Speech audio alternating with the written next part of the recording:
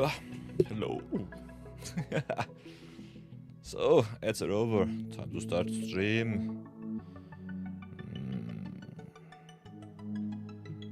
Time to start a stream.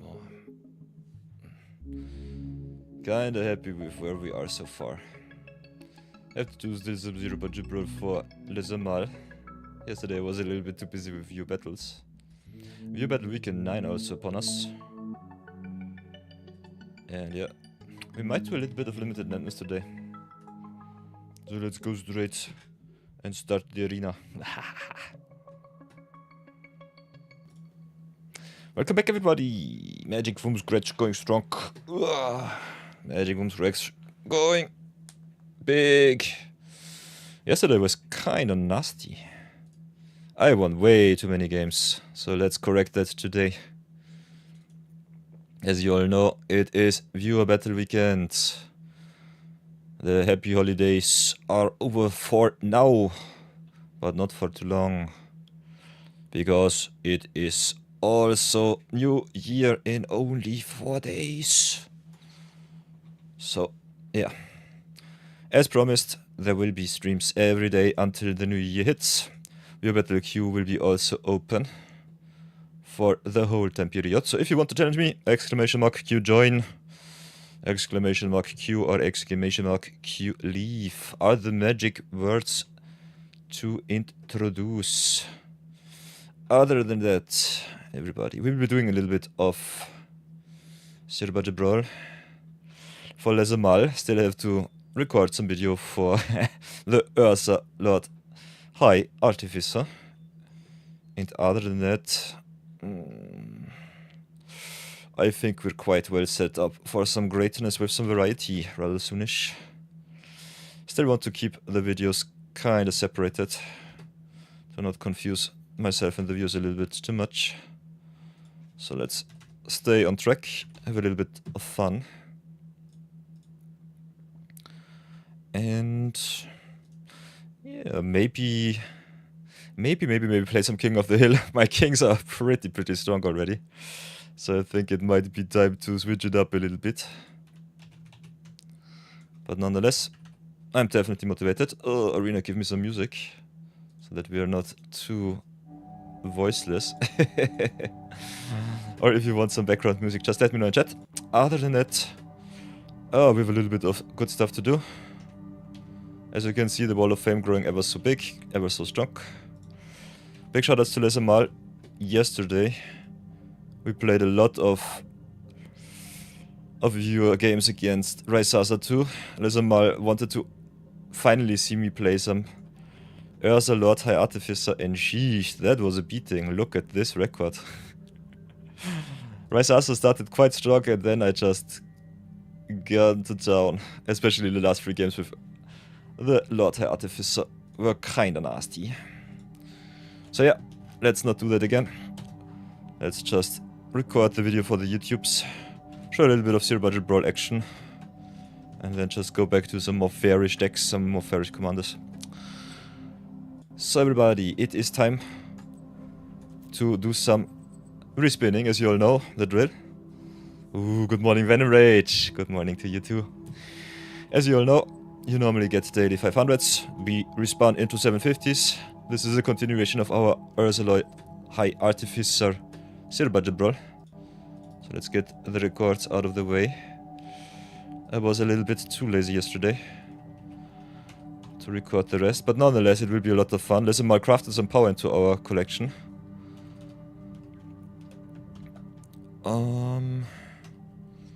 So that will be the video.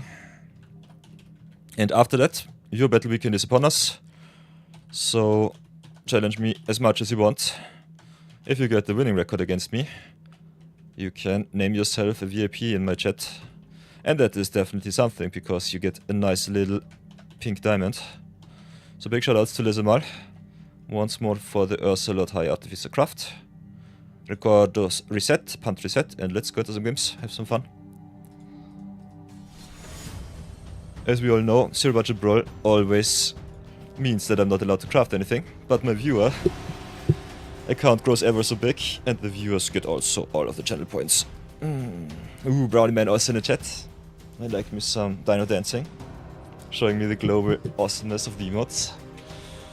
Fairy commanders, I say. Ha ha ha. Definitely worth the magenta diamond. Yeah, VIP. VIP in the house. VIP is always in the house. I love it.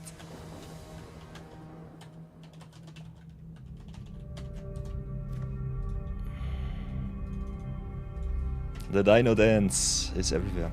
So, game number 1 for our Urza High Artificer deck. Big shoutouts to Marathon42 for crafting also the washer wife for me. We've got one of the best draw spells in our deck in Waterbending Scroll, which is busted in mono blue. Big problem is Crank 'em Up boss, if unanswered, will wreck us, and we might be too slow. We got the wash away for once, so I think if our opponent does not curve out too fast, this might be a nice little start into the day. Other than that, if you want to see me craft something else, let me always know in the YouTube and in the Twitch chat. Comment a lot on the videos so that I know if I'm on the right track. And other than that, if you have some recommendations, let me always know, everybody. Okay, this looks like a Cranko on turn 3. We are on the draw, so I think I'll have to pass. Would love to play the Waterbending Scroll, but don't have any answers besides a counter spell for the Cranko here. And when our opponent sees the Urza, that normally means that they have to be very, very careful. Because we play mono blue, we might also get beaten down rather fast. So we've got the tree trolley here. Could get some artifacts on the battlefield to make our Urza drop even better. Mono red does not play too much big interaction spells, so my construct token will also be very happy with me playing some artifacts beforehand. Otherwise the Ember Hauler might just snipe it. Okay, opponent really aggressive. Good thing with Urza is he taps for blue every turn, so I have some windows. Let's play the Urza first. Get myself the big artifact, get the blocks online. Defensive is important. And we also got the endstone to stabilize on 13 life, so that's quite neat. Also have some food tokens thanks to the tree trolley. Budget brawl. All-star here, I would say. Mana rocks that give you extra value when they enter are just so neat. So yeah, big problem with the Cranko here is I have to tap down all of my artifacts and then my blocks get way worse. Opponent with the Fable of the Mirror Breaker too. I would love to copy it if I'm really honest. So I think I might just leave it as is, because copying my construct tokens here might be pretty neat. So yeah, let them have their Fable of the Mirror Maker. I need to counter the Cranko at least once. They also have the free tree city to gain infinite life and infinite manas. Ooh, also Brownie Man with the 15 stream watch streak. Kinda neat. Big shoutouts to the Brownie Man. So yeah, not countering Fable, a little bit nasty because all of the Saga value, but having the extra blocks here is definitely what I need. Yeah, they can get my Urza off the board for one turn, which is fine-ish. I will try and eat their stuff. Could also just trade with the Ember Hauler here. Both plays are okay. The opponent will sack it nonetheless, so I think I'll just do it like this. And leave them to their own devices, whatever they want to remove. Ooh. Okay. They rough my board, that sucks.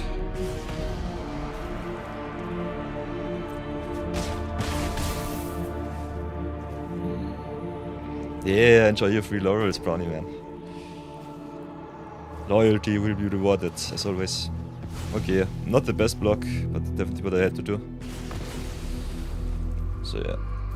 If I'm playing totally screwed up, let me know too, everybody. And let's just reset the board. Because Washaway can tap down for 1, could have also played a 2-drop here, which I think I will do. We need more blocks.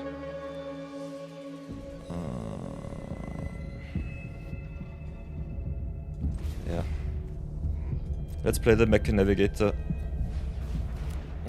Get some artifacts, pass for now. Hobgoblin Bannerlord is kinda neat. Kinda like this card.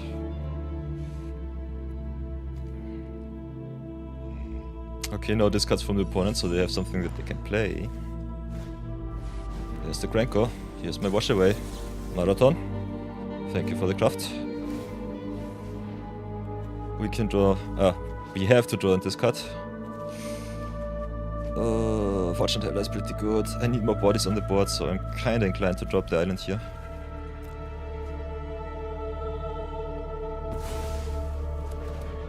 So still no good blocks for me, unfortunately. So it's a little bit tough. So block like this. Go down to 11. And I think we'll just do it like that. Play the Mechan Assembler here. Then tap down the artifacts for the Fortune Caster. I think we'll tap down like this.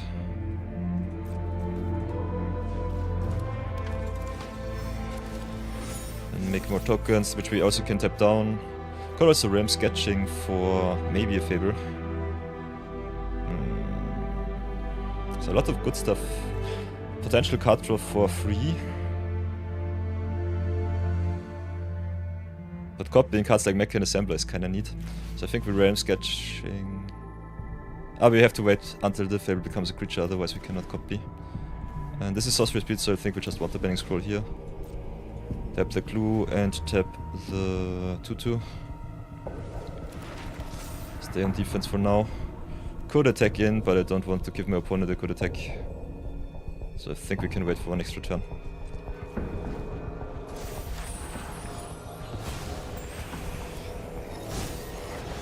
Big problem with the reflections here, the opponent can copy the crank. No, it can only copy non-legendaries, so yeah, we're safe. Yeah, this is definitely a budget list. Oh, I like it. Oh, and there's the hate. Okay, I might be dead. Ooh, Trash Master hard counters my deck. Big X. Very nice.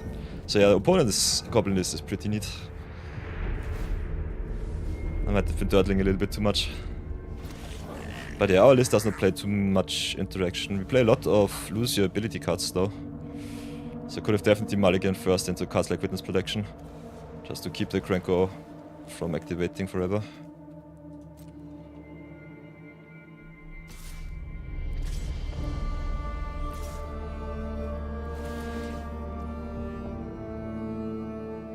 Yeah, Trash Master is also great as a situational sack outlet for Slimeful and Squee.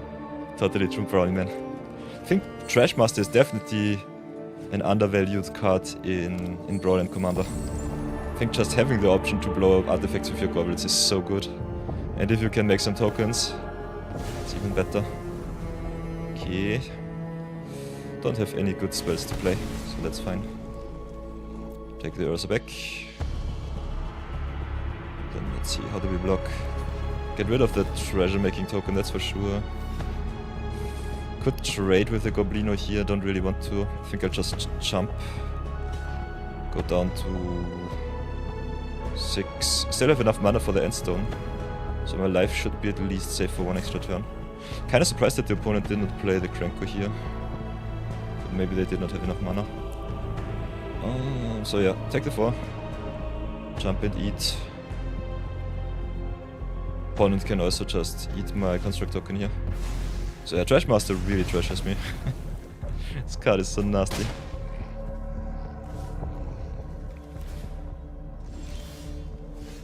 So what now? Cannot replay our Terror, unfortunately. The Urza has to stay back. Can draw more cards. I need an art for the Trash Master. This top deck really wrecks me. Otherwise we're also in a bad position because of the Chieftain giving haste.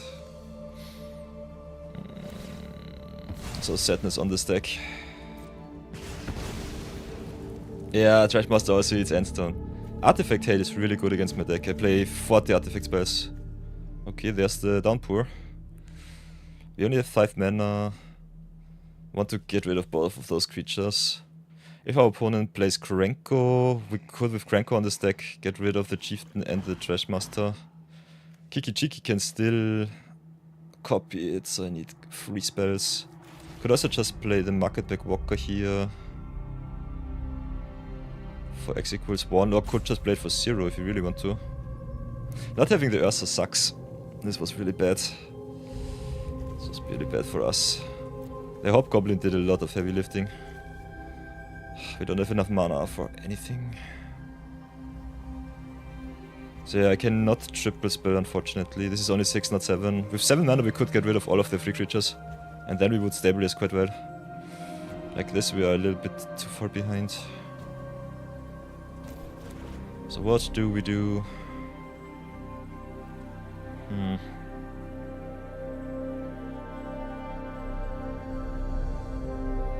Yeah, no opponent. Not sure what I'm doing. Maybe just play the Market Back Walker for 1.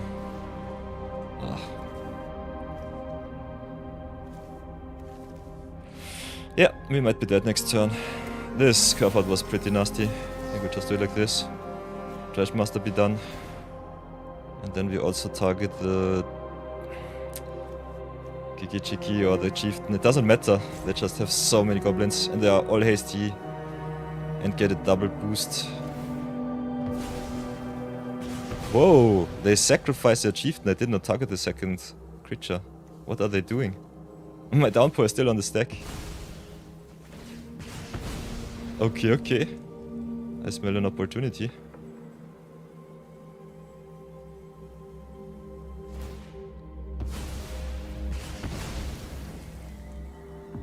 Very strange. So that's something that I did not expect. So I'll gladly take their Kiki out. Can also copy it with the Ram's catching. What the heck? Paid extras are a thing, I guess. Okay. This game is not over. Yeah, downpour was solid here, but the opponent sacrificing his whole board to to Plague Wind themselves, that was not on my bingo card. Never ever did I expect that one. Okay, okay, we live somehow. That was so greedy. We're still in a pretty bad position. But from this position on, I think we can at least try and outpace the Cranko here. We could copy him, but I think the Reflection is better for us. So, pass for now. Our opponent also has no haste, so all of their tokens are... Okay, don't mind me. They top deck like champions. We might still be dead. This sucks. Yeah, making a million tokens, this is fine. Maybe block with this one. Hoi voi.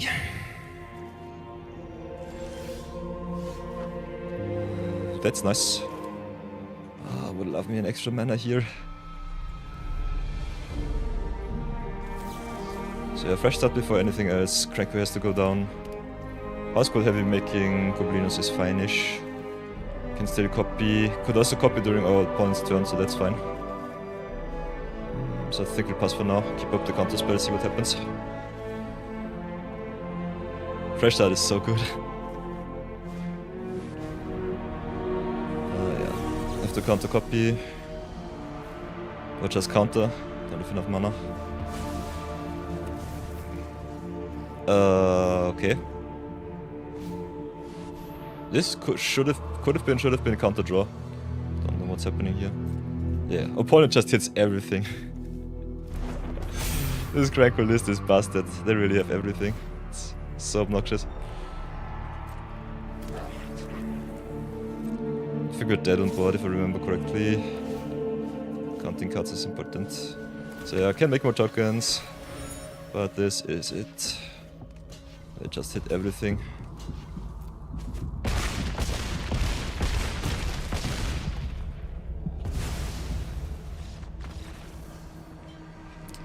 So yeah, normally against aggro, if you want to have a better winning chance, definitely try to outrace them, be more aggressive than them. But yeah, our opponent had the nuts. This was just busted. They had no single whiff in the whole deck. They just curve out perfectly on the play. Play versus draw difference is a thing, but in this case I think we could not have done anything. Let's go again. This is a zero budget brawl. Opponent with all of his busted rares. We're dawdling around with our comments and uncommons.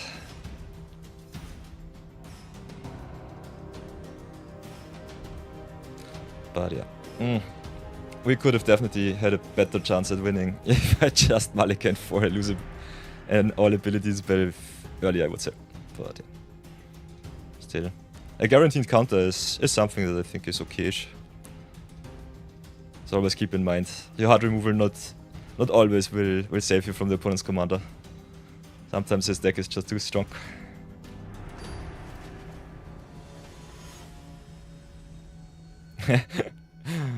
Brownie man conjuring cards into my hand, I love it. So, game number 2 against another broken commander, Terra Magical Adept, Mythic Showdown, here we go. We've got eaten by piranhas. Terra herself gets already a lot of value when she enters. Her not being able to flip though is pretty neat. Us being always on the draw is a little bit unfortunate. Especially counterspells get a lot worse. Because mono blue commanders, if they are very control-y and play a lot of counterspells, normally want to be on the play. So that they can counter the opponent's spells on turn 2 onwards. Don't get hit by too much opposition. Yeah, Terra is definitely a fan favorite. One of the better Final Fantasy commanders, that's for sure. So, what can we do? Don't want to give our opponent too much value. Nazian Wonder is really nice in an enchantment deck. Also a very solid budget option because he's an uncommon from Theros. Beyond Death.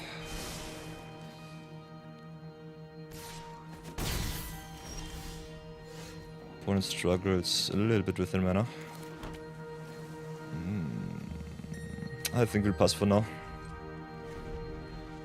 Keep up the sink into stupor, see what happens. Okay, never mind me, they have all of their manas in their fetches. So perfect mana is always guaranteed. In a fetch land and shock land era, 5-color commanders are even easier to cast. So yeah, I think with the stupor get the Terra spell back into their command zone or into their hand. Depending on if they misclick. Nope. Could have kept up the Eaten by Piranhas as an instant spell. Still think it was fine how we did it. I think we'll ramp up a little bit more. Like this. Lava Spell Boots is kind of fun with Urza because it pays for itself. So that's pretty neat.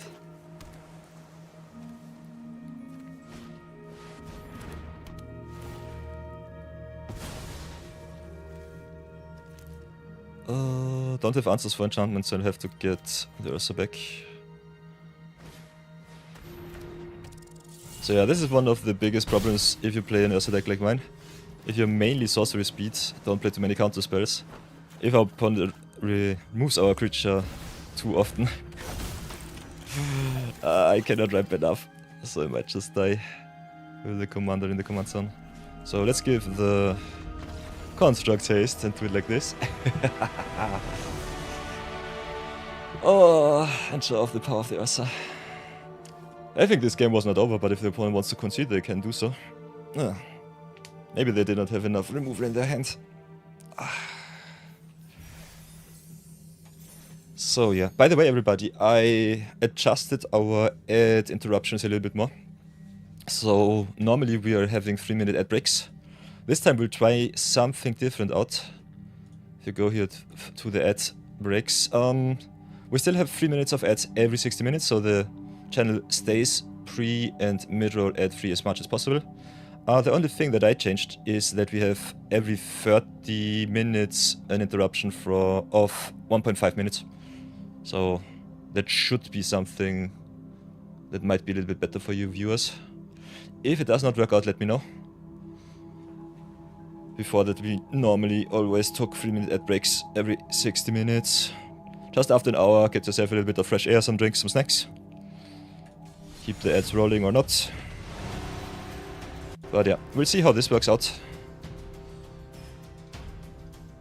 So yeah, for the next 5 minutes we should be safe, so that's at least another game. And then we see how the ad breaks work for us. If you feel annoyed by that, let me know on the net. We'll find the sweet spot for the ads. And for everyone new in chat, all of the lurkers, all of the new watchers, I normally pause the stream in single player games. In multiplayer games, I try to time it as much as possible that we have the ads in between the Magic games so that you don't miss anything. If you have ads, just type them in chat. If you dodge them, let me also know so that we can coordinate a little bit better. Other than that, let's go into game number 3, Zodiac Umbral God. It is with a solid open on the play. I think we'll keep that. Got the 3 steps ahead to counter the Zodiac, which is neat. A little bit of artifact infinity shenanigans. So solid, solid. Arcwave Innovation also kinda neat with the improvise here. Is a nice little backup if we don't have the Urza on field. So that our artifacts still give us extra mana. So ramp it up. And see how far we come.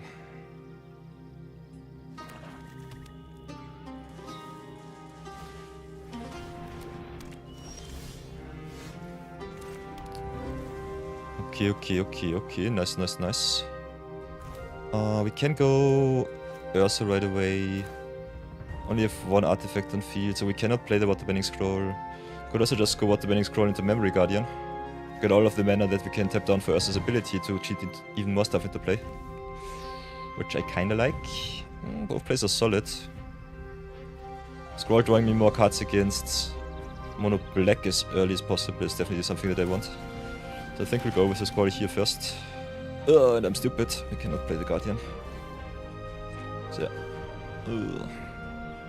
Still what I wanted to do, but not mana efficient, not at all.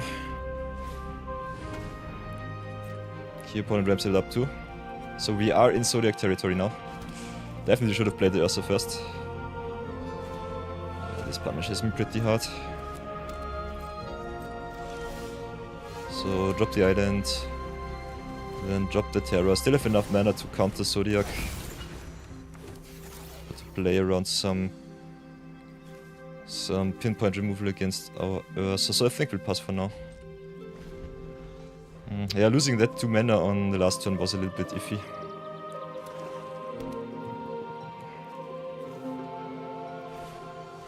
Yeah, there's the Zodiac.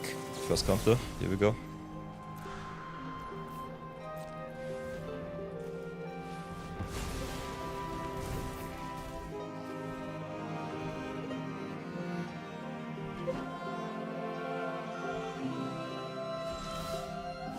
So yeah, the wider we go, the better the Zodiac will be. Still have to play my stuff because we are the aggressor in this matchup. This is mono black control. Letting Zodiac resolve is something that I personally don't like. Might have to do. This step's down for 2 right now.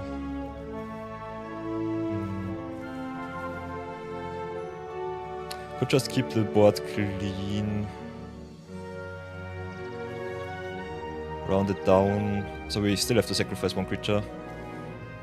Okay, at break right now.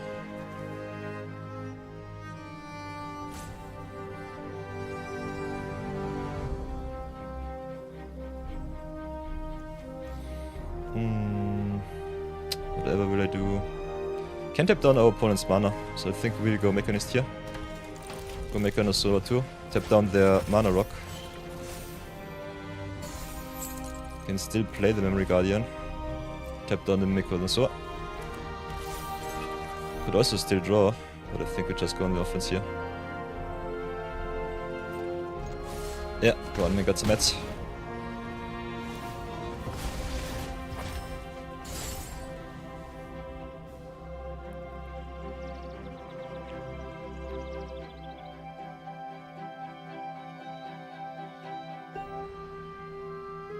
So yeah, during the viewer battles we can pause the stream during some random queues, so I have to play, unfortunately.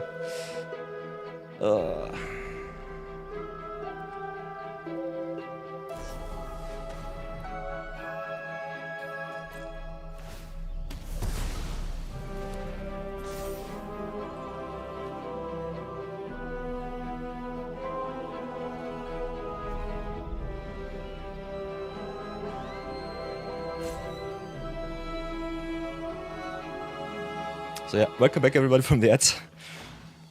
We had a short little interruption. I played all of our good stuff. Mechanist, warped in the Mechanosaur, cheated in the Memory Guardian for 1. Opponent with the Depressurize on my Guardian.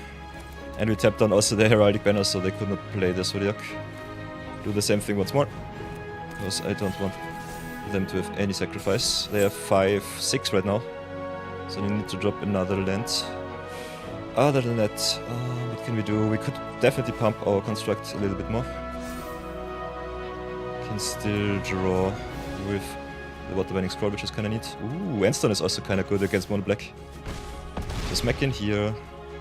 If they hit the land drop from the top, we'll have to sacrifice 2, which sucks. Mechanist giving our creatures flying is also something that I need. And we have enough mana to play the Urza once again, so I think we just drop the Mechanosaur and the Urza here. Throwing the Zodiac a little bit. But with Endstone I think we should be pretty fine. Dropping us down to 13 is though a little bit oof. So I think we have to play it a little bit trickier. So tap 3 down, play the Scrapbot, tap down token Uno and the Water Bending Scroll. Exile the Grave. The token has Summoning Sickness, so keep that in mind. We just give a boost to our construct and go with flying damage in. And yeah, this is neat. As long as our opponent does not trip a sweeper from the top, we should be winning next turn.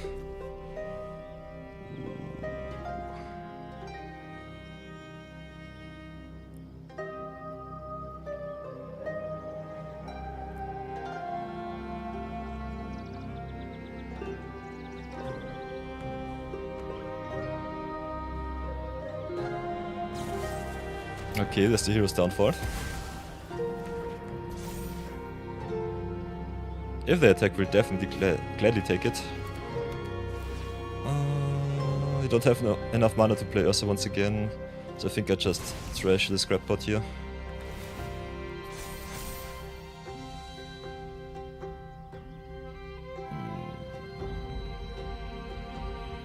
This is so close. Oh, come on. No touchy. Leave my cards be. Water Bending Scroll is definitely MVP here. Just drawing me good stuff. Endstone, if untouched, is also neat. Sweet. So yeah. By the way, short little heads up. If you play against monocolored control or control as a whole, always consider playing your card draw as early as possible so that the opponent cannot overwhelm you. One of the reasons why control also plays a lot of card draw just to answer all of your stuff. So winning the battle card-wise and with a lot of pressure is normally the way to go. So cash this win in, go 3-0. No, 3-1. 2-1? 2-1. 2-1 it is, if I remember correctly. And another one. Let's go for another game. Lost one against Krenko. 1-1 against Terra, 1-1 against the Zodiac. Yes.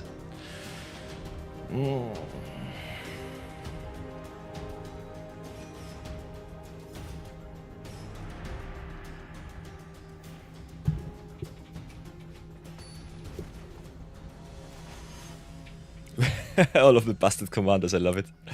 This is a true Lezamal deck battle challenge. All of the awesome Wombo combo beatdown commanders.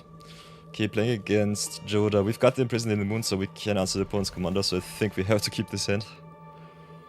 Then Cursed Windbreaker and all of the equipments are kinda neat, because they can pay for themselves a little bit, which I really love in this list. So this is a pretty neat deck list. I also posted it on our Discord, so if you want to look it up, it's already live in the Magic from Scratch section. In the order of you are.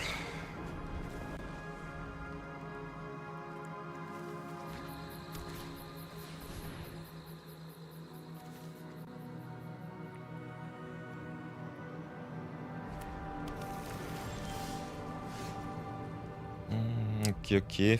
Start with the Tree Trolley. If you draw another land, we can go Urza into Windbreaker, which is kinda nice. Opponent with the Rampant Growth fixes all of their manas. Helga's Hitler is so busted, but as is the Joda. Now we have to decide what we want to get rid of. Definitely start with the Urza here, that's for sure. But Helga rams a lot and draws our opponent a million cards. I could tap her down for one turn if you really want to. But whenever our opponent plays a big spell, they draw a card. So I think I'll have to imprison the Helga here. We could also tap her down so that the opponent at least does not get the mana and try to race. Maybe if they drop Joda next turn, we can just imprison the Joda. This is the risky play, but I think it's worth a try.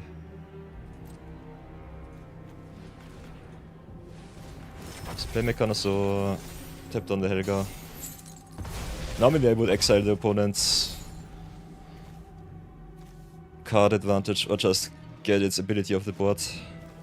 But with a Joda in my future, I'm not sure about it. Opponent has, yeah, perfect curve out. Draws a card either way. Gets the mana too, so So yeah, this is perfect. So now play Hiding Mundanity. Defender for the Joda, no attacks, so they cannot even crash. Definitely imprison in the moon the Helga here. Tap down the food token. Tap down the Solar Transformer.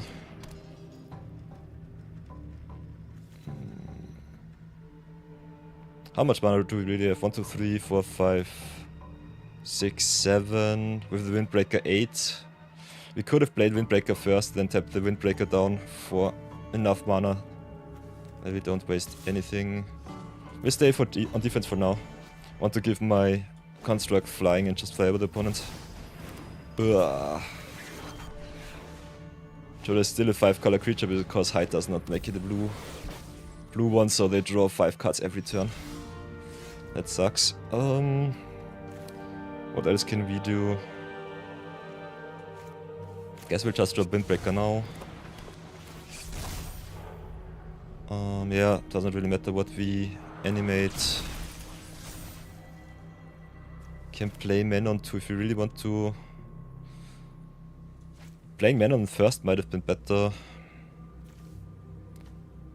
Can just re-equip. 1, 2, 3, 4, 5, 6. Does not really work. Don't want to give them the chance to block with the Joda here. So I think I just give flying to my construct, do it like this. And I think we'll have to be aggressive. Go and smack in the air.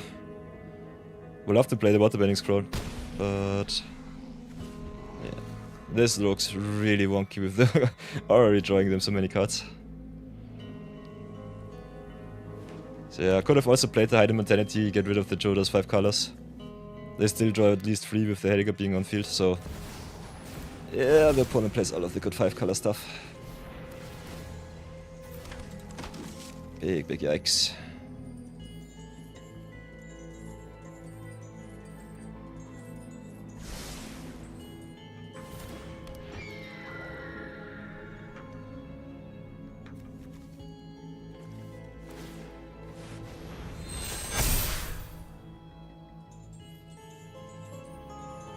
Yeah, I like the glimmering of the gold. Oh. I'm a fidgeting person, so this is perfect. Okay. Aragorn is another commander in a 5-color commander deck. Perfect. What can we do? We tap already for blue. Manon giving the us insight on off the top is kinda sweet. Could just drop the Waterbending Scroll and play the dissection tools though. I think we just try to rise like this. So that our construct becomes bigger, life linkinger. Just gets the job done somehow.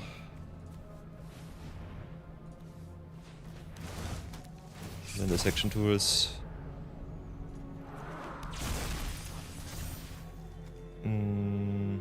Can tap down for the Cold Steel Heart, which I kinda like. Do it like this. Just get all of the mana ready.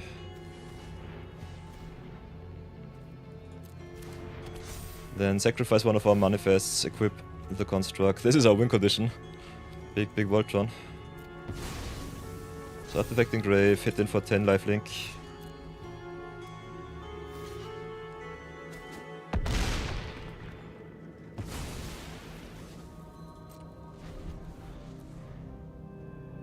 Pray that it's good enough.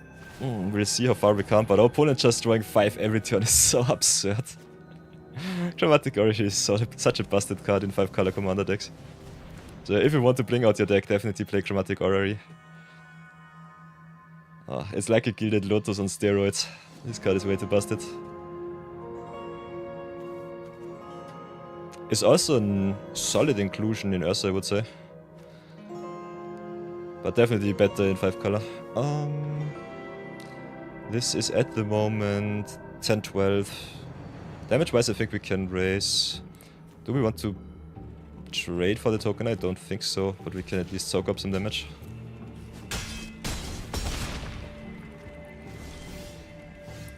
So, how do we do this? Like giving everything hexproof is also kinda nasty.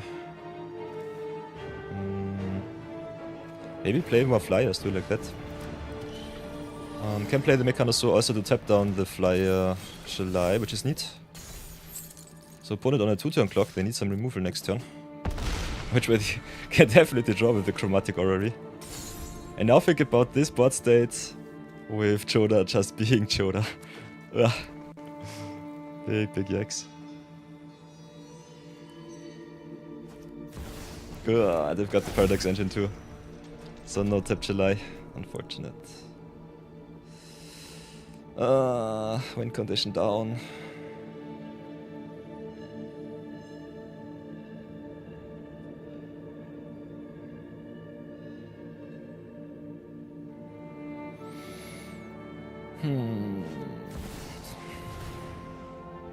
Yeah, Lesamal also wanted to craft me the Paradox Engine. This card is busted. This card is way too strong. Opponent with all of the juicy mythics here.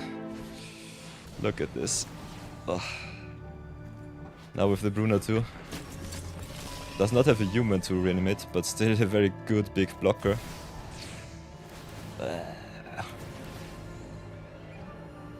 So yeah, this sucks. Every card in their deck is a hit.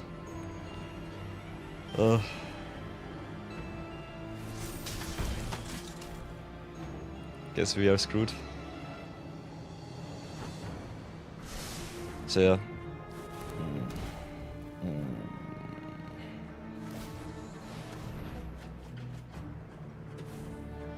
Just drawing 5 every turn because, yeah, sure.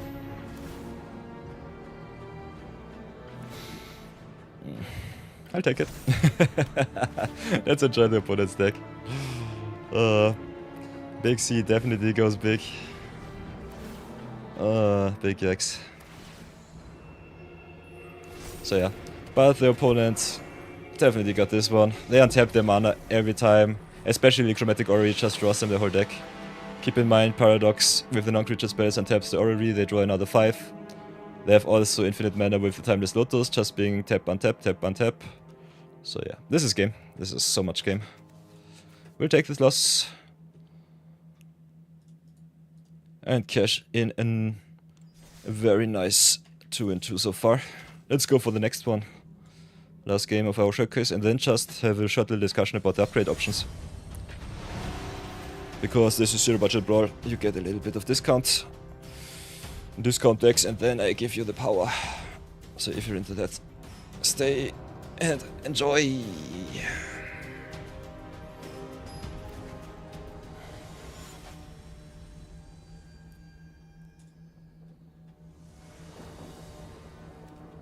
By the way, everybody, I think the queue should be open. Yeah, so whenever you want to join up, just do so. Playing against Kaika.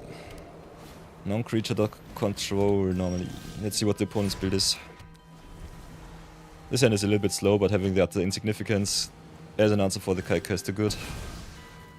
Kaika can be Flicker, can also be just token control. He's definitely inclined to play a lot of non-creature spells, that's for sure. But yeah, this seems like a Kaika Flicker deck. So my lose all ability enchantments might not even be good. We'll see how far we come. Yeah, keep the insignificance up. No 2 drops unfortunately for me. But Mechanist with a lot of non-creatures is kinda nice. Oof.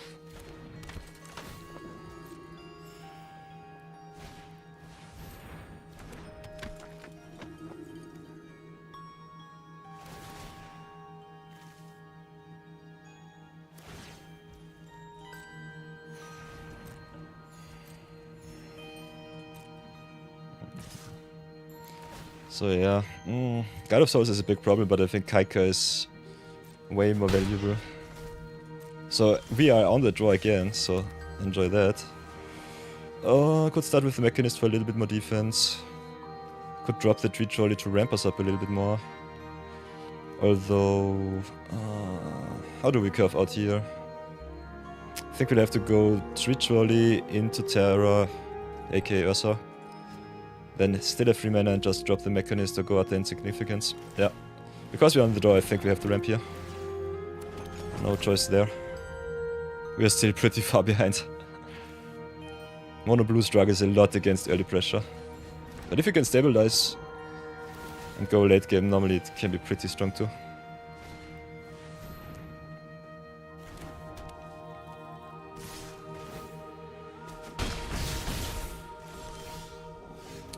Ooh, that's a Mock Sapphire, I love it. So play the Urza. Play the Mechanist first. Because Mechanist also makes us a glue token.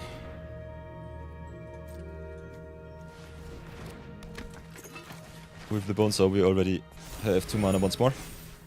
Got a nice answer for the Kaiko. Could have enchanted the Guide of Souls first, but I think this is still fine. We are in a solid position, so pass for now. Okay, opponent does not have the answer for the Urza and they conceal. So yeah, keep in mind this card is just busted.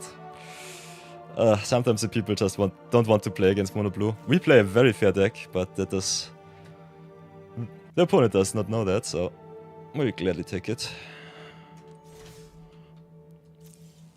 So let's cash in the gold and go into the deck review, then play something fun and return to our view battles. So everybody, short little deck tech at the very end too. As you can see, Urza Lord High Artificer has been a menace in Modern for I think nearly 4 years. Modern Horizons 1 was the release. Maybe I'm just old and I always forget the thing. Yeah, as you can see, whoops, Modern Horizons released one in 2019, so has been a menace in Modern for 6 years already. Still goes pretty hard in the competitive queue on MTG Arena. Depending on how you want to build him, he can be very nasty in a very control-heavy shell with a lot of counter spells, which is normally the competitive EDH variant. I just play it as a very good value commander for all of my awesome token makers, so definitely include a lot of cards which give you more than 1 artifact on the battlefield, like the Tree Trolley. Play maybe some combo pieces like the Aetherflux Reservoir. Had some very nice games off stream yesterday with Aetherflux Reservoir and Urza on the battlefield just going to town. Also bet Raizaza in the Urza mirror match with that cut, which was kinda nuts, so yeah. Big shout out to Seb the Vexlayer for crafting me that awesome broken card. Other than that, I think Castle and Stone definitely have their value, especially Mono Blue struggles a lot with aggressive decks, as you have seen in our first game against Crackomouth Boss. So always consider putting some lifelink cards into your deck, like the Endstone, giving you some life back if you fall too far behind. Dissection Tools just giving you the Death Touch and the lifelink. I personally love me all of the equipment cards too. So Lava Spurt Boots, Big MVP, and also some cheap common and uncommon cards like the Kyoshi Battle Fan definitely have their value, so keep that in mind. If you're a budget player, this decklist is for you. And if you're a non-budget player, you have a lot of power here to gain. So one of the first cards that I would recommend you if you want to upgrade your list with some power, go to the rare Mythic slot, get some of the free counter spells like the Pact of Negation or the Brainstorm. Flusterstorm is also very cheap and really good. Could play some cards with cumulative upkeep like the Mystic Remora to draw a lot of cards if the opponent plays control. Other than that, because Urza makes 1,000,000 mana, I think this card will also have some very nice early and late game applications. Could also play some cheaper counter spells like the Sex Serenade, like the Swan Song, which are normally mainstays in CDH rec deck lists. Could also go maybe for some artifact equipment strategy if you really feel fancy. Just play some Training Grounds. If you're on Arena, some Track and Trainer is neat. Other than that, I personally definitely recommend play most of the best one-sided sweep effects in blue, like the Synchronic Rift or the River's Rebuke. So that's easily not to include. If you're not sure what you should include into your deck list, you could also go here to either a track, then just go into the search bar and go Urza, Lord High Artificer, and here on either track you have all of the most played cards. New cards, Water Bending Scroll, Mechanist, Wan Shi Tong. I did not include too many mythics, but we have Wan Shi Tong also in our collection, could have played him. There are also some nice little wombo combo pieces like Isochron Scepter, Dramatic Reversal, all of the untap stuff. Especially the untap cards are pretty good, so Dramatic Reversal and Winding Clock are pretty nice. In EDH, Paradox Engine is banned. On Arena you can still play this busted card, so definitely go for the Paradox Engine. And if you have a lot of enter the battlefield effects, I think Paradoxical Outcome could also be pretty neat. Other than that, a lot of cheap artifact spells with mana cost 1, 2 or 0 are definitely the way to go. So you could also always play some Moxen, so Mox Opal especially is really good. Mox Amber is also pretty neat. Can also play some protective equipment spells. Not the biggest fan of Dragonfire Blade in monocolored lists, but pretty neat. You got also Basilisk Collar. Playing some protection for your Planeswalker, especially because Urza is so busted. Definitely recommend it, so Hexproof is the way to go. So cards that give you Hexproof like the Swiftfoot Boots are definitely a very good start. And that also having some answers for indestructible creatures are really important, so Shadow Spear definitely normally a mainstay in most of my monocolored lists that cannot answer indestructible effects. And you could also play some more versatility in the land slot just to get all of the actions. If you like what you see, always consider maybe subscribing on the YouTubes. We are live on YouTube and on Twitch, so that's the thing. So if you go to my account, Night of Yore, at the moment, we have the live section here. Stream is online, on the Twitch and on the YouTubes. And if you go to the main page, you can also join our Discord server. The Horde of Yore awaits you, and it's kind of neat, because we have a lot of brewing minds here. And it's kind of fun to see what pops up in our forums, so that's pretty nice. That, commenting, liking, subscribing on the YouTubes is always the way to go. And if you want to see more videos, at the end of the video, as always, are the playlists, so you can enjoy the Silver Budget Brawl, the Limited Madness, everything, and have a lot of fun with that. So thanks for watching this Urza video. Thank you for Lesemar for crafting me this nice little challenge commander.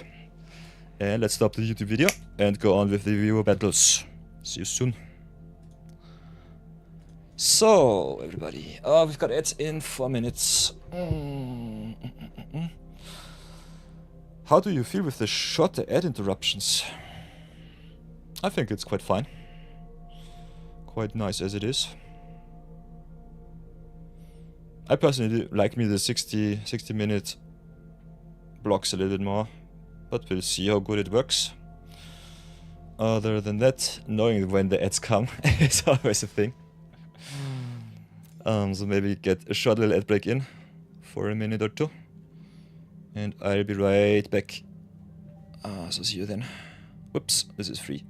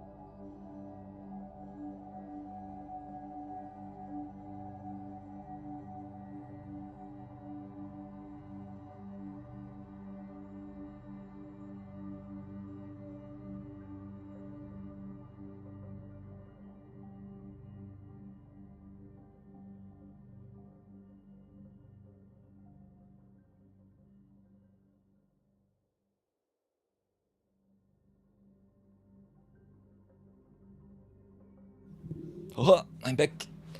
It should be over after 30 seconds. And then we can continue.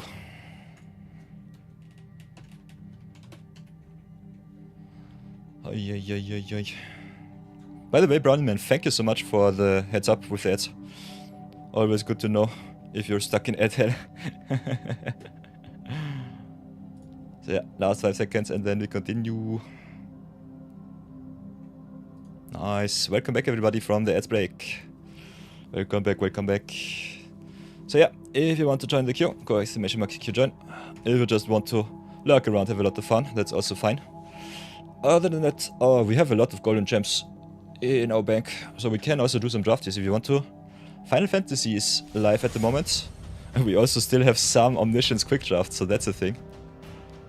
Which could be kinda neat. Or is it gone? No, there it is. So yeah, Omniscience quick draft is kinda interesting. There's a lot of hopper drop.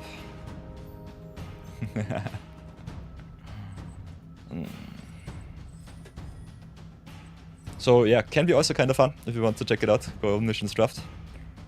I'm normally more of a premier drafter. Our avatar collection already pretty good so far. Whoops, deck limit already reached. Maybe just delete the Christmas traps here. The Elpul Wood deck maybe too. Although this deck list was rather competitive. I was pretty surprised. Kratos V2 Scorch. Still have to brew around with her. I did brew around with her for the event. But yeah. I was surprised how many games this deck has won. So yeah, that was kind of fun. Lot of shenanigans. But maybe build a little bit more competitive. But yeah, because we are still in a little bit of post-Christmas clarity. Omni drafts. Ooh, Brownie Man wants to see me Omni draft. Should I do an Omniscience draft video too? Yeah, with this set it's definitely more waterbending lessons. And the big problem is, if you get the card pool where a lot of earthbending is in the packs, they are unplayable. Earthbending cards are the nuts. So Avatar Omniscience draft is either hop with the clues or drop with the earthbending, so I don't know.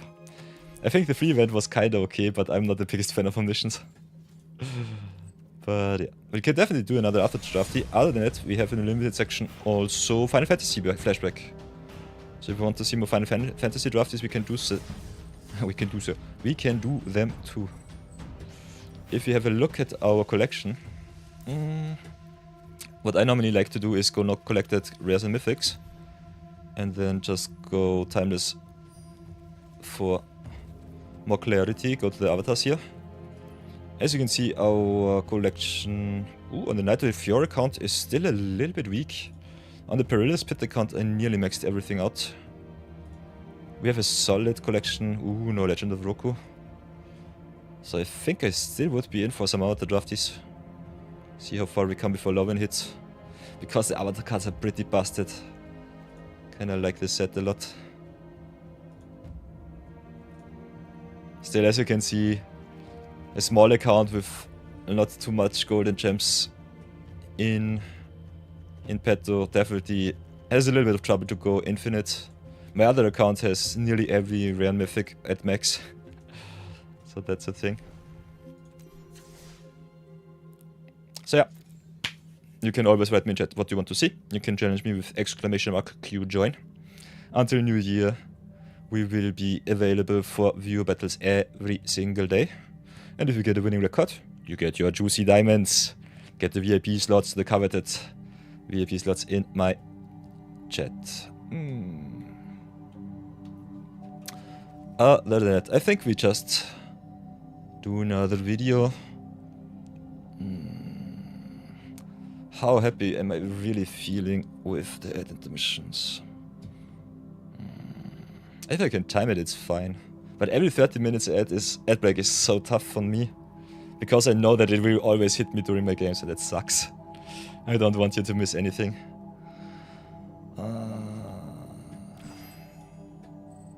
So yeah, we should be safe for the next hour, so I think we can do another video, because I ran a 3-minute ad at the intermission before. So everybody, I think it's time for another free-to-play Avatar limited portion. Let's do some premier drafties. Night of Yore, still hungry, we have a lot of gold to splurge. Avatar only available for the next 3 weeks until Love Eclipse hits.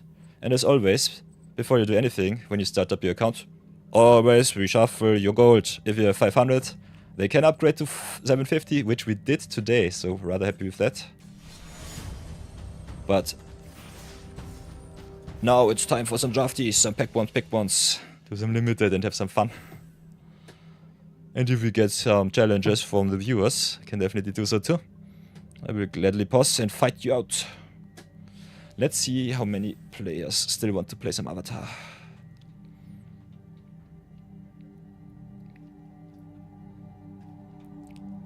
Because this is the free-to-play account, I'm not allowed to craft anything. The viewers do it all for me. So I have to fight for my cards. I have to fight for them.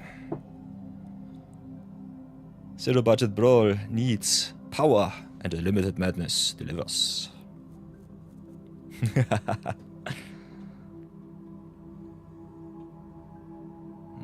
Night of Yore going strong.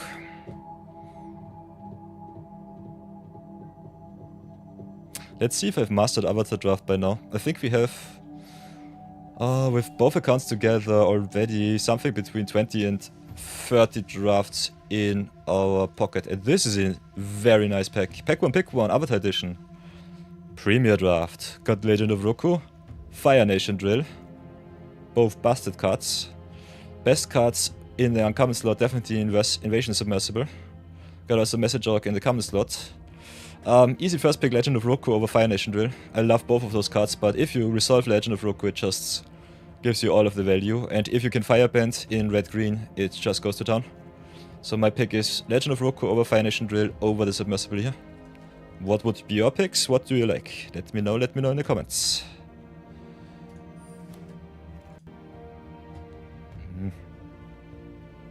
And as you all know, I love me some rare drafts, so I think the second pick will be easy Tali here. Other than that, if you look at the pack, I think Foggy Swap, Spirit Keeper, really good signpost, uncommon for the black-blue deck. This pack is also pretty stacked. Love me Fancy Footwork, especially for blue-white tempo, which in my opinion is the best deck in the set.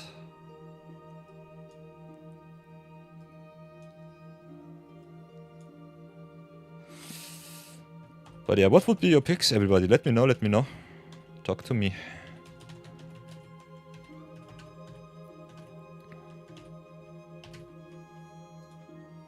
Something. So yeah. We still need some rares, so we'll go red drafting a little bit. I'm not the biggest fan of blue-red, but never ever marry your first pick. If you get a nice blue-white or blue-black deck together, I will be also quite happy. These are normally the strongest decks in the format, in my opinion. So pick 3, in my humble opinion, I think Airbending Lesson. The best common in white, by far. Really good tempo piece, can also give you a lot of value. So very good early game and late game. Tiger Seal, unfortunately, not so playable. It's a 1-mana 3/3, which is neat. Draw 2 normally goes online on turn 4 and beyond. So this might very often be just a dead card. Otherwise, I love me first rare drafting, but in this case I want some wins, because Premier Draft costs a lot of money. Could also go for the Professor Say here. We have a nice little red-blue start, but does not have to be where we end up. So this pack looks a lot weaker. Can go for some lesson payoffs, go a little bit more aggressive. Want the red for the Legend of Roku. Don't have to play him. Red-white is good, red-blue is solid, blue-white is busted. So all of the evasive creatures we need. All of the creatures that you can pump up are good. Most lessons are in blue and in red, so a natural inclusion here. Could also go for some recursion. Pick the Merchant of Many Hats or the Swamp Snare Trap for some removal. Don't marry your ratings from Channel Fireball. Reduke did a video on YouTube last week. Definitely changed some of the ratings. So I think we'll go for the cadets here. Just stay as aggressive as possible. Okay. Now with another busted card, Intelligent Zookeeper. I will gladly pick all of the rares here. Pack 1 is normally for all of you new drafters out there. The pack where you can pick the power. And pack 2 and 3 you have to decide what you really want to play. Especially in Avatar where the rares are really good. The commons are pretty strong.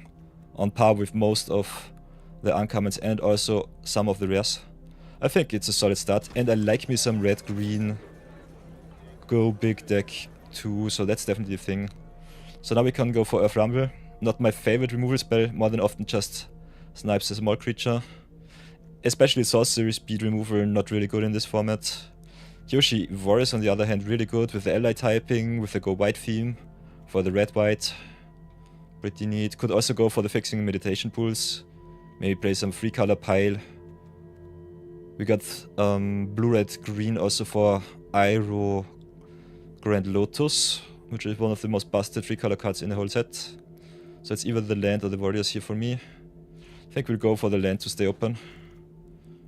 But yeah, it seems white seems open because that's a very late Razor Rings. Pick 7 is normally not what you expect of a Razor Rings coming by.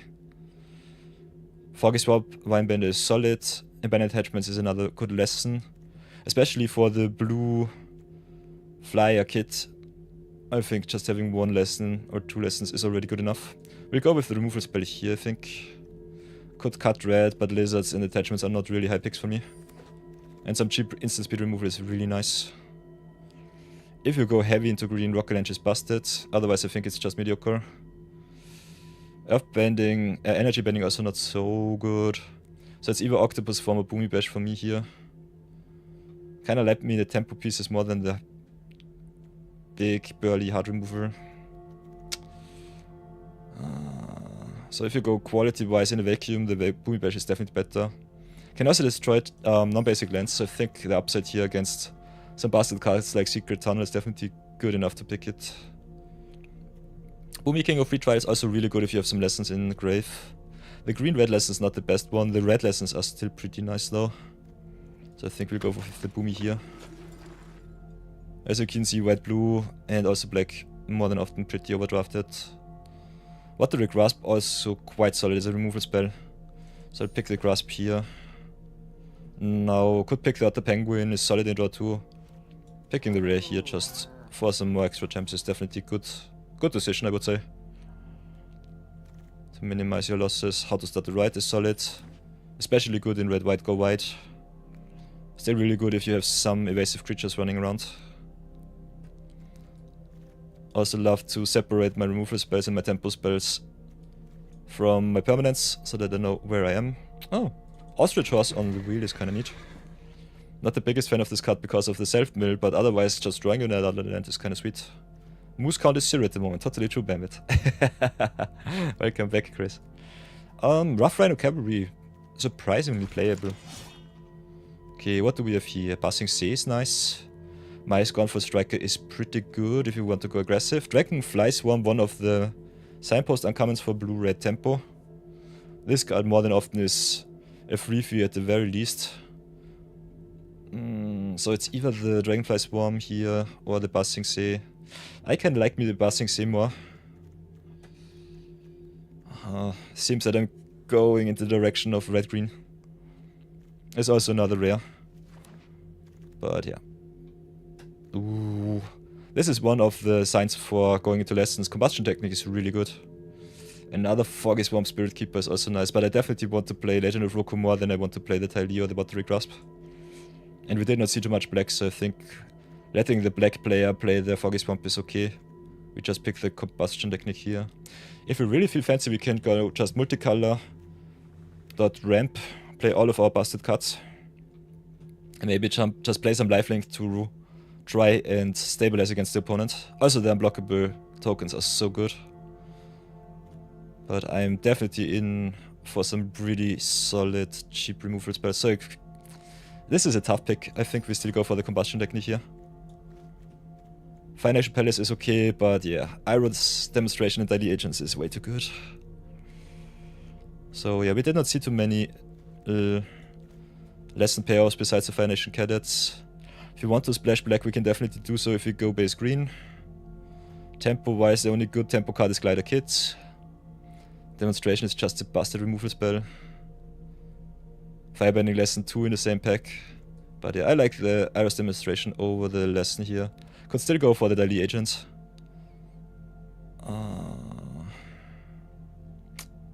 If you want to still pick power, we go for the agents. Otherwise, I think the Iris demonstration is the pick. And cutting off red for the Legend of Roku is definitely nice. Yeah, Bamil also says he loves himself the Iris demonstration. So now we've got the choice between the boulder, which is really good in green, red, go big. Tile the Artful Acrobat, just getting all of the blockers out of the way is kinda nice. Also the prowess can be pretty good if you have some nice cheap instance to blow the opponent's double block out. So I think we go with the tidy over the boulder here. But an unanswered boulder is pretty strong. Big shoutouts to Cabbage Merchant 2, just fixing in every color, also making some food tokens to give you some life. Yeah, Tally is super strong. And she's really good in tempo. Ooh. Zero budget brawl all-star Iroh Team Master. This card is nice. Another Ty Lee. Also the Haru, if you have enough allies, it's kinda nice. We're lacking a little bit. Also fire bending lesson and the first time flyer. So this is a tough one. We could still splash white. And Iroh is really good. Yeah, I think we have to pick the rare here. Maybe splash him. Maybe go white and red. Did not see too much green. A little bit. Water bending lesson for blue, but we'll go with the Chong Chong here. So yeah, our red for Roku looks pretty nice. If we're going to go white-red, we can go fancy footwork. If we get some token makers, it's sweet. It's also a nice little lesson. So I think we'll go footwork. Maybe wheel the second Tiger Seal once again. Would be kind of fun. Not the biggest fan of Suku Conflicted. I think this card just sucks.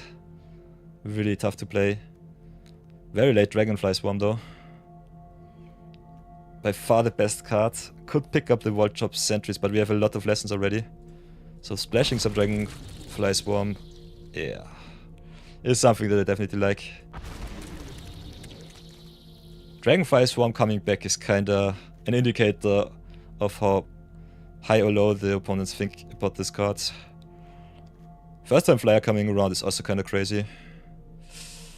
So yeah, we could drop the green, just go blue, white, red. I think we'll go with the first time flyer here. This card is too good. No respect for the Daily Agents. Sheesh. Not sure about our green though. I think we'll just pick the Fire Nation Palace and be happy. Sokka's Haiku, solid as an instant lesson, but a little bit tough to enable. Raiders is good with some clue making for Juju. Cavalry just a very good 5-drop. I think we'll go with the Cavalry here. Ty Lee and Scroll coming back is kinda crazy. We'll go with the Ty Lee. Did not see too much blue. Geyser Leaper is surprisingly playable. Now with the Hakoda Selfless Commander, and the My Jaded Edge, and the Earth Kingdom Jailer. This is nasty. This is a nasty draft, not gonna lie. Also Firebending Lesson, but yeah, Hakoda is busted. Maybe I guess we drop the green here. Don't look back. We could still play everything, not gonna lie. Our pool allows us to play everything. We're heavy red, which is okay. Yeah, it was an awesome pack 3. Got the Hakoda, maybe wheel some of the red cards. Zuko is a trap, unfortunately. Firelord Zuko is unfortunately the trap here. Got the Earth Kingdom Channel, which is my personal favorite because it just gives you life. Also is a 2-for-1, which is kinda nice with the Earthband here. So yeah, we can still go into green, drop the blue here. We have so many options. Green is more of a splash color, so I'm not sure about the White Lotus reinforcements. We don't have too many allies too. Oh, 8 is a solid amount. Don't have any fixing though. Professor Say also quite neat. Quench pretty good if you go blue-red. Sun Warriors is, I think, too good. We might be just straight up white-red. Katara is also busted. So yeah, we can really decide what we want to play. We already have our playset of Fire Nation Palace. It's a free 20 gems, but if you want to pick up power, go First and Fly or Katara here. The Certus Disciples, if we are so heavy red, is also quite solid. With what we have so far, I would love to play white. But I think Katara, it might be blue-red time. We go pick the power, pick the Katara. can still switch if you want to. Lightning Strike is solid. Quench if you need more early game. I think the green is off the table. Although we have the Flopsy too, so green is definitely open. Removal looks solid, so it's either the Razor Rings or the Lightning Strike. I think Strike being able to go to face is still better than the Razor Rings. Otherwise the fixing in the Sunblast Peak is also neat. If we want to splash white just for a little bit. But I personally don't think we have to. We just see if blue or white is better for us. I think this might be nice. Big fan of Messenger Hawk. Otherwise green is still a possibility. We are so heavy in red that we can splash whatever color we want to splash. So power level wise I think the blue-red is where it is. Tough is also pretty neat though. I think we still go for the flyer here. Pick the Messenger Hawk. A little bit lacking in our 2-drops, we don't have any 2-drops. But we have some good 2-drop removal, so that's good. Got some fixing Kyoshi Village for green. Could pick Rumble Arena, which I normally don't play in 3-color decks. Could go for Water Bending Lessons if you go blue. Red. Dragonfly Swarm does not really need too many lessons. Yeah, I could have drafted Dry instead of the Lichu Bambit. So we just pick the lesson here. Better work. First time flyer, nice. Is this our first time flyer? Sheesh. Should have definitely picked up more of those cards. And there's a Grand Lotus. I've talked about him. There he is. We don't have any fixing. Otherwise, what else would I pick? Yeah, pick the Arrow. Just cry. Just cry in Arrow. Lost Days is pretty solid, as is Water Bending Lessons. Ostrich Horse for green. We don't have any recursion, so I think it's the Lost Days here over the Water Bending Lesson. Geyser League coming by, Badger Mole, Audience. So many good options here.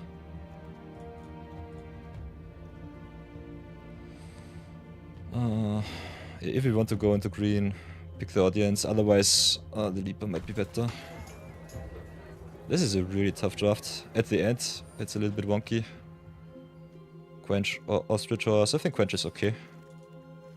Always get blown out by the Quench. Platypus Bears is solid 2-drop. So that was a tough draft. Sheesh. So yeah, what do we want to do? Can cut the white. Can cut the green. Could just go straight up blue-red. I think blue-red spells looks fine. Platypus is also a little bit strange. But our early game is a little bit oof, because all of our removal is in the 2-drop slot. Maybe should have picked the first time flyers a little bit higher. Red Shadow of Roku and 2 Dragonfly Swarms is pretty neat though. So I'm kinda happy where we are with our early game. And our late game removal also looks quite sweet. Oh, Rough Rhino Cavalry is definitely a little bit more fillerish. Other than that, could have splashed white for the Hakoda and the Sun Warriors and the Iroh. Only 5 allies though. We have a lot of good lessons, so Iroh Grand Lotus is still a possibility too if you're going to go 3-color. I think we should have picked up the dual lands a little bit more. I like me Iroh, especially in green ramp. So only because cards are busted, you don't really have to play them. I think we'll try and go with the red-blue here, see how far we come. If we want more power, we can definitely do so. Otherwise, the tempo decks are where it is at if you want to get yourself some sweet little victories. So this will be our deck for now. Let's see how far we come and have some fun.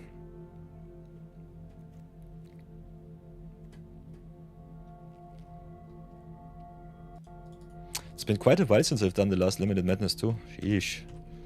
12 days ago. 140 days, ever so close. So yeah, the tempo decks. I also had a busted Roku list, by the way, off stream. Did not record it, unfortunately, but yeah. I had every good green and red mythic that was kinda busted. Let's see how far we come with war tempo.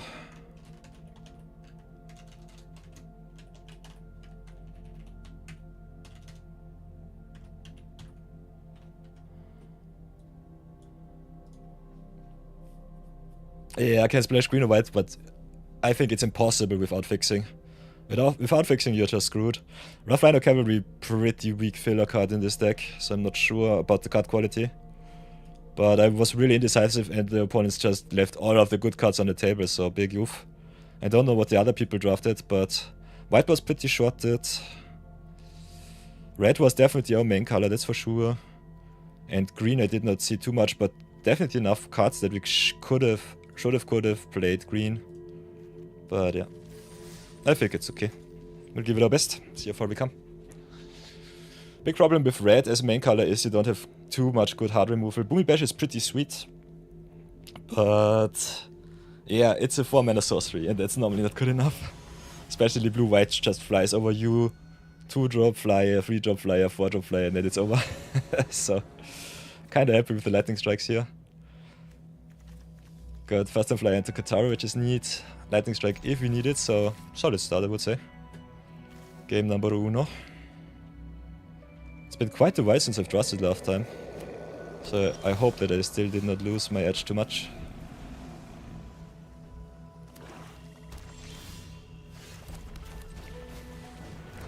Thank you, Bambit. Thank you very much for the good luck.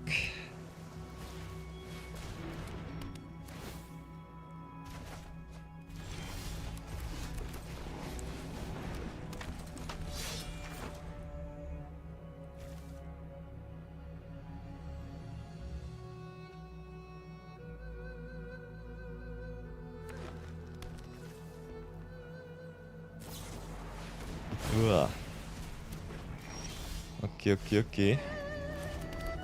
If our opponent wants to animate this immersible, I'll gladly lightning strike it. Could also just keep up our tap downs, our removals. Opponent with the flea color stuff. I think pressuring is important, so let's drop the flyer now. Pass for now. So Riot is also really good if you go white with tokens, which we do not really have, so that's also a little bit sucky. Okay, Messenger Hawk is fine. I think we strike that right away.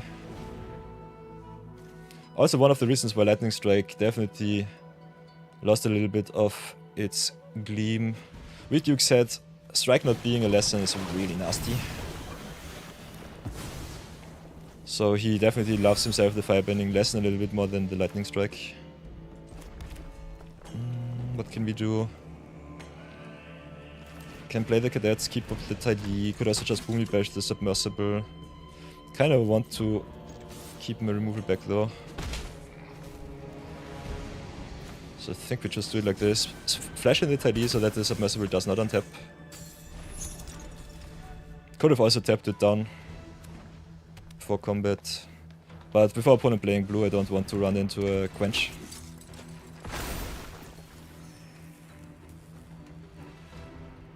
And next time we can just go to town. So kinda like where we are.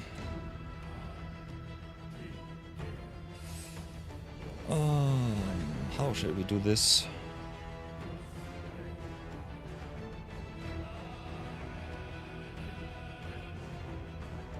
I think we don't have too much of stress. So just drop our creatures and play the how to start right whenever we feel like it. Might be next turn. Especially with the Fireband of the Rough Rhino, I think we're in a good position.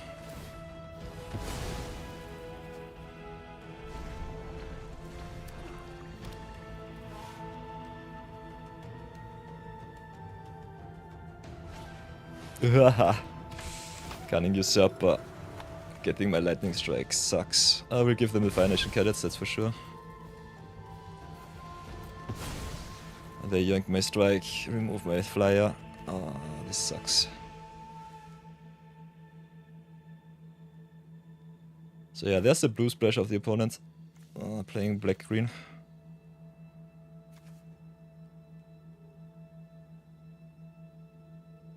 Yeah, that's a pretty nasty one.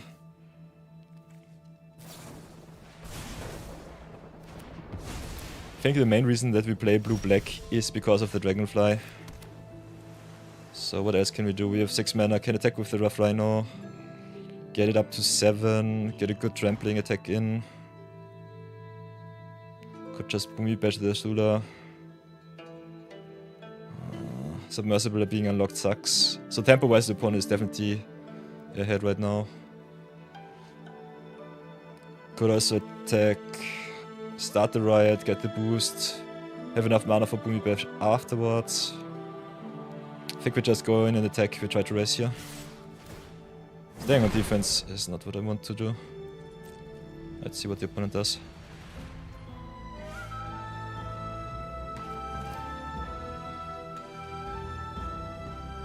We just do it like this. Menace doesn't really matter. Boost our creatures. And just boomy bash the Azula as the biggest creature. No extra value for you. Biggest problem is the Earth King in general. If they top deck some Earthbending and gain a lot of life, I might not be able to raise them. Otherwise, they are definitely in a defensive position and might have to triple block next turn. They just have to whiff for one turn and I think we're in a good position, but this is not it. This is definitely not it. Ugh. Big nice. Big oof. Oh, especially the daily agents draining us for a million life. Sucks. But they have to block with their agents. Especially if they attack. Ooh, I would not attack here. That's way too much of a risk.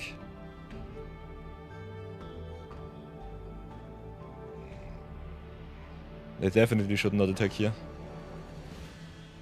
They have to block next turn, and Rough Rhino gets trampled for one turn.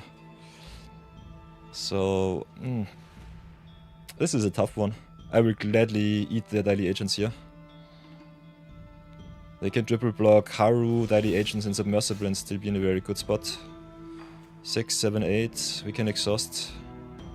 So let's go attacking first. Do it like this and see how they block. They are not dead on board, so that's also a thing. And they have a million jump blocks for the Rough Rhino now. Our win condition here is the first time flyer. Took that like a champion. This is 3, 4, 5, 6, 7, 8, 11, 12, 13. With the drain? Oof. Tough, tough, tough. So what the bending lesson is. Unfortunately we played our lightning strike already.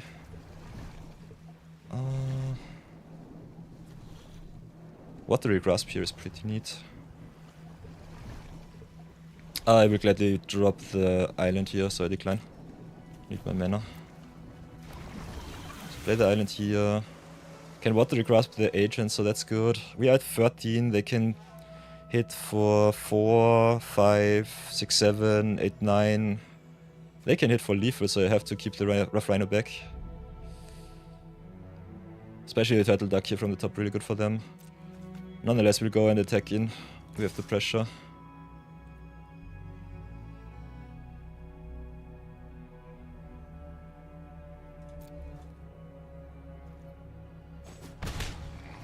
So what the grasp with daily agents, they cannot untap. And I think we just stay on defense. If they top deck a removal spell, I might be dead. Not like this. 7, 8, 9, 10, that's 12. So that's not good enough. This is a really close game. Big yikes.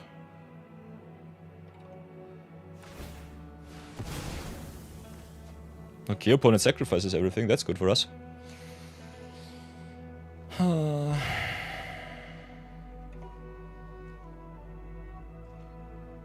Yeah, the daily agents is busted. This card is so strong.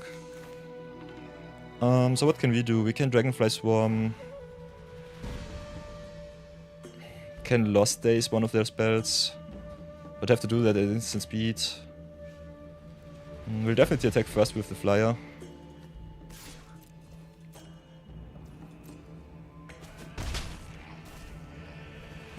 Could have also forced a jump here with one of their lands. But I think we just keep the defense strong. Hold up counter spell in your opinion. So yeah, we have 2 lethal creatures. Opponent has not lethal on board. So far so good. Watery Grasp definitely saved us here. Opponent with search your best card from the top of your deck. Seismic Sense is so busted in the late game. I had a 3-color Iroh deck with this card. It's so good. I love it. It's so strong. Holding up Lost Days I don't think does me any good. Having 2 lethal threats against the opponent might be my out. Also, if they kill the Dragonfly Swarm, I can redraw with the Lesson in Grave, because it makes me redraw. Wartop Sentries is good, but not good enough. They gain another life. Elf King in general is so busted in this format. I love this card in green. One of my high picks. Lion Turtle is good, but that's not good enough, and they don't have anything. They are going back to 5, which sucks. Oh, so let's see what they do. Ooh, highly sweet. How shall we do this?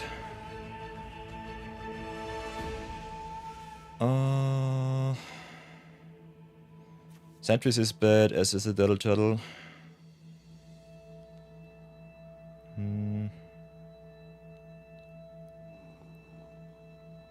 Them eating my flyers sucks also pretty bad. Redrawing the Lion Turtle and replaying it is also not nice because of the life gain. They are so lucky with the life gain here. But yeah, this is one of the reasons why I say in this temporary format you need life gain in your deck, otherwise you're just dead. Maybe I gave the Rough Rhino the trample too early. What shall we do? Them top-decking exactly the blockers is nasty. Need to get rid of the turtle, that's for sure. We have only 7 mana, so I need to attack with the Rough Rhino too. I think we just go hit in. They have to triple block. Fireband for the Lost Days. Then Lost Days, the Lion Turtle.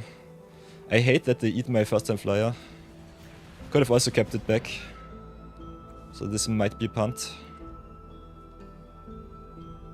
We definitely get 1 damage in, and with the Tidy we can also get rid of their blocker next turn, so that should be okay-ish, I guess. And if they trade for the Dragonfly Swarm, it's even better for us. Whoa, they want the Rough Rhino off the board, so bad. That's nice. Could draw out the removal spell if you really feel like it. If you have a look at it, we've got the Combustion Technique and the Iris Demonstration. This blows my opponent out of the water if we hit the removal from the top. But it's very greedy with the Tidy. So yeah, do we want to redraw? Do we want to play the Tidy? How greedy am I?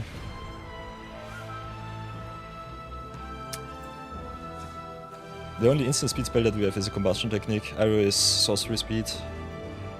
So I think committing to board might be better. Just eating all of our opponent's stuff. Do it like this.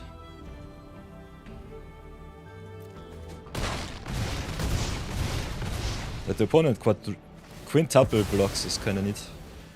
So let's see what was on top. If I get punished. They gain another 2.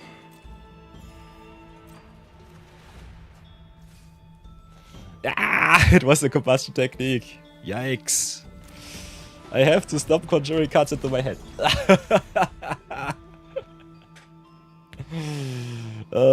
Big lols.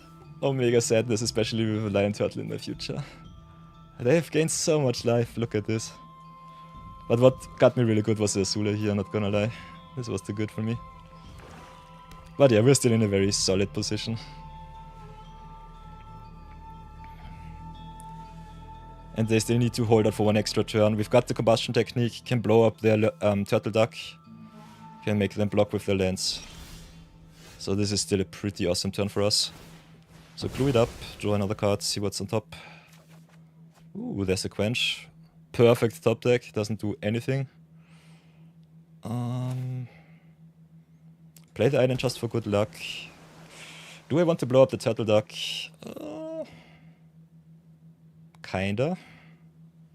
Could also just drop the quench so that we get the combustion technique off.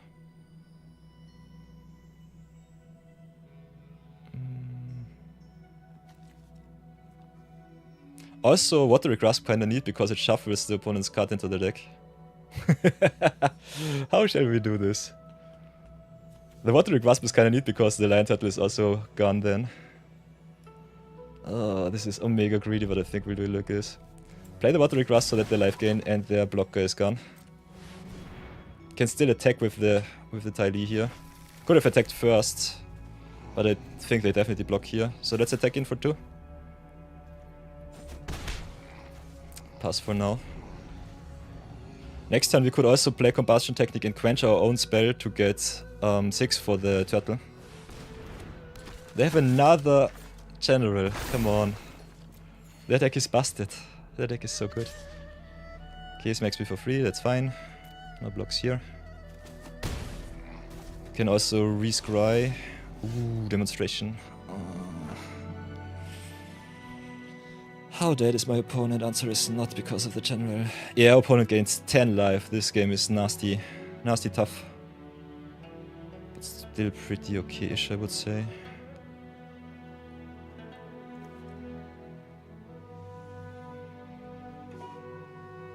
And they have so many blockers, which sucks for the Ty Lee here. They'll definitely have to get rid of their general, that's for sure. Big question is if I just want to attack, play the combustion technique, see if they block wrong. Would love to blow more than one card up with the Eldest Demonstration here.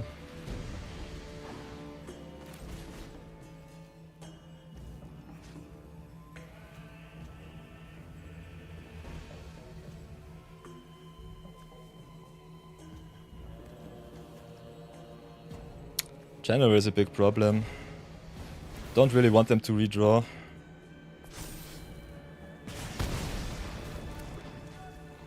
So I think I'll do it just like this. Attack here, combustion technique. If they want to pump the turtle duck, it's fine. Could also just attack, make it not block. Kinda don't want them to scry with their land here. If they block with the land, I will blow up their Rumble Arena.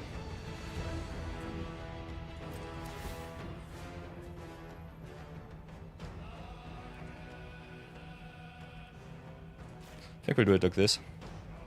Still sucks, but I guess we'll have to do it. The off general from the top was so strong. Okay, so combustion technique here. Get rid of their Rumble Arena, eat their land.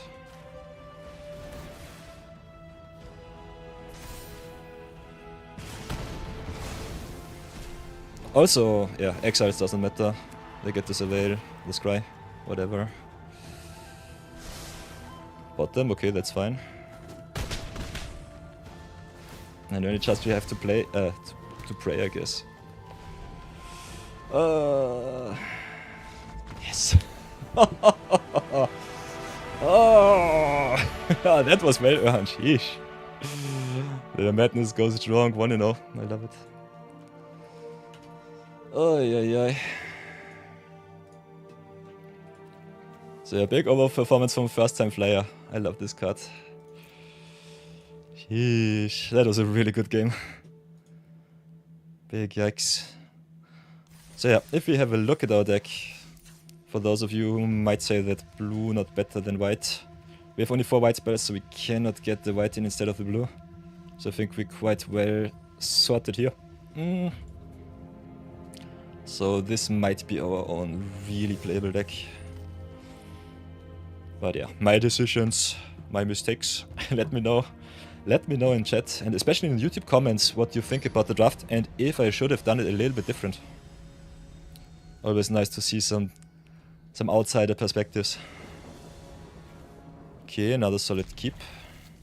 A little bit slow, but we play a lot of free drops. Play also a very solid amount of filler cards.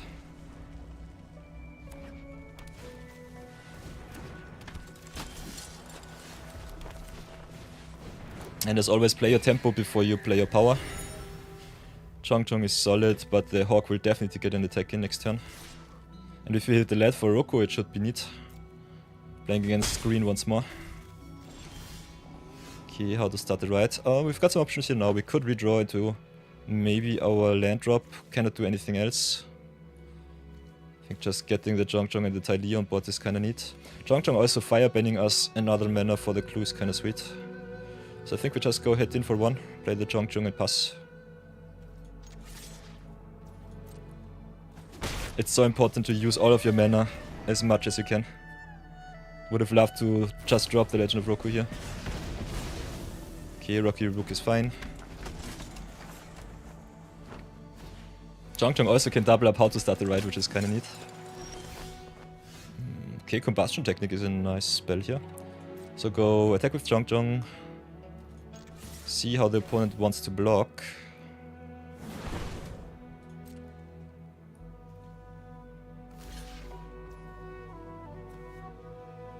I can exhaust here, double up the Combustion Technique. But just sniping one of the Disciples and draw another card is better, I guess. So for 2.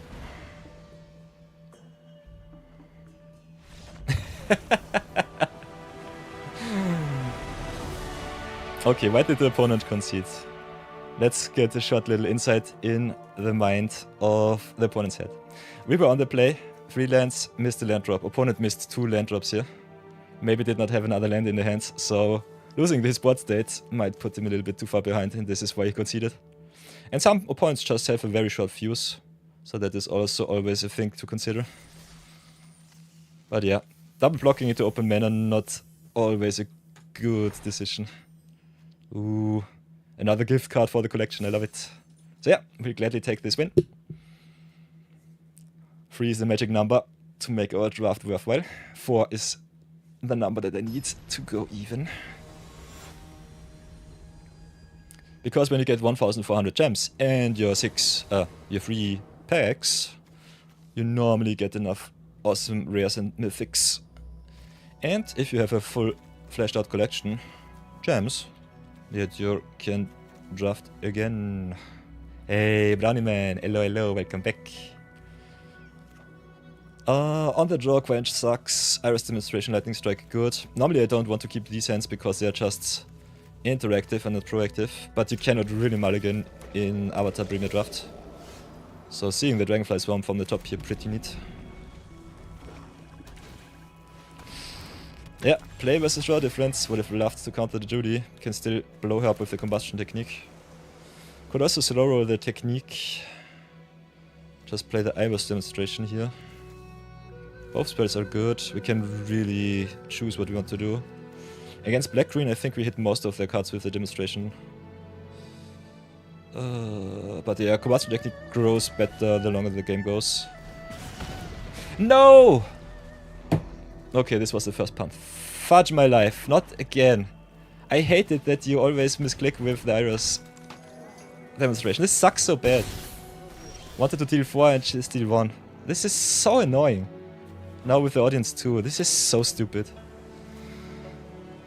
We can still blow up the stuff with Zhong. But yeah, this is so annoying, I hate it.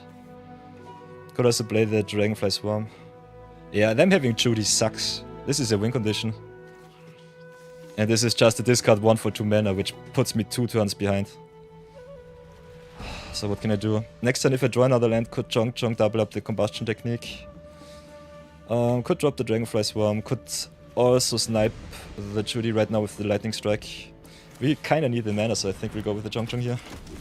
This sucks really bad. I hate those misclicks with the Demonstration here. They have a pump spell, so I will not block. Could also be Azul always lies. Yeah, come on. This is so annoying. Play versus draw difference. Quench is just a dead card. This is a virtual multi 6. So what can I do? Can attack with the Zhong. Cannot double my spell. Combustion Technique is 1 too small. We need Lessons Engraved to grow it. This sucks. Brownie Man is also invested in the moose count of the stream. And Bambit always with the shaky head. It's always 0. So what can I do? Missing my land drop sucks. Opponents with the Beifeng Bounty Hunter sucks real bad. Self-discarding myself sucks. My whole life sucks. Guess we just commit to board and cry in agony.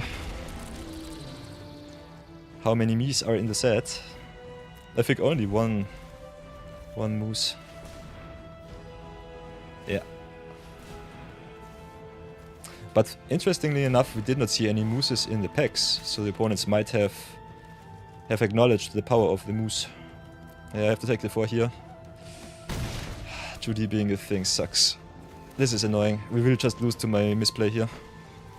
In Avatar, you don't have the choice. If you make a misplay, you're just dead. And yeah, this is just annoying. I'm so close to just conceding because this was stupid as hell. So what now?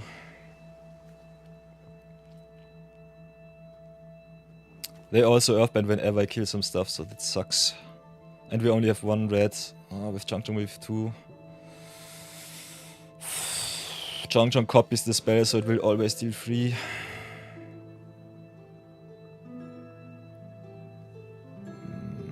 This is so annoying. I'm so angry right now.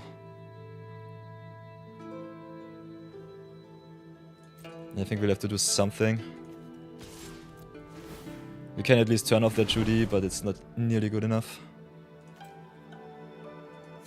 So let's see if they want to block. I guess they don't. And then just copy the combustion technique and cry.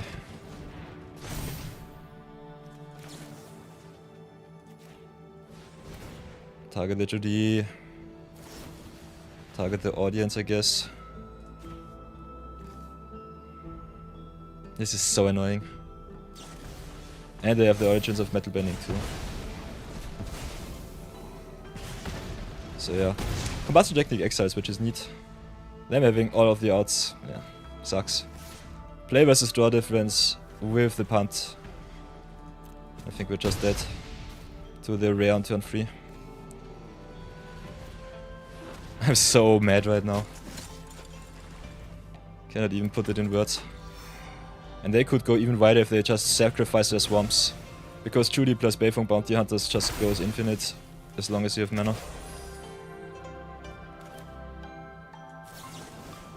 So I can drop the Judy here, keep up the Quench. But yeah, this sucks. Pass for now.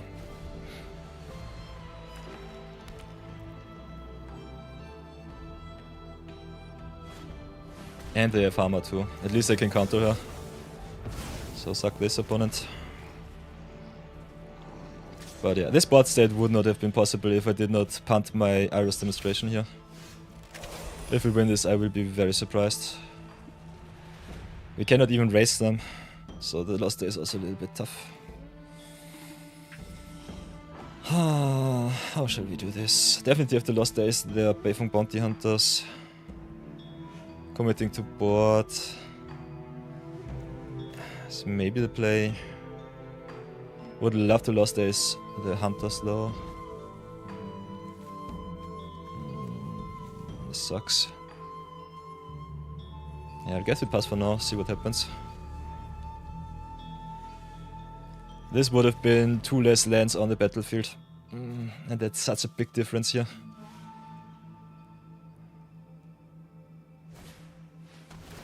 Okay, deadly precision. Whenever a non-land creature dies. Sniping the Dragonfly Swarm, which is fine. We draw another card, which is good. Could have also lost as our own card, but I don't think it's good enough. Captives is fine-ish. See if the opponent wants to attack. We definitely lost days the Bounty Hunters. Could also lost days the land, which is kinda neat. Yeah, but I kinda want to get the pressure off my back. These extra 2 lands for the opponent. Otherwise this would have been a very good game. I think we'll have to cash in the Junk against the treetop. The wall top sentries. Lesson is fine, we'll drop the Geyser Leaper here, take at least another 3. If they have a land, we'll take near to lethal. Trading Leaper for Forest is not what I want to do. So yeah, this sucks. Yeah.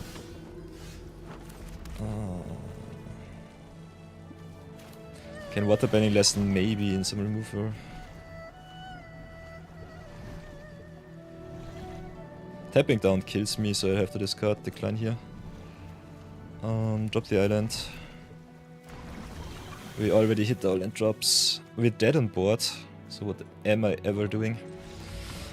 Yeah, that misplay killed me. Game would have been way closer, but yeah, that loss is on my cap. So yeah.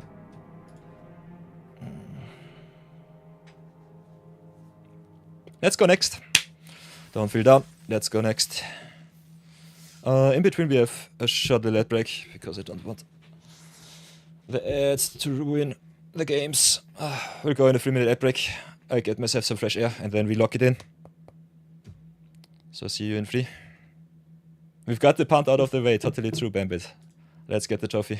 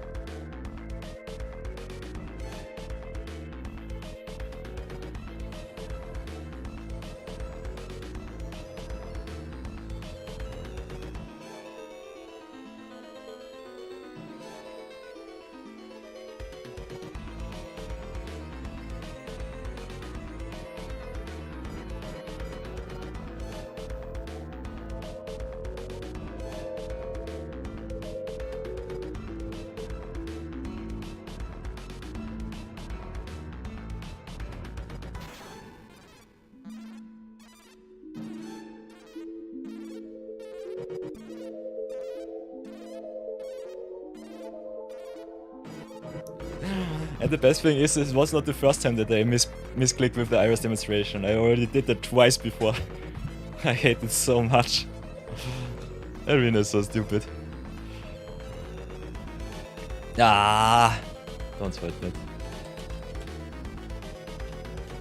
Don't sweat it. Everything is fine. Everything is fine. Just because I am mad does not mean that the world has to burn. Let's get the stupid ads out of the way and then just lock it in. This deck is solid. I think we can easily 4, 5 and 3. So that shouldn't be a problem. Moves count at 0. Pure sadness. Unfortunately, we did not see too much green. So that's a little bit unlucky. But other than that, cheers everybody. I'm eating and drinking way too little to day. So, to your health. And to some awesome games.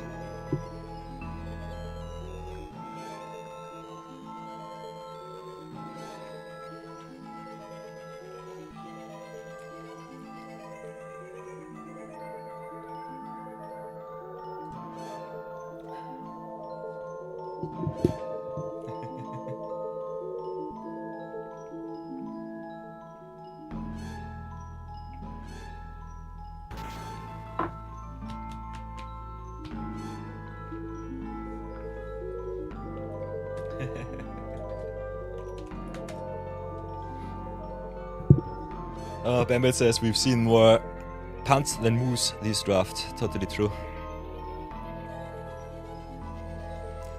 Kinda strange that Bambit is so enticed with the moose, although he's Australian. But maybe the Australians and the Canadians have a very, very special connection. Nonetheless, everybody, let's lock it in. Let's go again. I want my third win and I want it now. We have never ever been on the play. Oh, enough. So let's pray that the algorithm gives us another awesome deck and another awesome opener. Come on, please, please, please, please, please.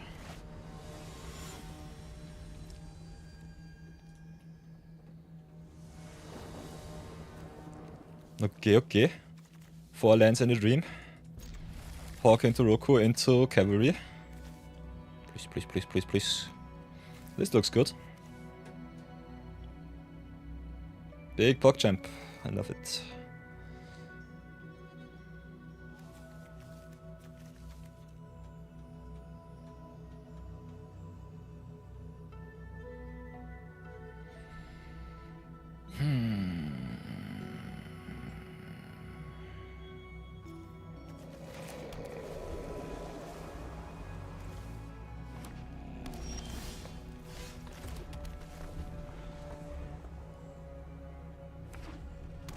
At least 3 mountains and not 3 islands this time. Totally true, Bambit. We did not ever see enough lands for the Roku. That was also a thing. So we can go Jong or go Messenger Hawk. Both are fine, I would say. We'll definitely play the Roku next turn. So I think we just dropped the Jong. Ugh, playing against green once again. Never have I ever been so sad against green decks. Also big shoutouts to Shared Roots, I love this card. The fixing in this format is one of the reasons why it's so much fun. You can play everything that you want.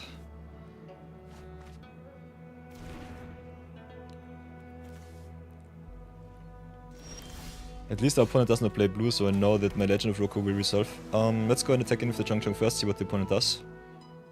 Because if they want to Lightning Strike it, kinda give it a pump. A tiny little notch.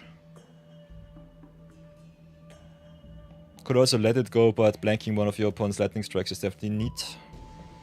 And I definitely want to play the Legend of Roku. The sooner I do, the better it will be. So hit and for 2, go next, play the Legend and pass. I guess they Lightning Strike my Jong, which is fine. If they don't, I have a lot of value next turn. Sheesh, we are the landlords of MTG, I love it. Perfect. Simply perfect. Big yikes. Okay, Uncle Iroh it is. Is it Lightning Strike? Rocky Rook demonstration. Okay. That's fine. So, whatever shall we add? Shall it be white, green, black, blue, red? We just go for red here.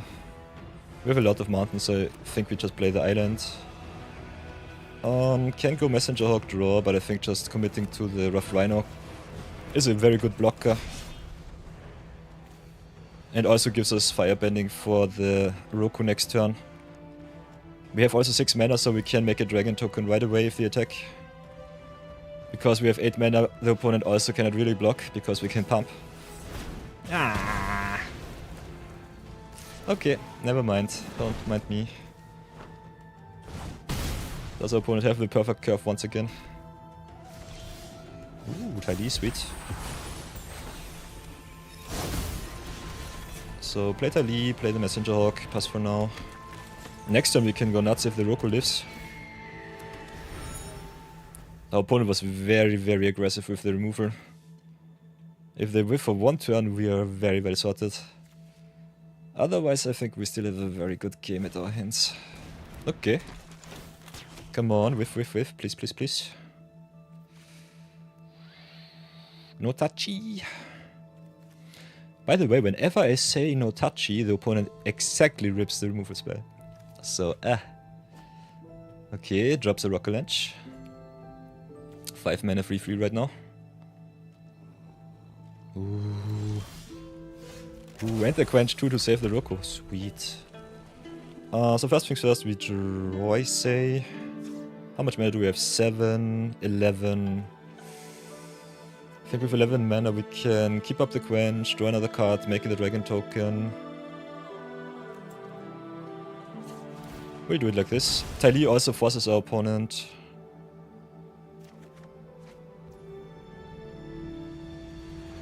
This is 8, 9. Yeah, this looks good, I would say. We could play the Chi blocker, but I kind of want to make the dragon as long as Roku still lives. So do it like this, Fireband first, go up to 9. Then no blocks from the uncle. And then we hit in first, because if we need interaction we've got something. Could also block, could also tap down the Yuan archers here. I could also have given our creatures Menace and a boost. Is Menace and a boost lethal? This is 10. Oops. This would have been lethal, I'm stupid. It's not game breaking, we're still in a really good spot, but sheesh. Yeah. Cash in the Tali, make the dragon token. Might lose the Roku. But yeah, this looks still fine. Could have won there. Now it was 16. We had 10 on board, and with the Menace on our ground creature. Yeah, they could have still jump blocked. I'm stupid. Roku and Tai Li are on the ground. So yeah. Would not have been good enough, but now it is definitely. So yeah, can play Tai Li on Combustion Man, tap him down. Can start the riot here, could also attack first. Yeah. They are dead. Because 2 flyers, Roku, 8 mana, 10 mana, 12 mana. So yeah, we would have attacked first, Fireband. Then how to start the riot on the Roku, give it Menace. Everything gets +2/+2. And that's lethal. So, nice. This deck is good. This deck is good, so Madness goes drunk. Lock it in after a nice little ad break. It's definitely a good choice.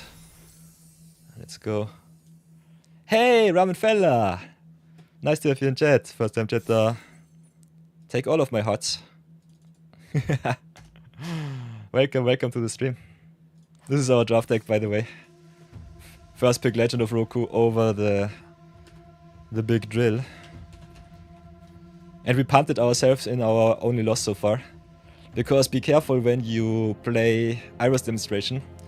It more than often happens that you misclick rather easy. Ay.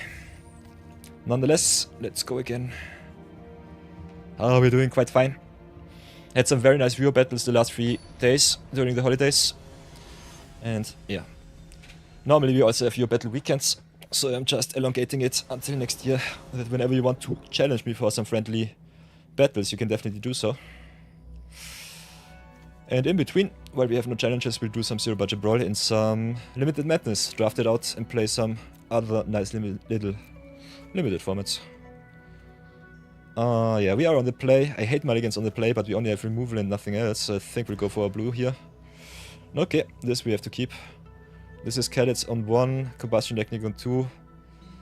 Or keep the Combustion Technique, play Jong, double it up, get rid of the opponent's stuff. Still color screwed. So this might bite me a lot if the opponent has some good remover. But yeah, Malto 6 on the play always sucks, especially in Avatar format, where you need every card to win the game. I have the Discord too. In the About page, we have the Discord link. And yeah, I forgot that I joined your Discord, so sorry for that. Still have to do that. So hit for 2, pass for now. Opponent, as always, on green. I'd love to see it. So, how high is the chance that we draw an island? 25%. So give me 4 turns and we should be fine. Could go Jong first. Could also just snipe the Unlucky Merchant and go to town. I think both plays are fine. Kinda want to double up my Combustion Technique here. Our opponent ramping up is not nice, but I think it's worth it. So let's see if they want to trade in for my Cadets. We need more board presence to be as aggressive as possible.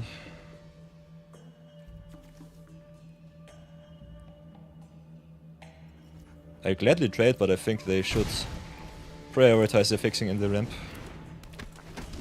So let's see what they do.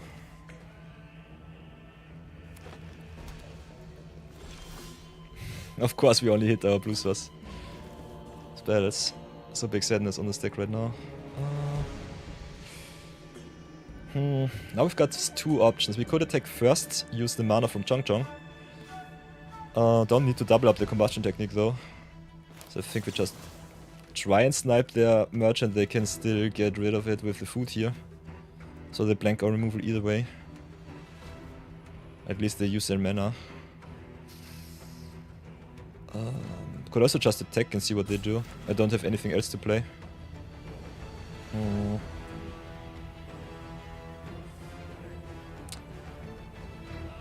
Let's see what our opponent does. We can just attack in and see what happens.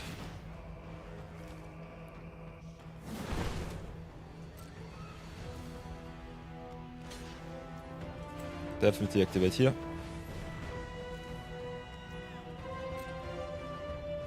And if they flicker him back into the deck, it's totally fine. This way we can keep up the combustion technique for another cheap creature. Okay, that lives. The merchant is gone. That's perfect. Next turn I would love to hit the island, so please deck, please. Yeah, there's the island. So getting a little bit punished for not removing the merchant here. With the ability on this deck I could have also destroyed him, but the opponent still gets the land. So it doesn't matter. Keeping up the technique here better. So whatever will it be? Pure sadness. Or only the best thoughts. Blue-black definitely gives me Azula PTSD. So not the biggest fan of this combination. They still need double black though, so I should be safe. At least. Also if they play something big, it's kinda nice with the combustion technique being able to double up with the Zhong.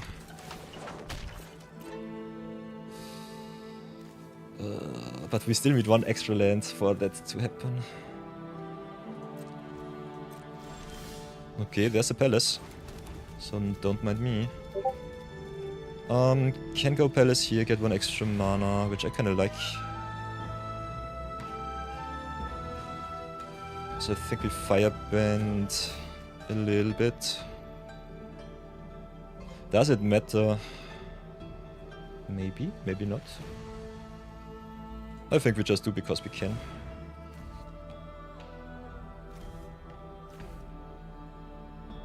Seems that our opponent has octopus form, which sucks. So let's go attack in first, firebend a lot.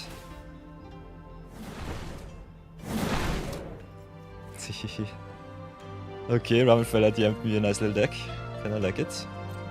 Let's go to damage, see what happens. Ooh. Interesting, interesting. So yeah, we can trade with the Guru Patik, but I kinda need my cadets staying around, so I think we'll just do it like this, play the Zhong, double up our combustion technique. If they have octopus form, we still trade for the No, we don't trade for the Patik, I'm stupid. This is stupid because it gets hexproof before the copy is resolved. Yeah, whoops. This is a 2-for-1. Ah, this is bad. Big oops. I knew that they had the octopus form.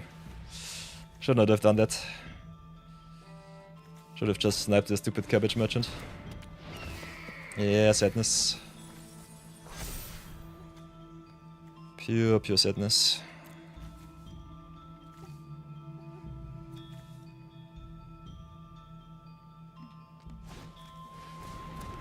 Yeah, attacking and then hoping that your spells resolve against open mana is always a bad decision.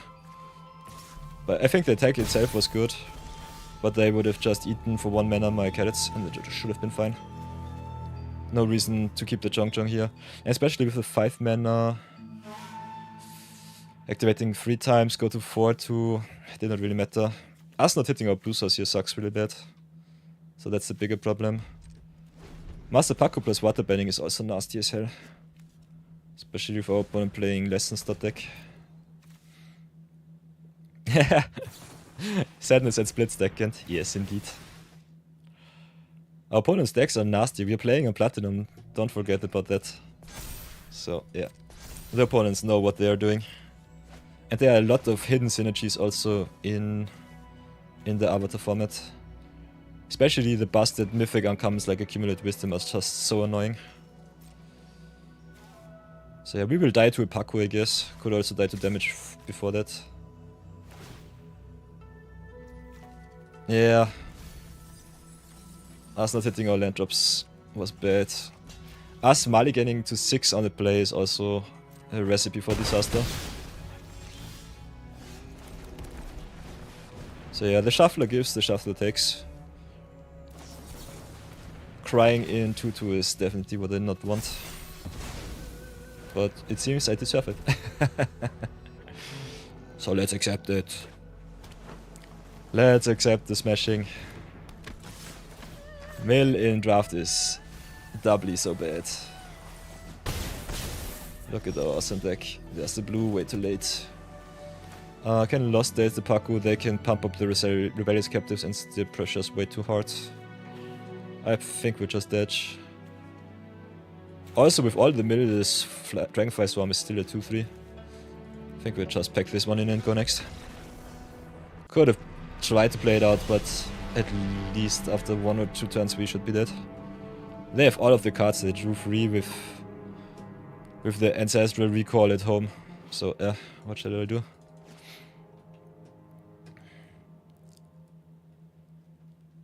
Bigger problem was that the Cabbage Merchant enabled all of their plays because they needed the blue. They were not base black-green, but base black, blue-black, base blue-green. So that was a bigger problem. Not sniping the Cabbage Merchant cost me the game here. They would not ever have gotten their blue source. Their mills were quite fortunate. Yeah, definitely look at the deck list. Give me a second. Ooh. This is annoying. Is it Lessons? Blah. It's strong, but I don't like it. Okay, on the play with Quench I think we'll keep. Blue swords to plowshares, as Luis Gottwages always loves to say it.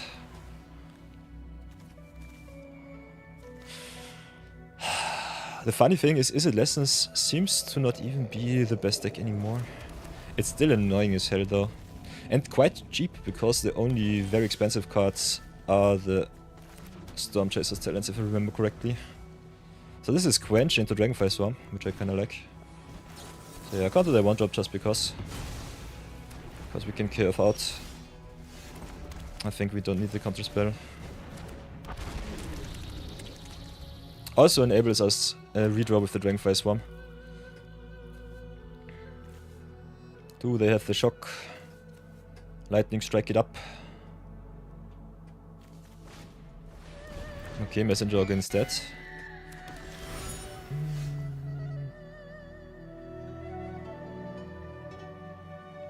What annoys me so much about the Lessons deck, by the way, is that Storm Chaser's Talent is your win condition. Otherwise you cannot win the game, which is kinda sucky.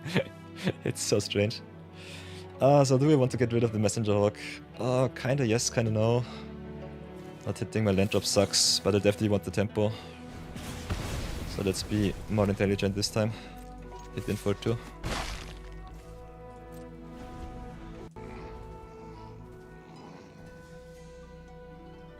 Ooh. Yeah, IROT Master also gained a lot of traction. I think I saw you brew around with the deck list. Madu T-Master is definitely neat. Especially with Gambit from Final Junction still being legal. So you can give a lot of nasty stuff. Come on. I just need my land drops deck. Why are you doing this to me? So yeah, we cannot really block in the Junction, so I think we just go and attack in. Could just play the How to Start the Ride to push a little bit more damage. Might need it though for my late game. So how shall I do this? Kinda want to use my mana, just get the boost here. Don't think about it too much. Use my mana as much as possible. Also fill up on Lessons.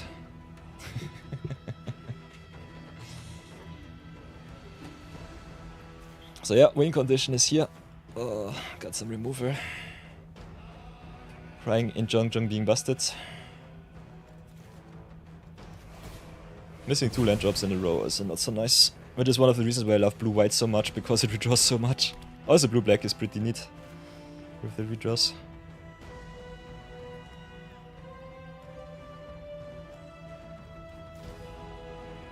Going 3-3 with this deck is still nice, but I think it definitely has the potential to go in a winning record. Even with some fillery cards, I think the synergies are there. Lessons is really good, totally true ramen fella.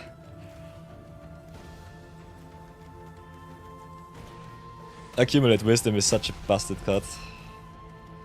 It's really strong. Okay, Trebuchet. Oh, I might have to get rid of the Trebuchet, although Chong Chong is an easy must-kill target. So whatever will it be, Trebuchet or Jong Jong. Dragonfly grows before non-creature spells, so I think we can just get rid of the Chong Chong and still attack in. So yeah, if you play your modal spells, take a deep breath, look at the modes, and then decide. Do it not like me, and muscle memory your way into some punts.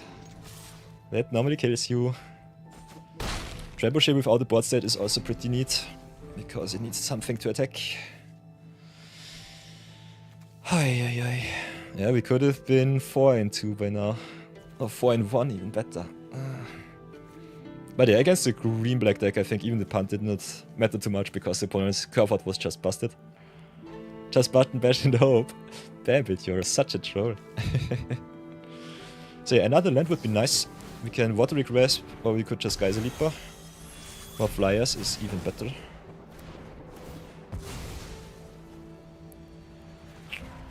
Ooh. Dragonfly for Dragonfly, I like it. Kinda want to curve out though. Because 2 mana are open, I think we'll go for the Rhino Cavalry here. Playing Geyser Leaper might be better, but if they have another Lightning Strike, I don't want to give them the pleasure of using all of their mana effectively. Cool thing is, we can also tap down the Trebuchet. We cannot tap down the Trebuchet, but you can shuffle it back into deck. So that's neat. They don't really have a good block against our big boys.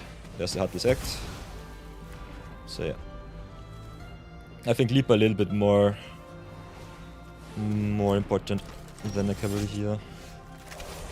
Combustion Man sucks though. I think I'll have to get rid of that one. Would love to commit to board before that though. But letting them hit me for 8 sucks. So I think I just have to Watery Grasp here. So grasp it up. And upkeep I will shuffle it.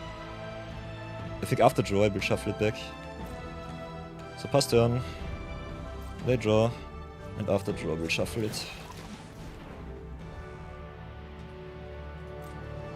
Could also have waited before combat to maybe symbolize a counter spell. Could have also just kept him on board, taking the 4. Opponent with the perfect cuts. Reginald Roku is nice. Not hitting. We could have hit some lands from the top. Maybe go Roku into Dragonfly Swarm. Yeah, there's the island, sweet. So go Roku into Dragonfly. They got some big attacks. We can block the Trebuchet token, so that's good. They can still raise us pretty nice. Oh, so this is a close game. Platinum plebs are pretty tough to beat. Oh, come on. Always with the perfect curve out, I love it. Oh, I'm so dead. They hit me for 7. I have 8, 9, 10 mana next turn. But yeah, chat from the top. Nasty. So add another red, play the island. Kinda want to play the waterbending lesson, but we need some board presence, otherwise we're just dead. So drop the rough rhino here. And yeah, we cannot play the Geyser Leaper, so I think we just waterbending lesson. Redraw 3, drop the island. And pray that our opponent does not have removal, otherwise we're dead.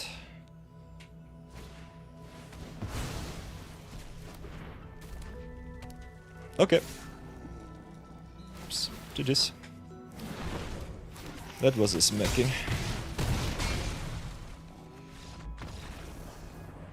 And this was in the loser's bracket, by the way. Have a look at that. They also have to be X and 2 to match up with us, so that was kinda crazy. But yeah, we'll take the 3-3. I think this was a nice deck. Very solid draft, and 1000 gems are 1000 gems, so we'll take it. So, short little deck tech afterwards, a little bit of discussion what I think the deck did good and what did not went so well. All in all of our games were really close. A lot of good opponents' decks in the opposition, so cannot be too sad. How to start the ride a little bit better in the red-white deck. So I think this as a lesson is good, as a filler. I love me all of the cheap lessons. Octopus form always gets me. This is, in my opinion, the 1 mana Sots Plowshares. Always is a 1 mana I win the battle card, which is just really good in tempo heavy formats. Boomy Bash did its duty, so I'm still pretty happy with this card. Lessons definitely is a thing. Yeah, misclicking with the Iris demonstration sucked, but otherwise this card is just busted. Combustion Technique definitely a very solid sign to go into lessons. Other than that, having more early flyers definitely the way. So this was a little bit free drop heavy. But yeah, tabling Dragonfly Swarm is the ultimate disrespect. I think this card is really, really good. Opponents just had the answers exactly when they needed it and curved out perfectly, so what can we do? Legend of Roko is busted. Tidy G Blocker is also really, really good. And yeah, if you have some big burly creatures, I think Tidy Artful Acrobat is especially good in green-red ramp. Still was pretty solid in blue-red, so I'm happy with that card. And although I'm not the biggest fan of the big 5-drops, Rough Rhino Cavalry and Geyser Leaper definitely deserve their spot. I think that's nice. So, I salute the deck. Definitely nice where it is. If you want to see more drafties, definitely check out the playlists at the end of the video. Other than that, you can always join us live on Twitch. Say hi to chat. You can also go to our YouTube channel. Have all of the links there. You can also join our Discord server. And have a nice little discussion in our Magic from Scratch section. In our overall Magic the Gathering section. Get some nice little screenshots. By the way, I've been Cactuared yesterday. Turn 2 Ardin into Jumbo Cactua was a thing. So if you're into some zero budget brawl, or just want to see all of the power, we've got some nice little community members like this Amal, who always posts a lot of powerful decks, like his table deck list here. And other than that, if you comment, like, and subscribe, it helps out the channel a lot. And if you want to see more, that's the best way to stay up to date. So thank you so much for watching the video, and I'll see you all in the next one. Let's splurge some gems and go again.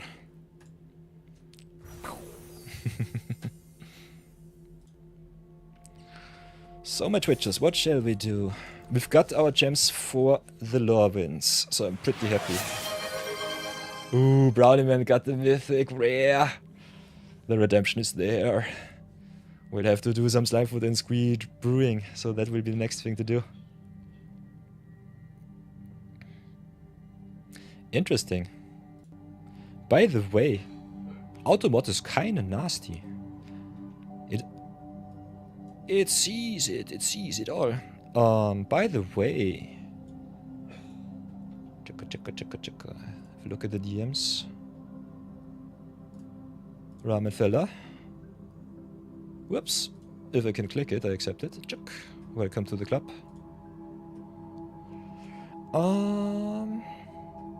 So yeah, your decklists are kinda nasty. Really, really nasty decklists. Look at that, everyone. Izzet Lessons is pretty strong. And this is a very cookie cutter list, if I may say so. Kinda like me some decklists which are very streamlined. And the only very expensive rares are Storm Chaser's Talent, in my opinion. Otherwise the rest is commons and uncommons, which is kinda neat, especially for budget players. So yeah, Artist's Talent I think is also rare.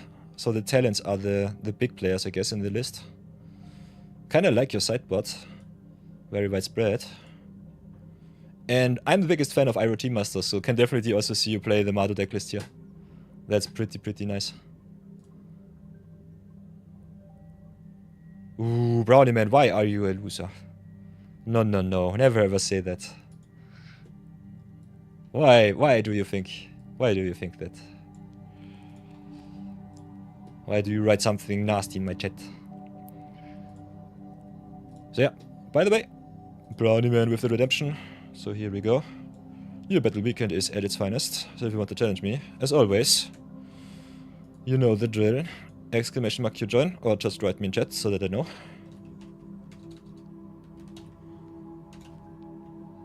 You like yourself some removal? I think removal is important. Can totally see that. Removal is important. Important. So Slimefoot and Squee, I think it was.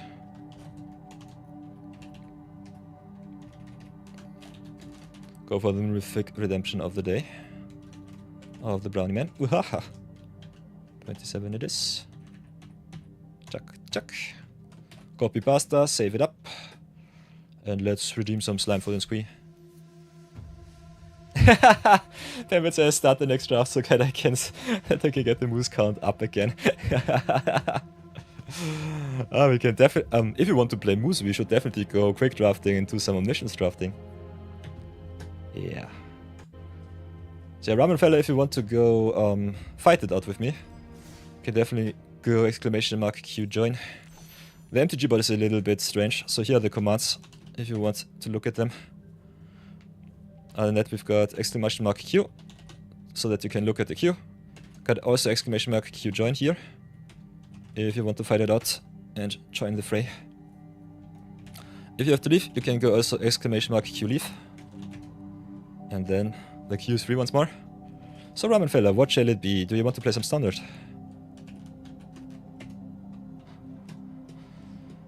Pum pum pum pum pum. Here are the view battle records from last time, by the way. Yesterday was definitely a doozy. That was something else. And I cannot even write. Whoops.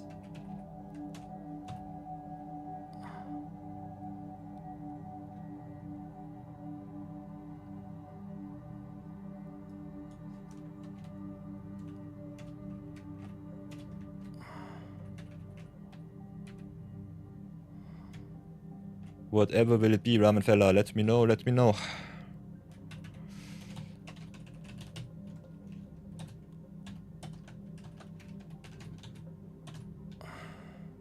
Let's reset the punt count. Just reset the recorder. You were getting on PC? Oh, the question is what you want to challenge me in. The challenger demands the format and the decks.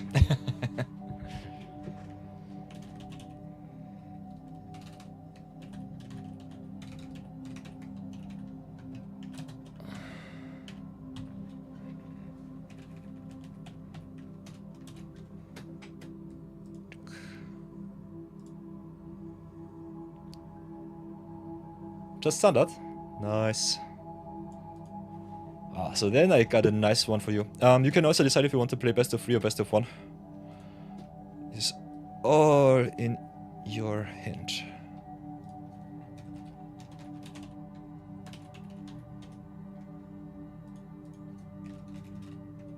Standard best of 1. Nice. Okay.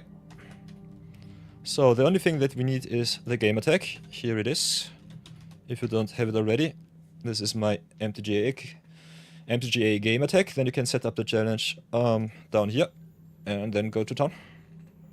Just go plus on the friend, get the tag in, and that's the way. I saw your tag on stream when we raided, but unfortunately I could not copy it fast enough. So if you issue the challenge, it might be faster. Let's see what this fella can bring. And until Ramen Fella gets his invitation ready, I think... Ooh.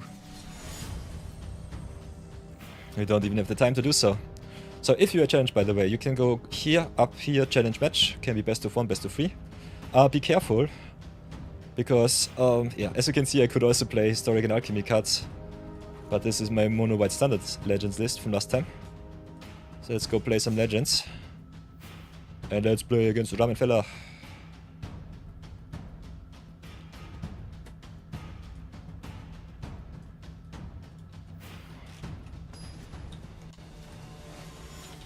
Kinda interested to see how I fare against the metagame.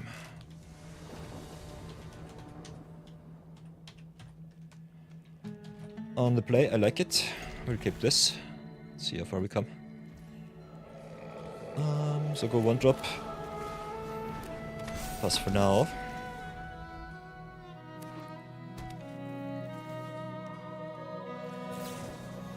Ooh, okay. White, red, good stuff it is. I think we'll play it like that. Drop the squire, pass for now. Pass it up.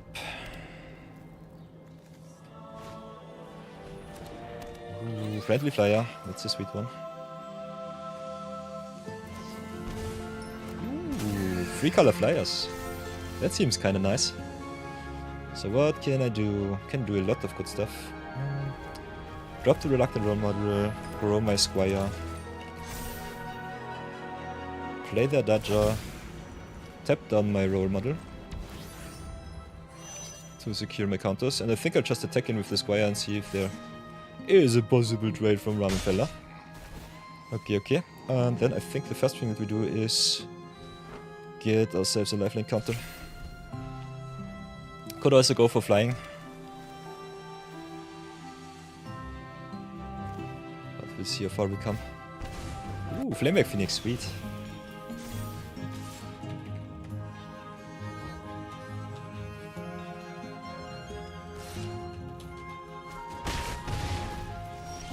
Yeah, Foundation staple, I love it. So drop the planes, go warp in Stuffy Shepherd. Grow my Squire even more. What shall we go for? I think we'll go for another Sack Fair. Play the Sack. Yeah, holding back the Malcolm is very interesting.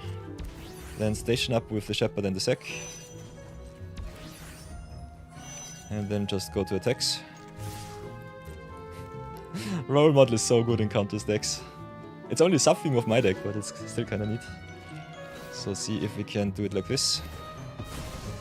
Get 2 counters on the Role Model, I would say.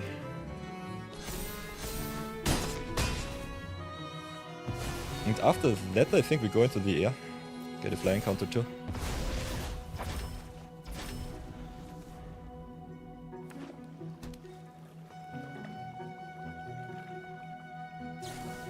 Ooh, exactly with the battle model. So yeah, get all of my counters on the Squire. Pray that it lives. Or does it? Another menu. Nice. So yeah, whatever shall I do? Definitely Shepherd here, that's for sure. We need more oomph. I guess we'll go... Could be this, could be that.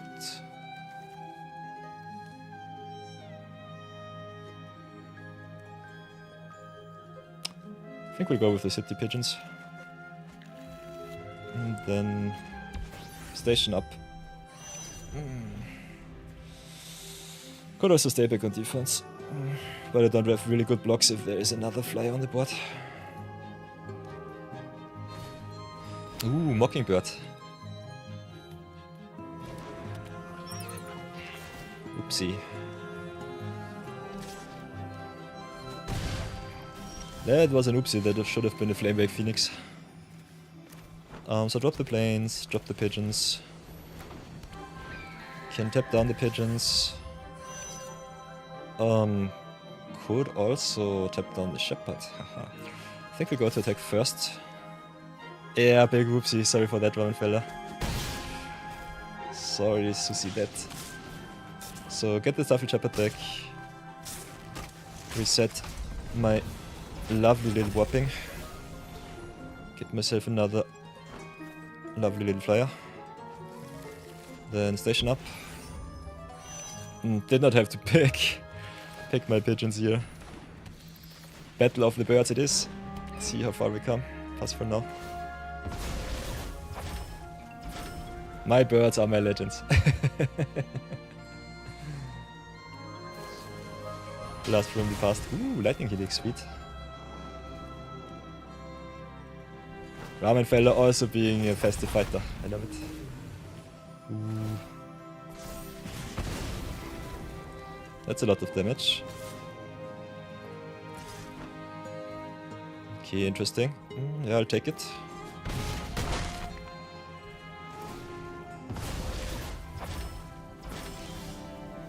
Interesting decision not to attack with the Momo here. Play the Shepherds. I think we'll just go for another pigeon. Could also go for a Healer's Hawk. Yeah. With the Nova Hellcat coming back next turn, maybe not the best option. Go my mighty birds! For the win, for the win. Pass for now.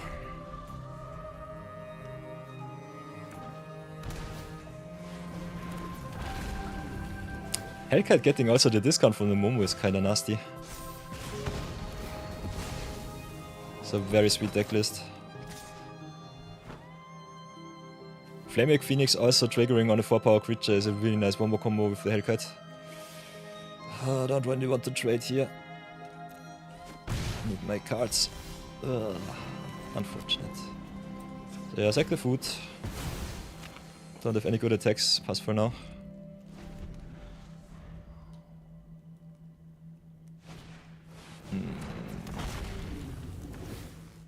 Rares dominating my comments and uncomments.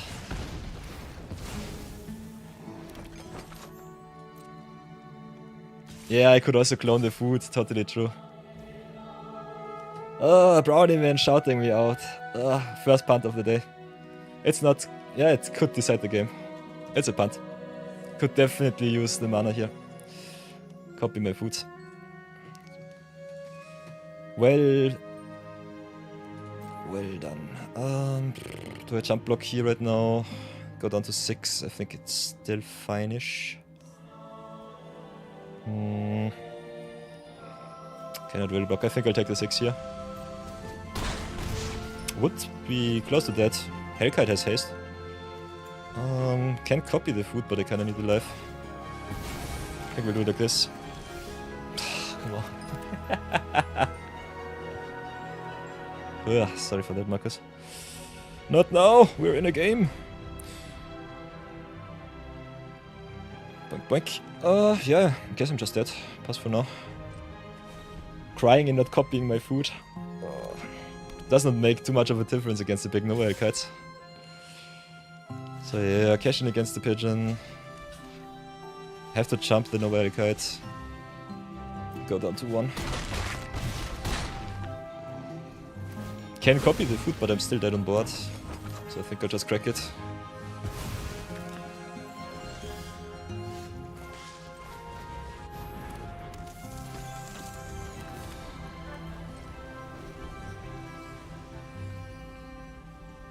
So yeah, nice. Flyer's going nuts, I love it. Very sweet.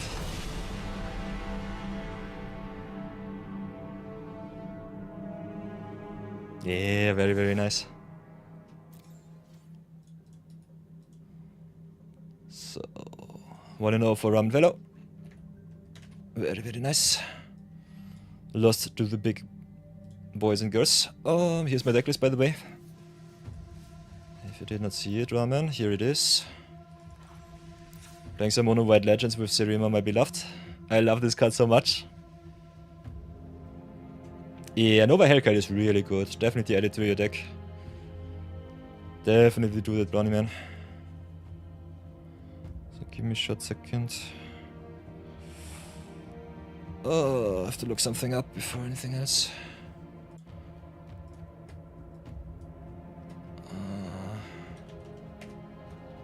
How long is the promo going on?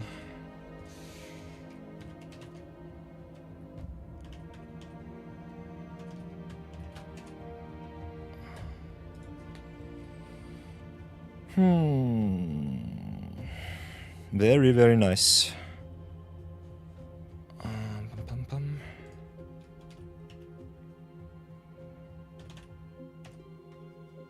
Okay, should still be online. So got. So gotta take a call for a second. If you excuse me. One more. Okay, definitely do so. Give me just a bit. Have to phone someone back. Be right back, everybody. So stay tuned. Chuk, chuk, chuk, chuk.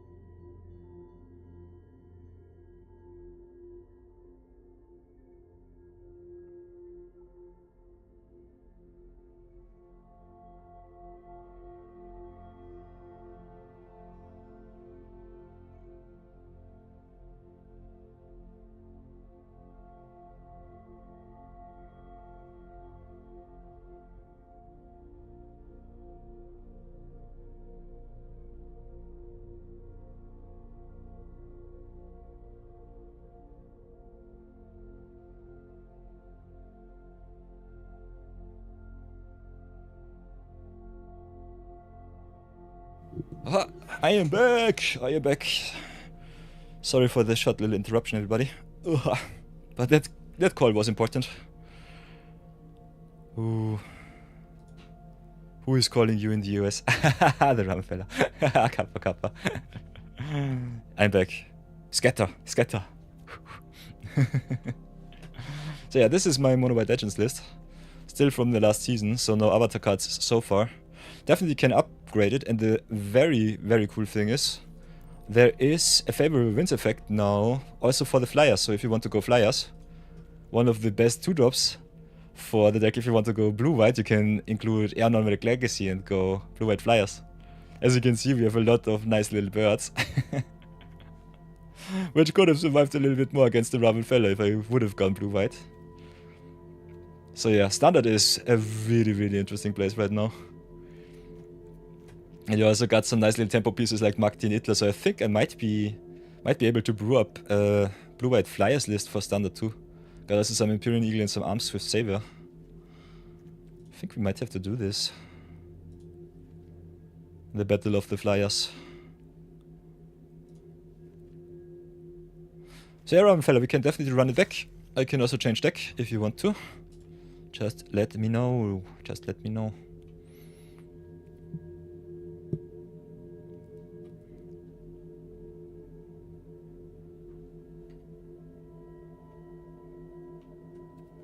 So whatever shall it be, Ramen fella.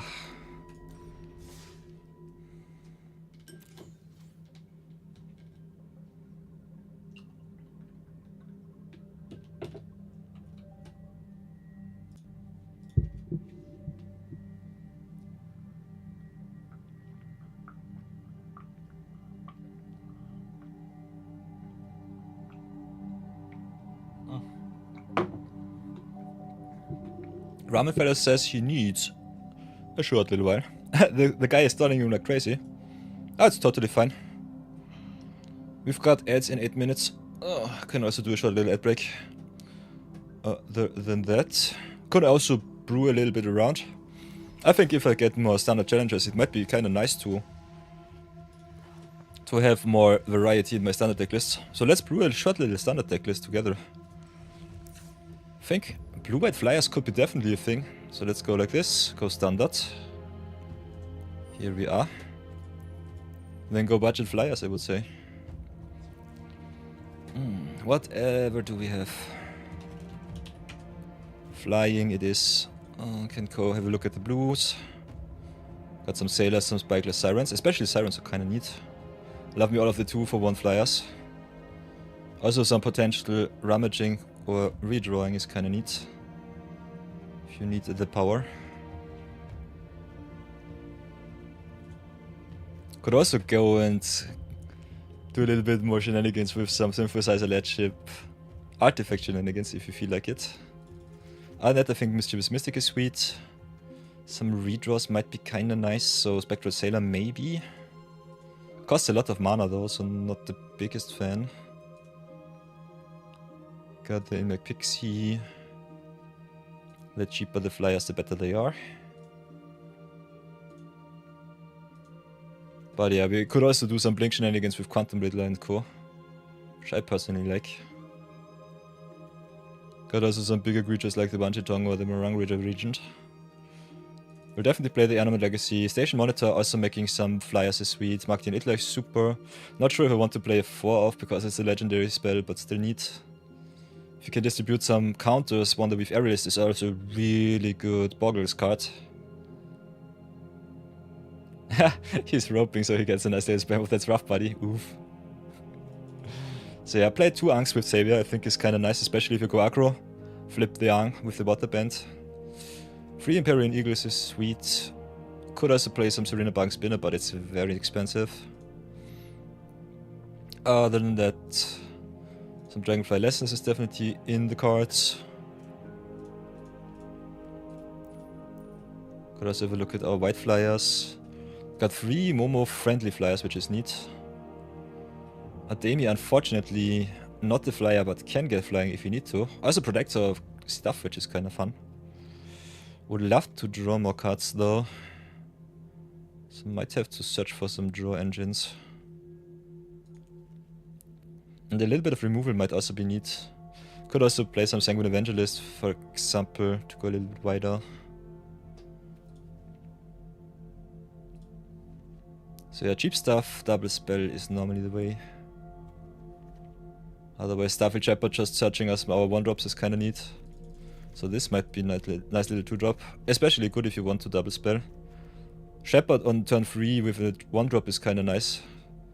Not having any card draw for the Mischievous Mystic though sucks. So Mystic might have to go. Other than that, what else can we do? How many non-creature spells do we have? Kinda need more interaction. So maybe some cheap protection. Some cheap good stuff. Discount is definitely well appreciated, that's for sure.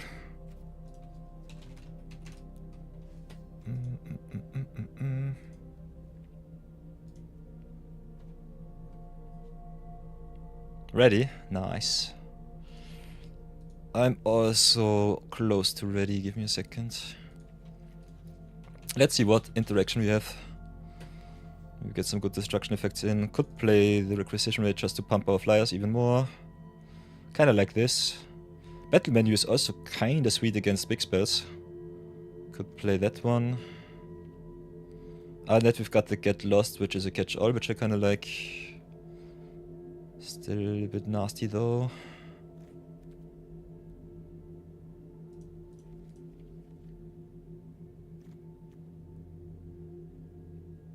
Battle menu is also quite nice against burn. Because we play a very low curve, we could go 22 lands. Could still include another spell.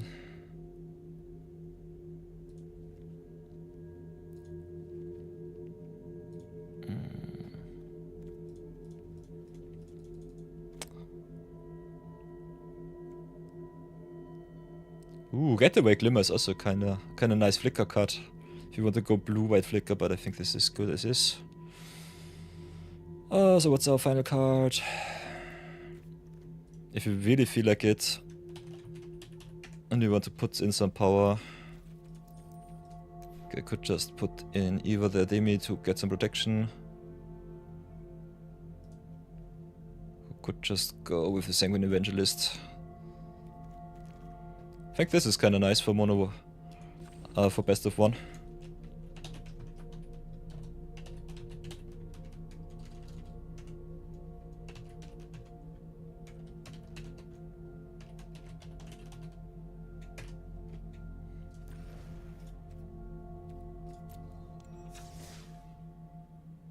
Unfortunately, we don't have the ally colored dual lands, so that sucks a little bit. Other than that, I think we're quite set up. Pretty even out. How we're looking with our dual lands. Pretty weak, pretty weak. Crying in flyers. But can definitely play the Abandoned Air Temples, that's for sure. So that should be neat. Looks good. Kinda like it. So yeah, Ramen Fella is ready. Let's battle it out. By the way, Ramen, we have in 3 minutes a short little ad break. So let's see how fast we can get this on the board. Otherwise, we could also do the ad break before we start with the game. Definitely accept, that's for sure.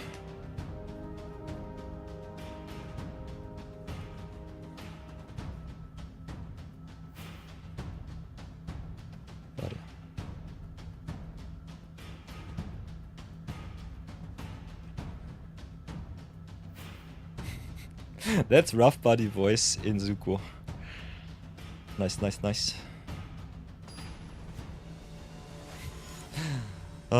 My girlfriend become the moon. That's rough body. Okay, okay. Getting punished. Cracks fingers. We got this. Yeah. That's unfortunate. Not gonna lie. Guess we'll have to do it like this. That's rough, buddy. Yeah, it's pretty rough. Maybe like that. Malto 5 on the draw is still okay-ish.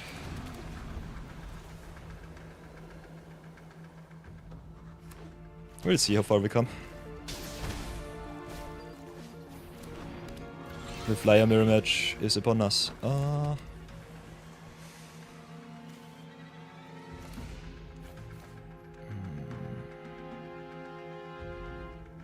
I think.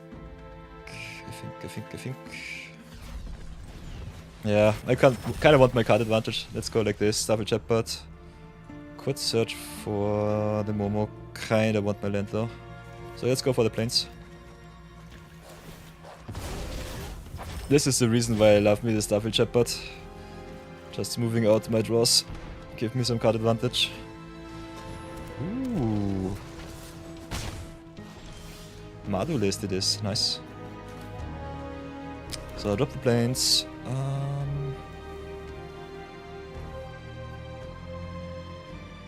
Got some options, all of them are solid.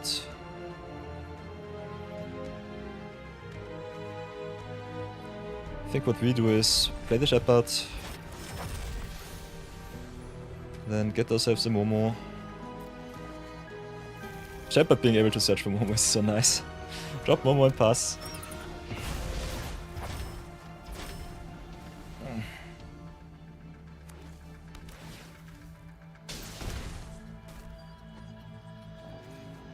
Yeah. Ads are running in 13 seconds, so we'll make a short little ad break. Will this harvester connect? Let's find out. So yeah, ads are playing right now. Or are they? Pre-rolls are on. That should drop right soon. Yeah.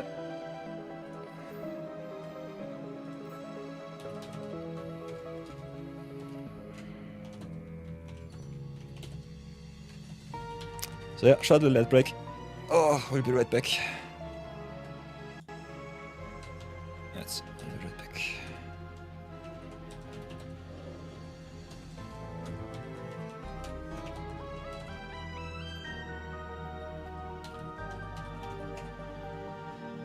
Seconds. Seconds.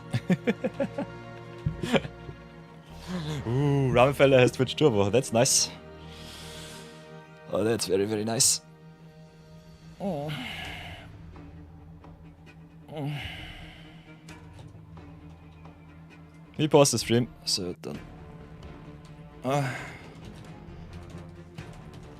We pause the stream for ads so we don't miss anything. So nothing lost. Ugh. Very nice, Twitch Turbo is pretty sweet. Yeah.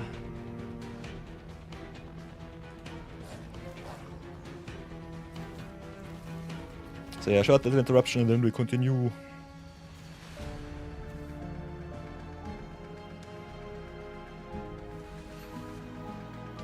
So yeah, it's over. Let's continue.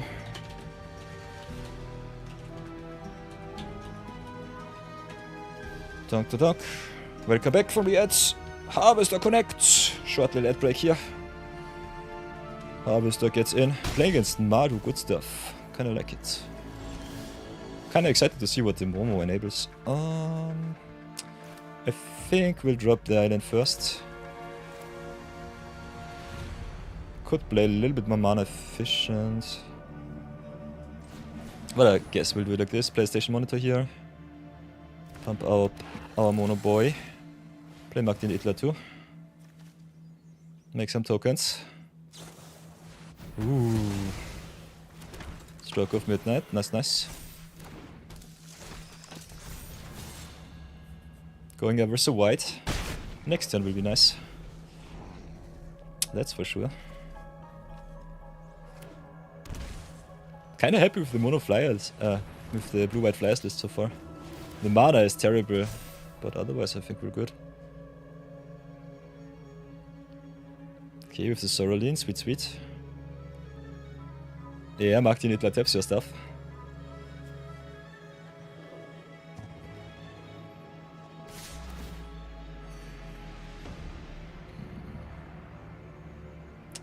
Can trade into the Pistol Harvester. He can get back the Harvester, so I think I'll just take the 5 here. See if I get punished.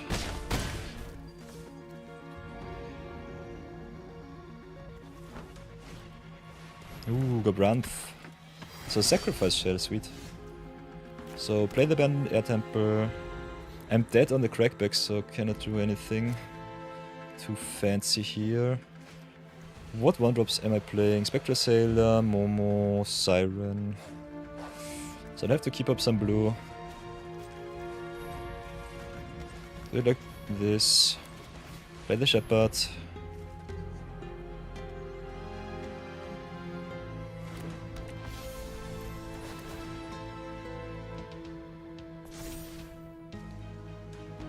And get myself a Siren.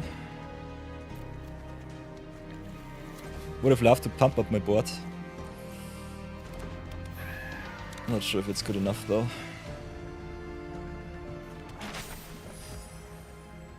And I think I just hit in with the Momo. Keep the rest back for defense and pray that it's good enough.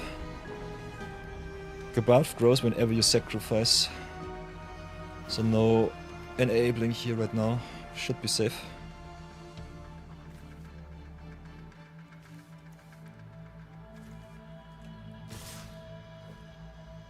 Sorrelin getting you back your stuff is kinda nasty.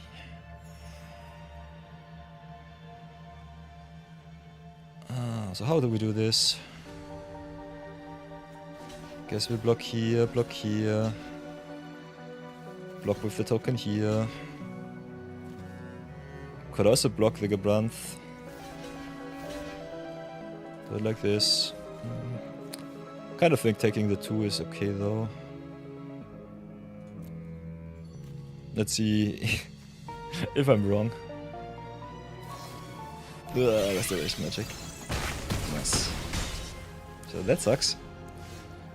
Drop the planes. Drop Magd in Italy, and I think I'll just have to pump the board now. No attacks. Pass for now. Restoration magic coming in clutch.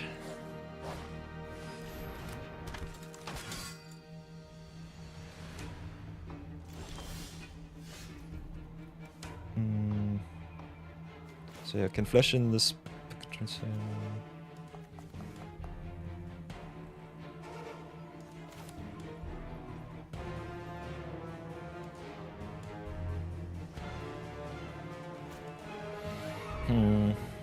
This is strange.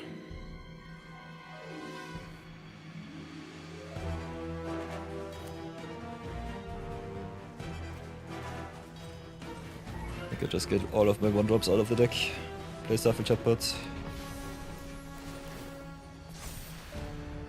Grow the Momo.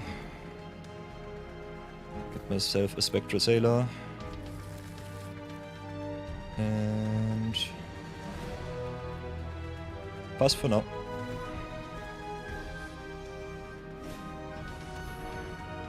Ooh, the friendly ghosts. Interesting.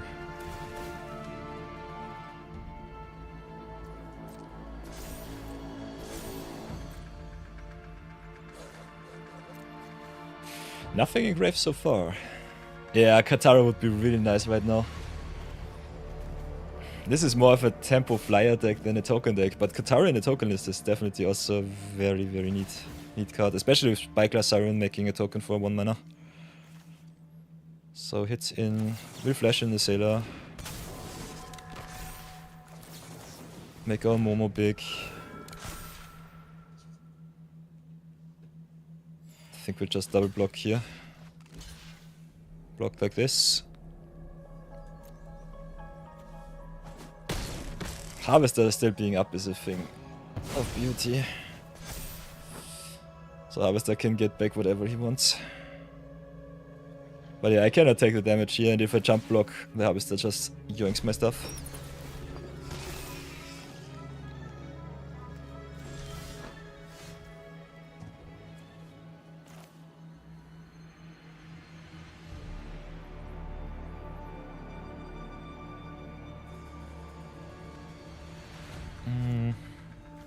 So yeah, I can play instant speed, which is kinda neat. The question is what else I want to do. I think I'll just keep it as is. Could attack with my 2-2, but I pass for now. Don't see a good attack. Could also activate the map token, don't need to though.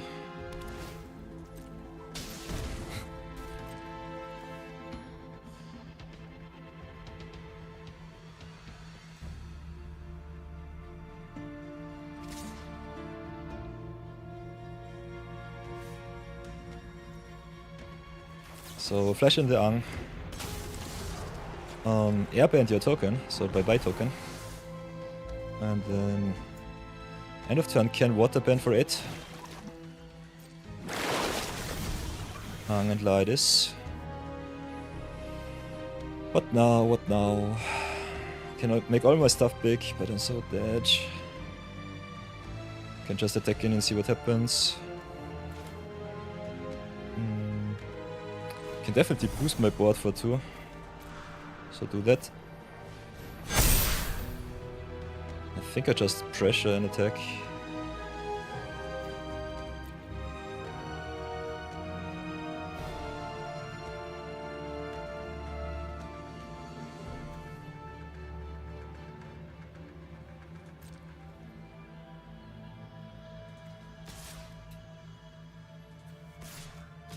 Which creatures do I want to boost? Answer is everything. This demands some answers, forces some blocks.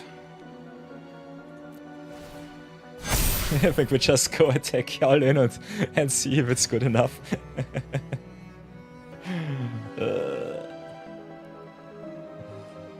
Not sure if this is right, but it's definitely fun.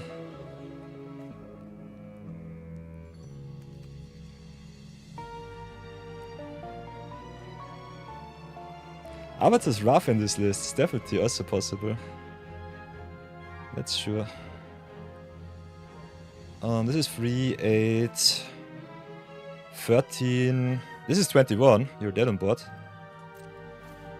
I think this was a little bit too ambitious with the blocks. Oh, I cannot count. It was 25. Whoopsie daisy.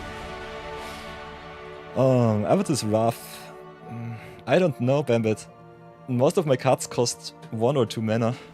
Avatar's Wrath is normally something where you want to play either Wombo combo or have some big spells that you want to recur for value. Avatar's Wrath is definitely nice with all of the warp creatures, that's for sure. So yeah. Nice! And here we have another standard list for my best of 1. Sweet. Very, very nice. Got my redemption against Ramitwella. Yeah, Angswift Savior came in clutch. Was kind of surprised that I had so much instant speed tempo spells interaction. That was pretty neat. So yeah, blue-white flyers, nice.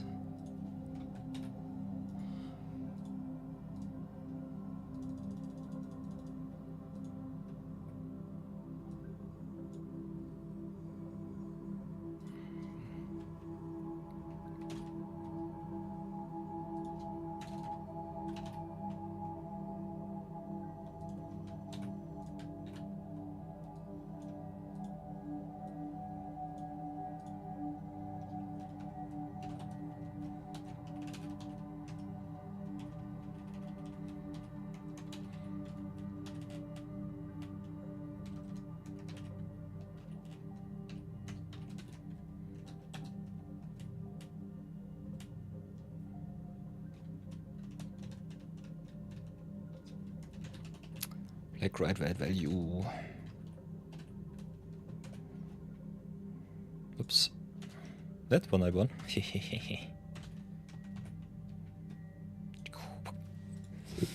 Oh.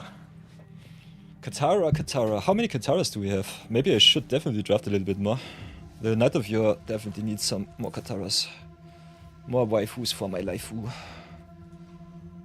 Also need one extra. Oh, I have a 4 of Animate Legacy. Did not ever see it.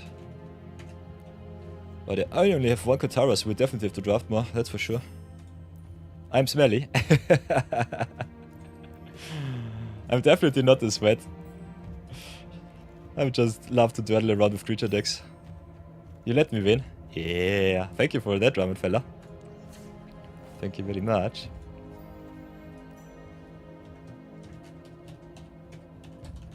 Thank you for that.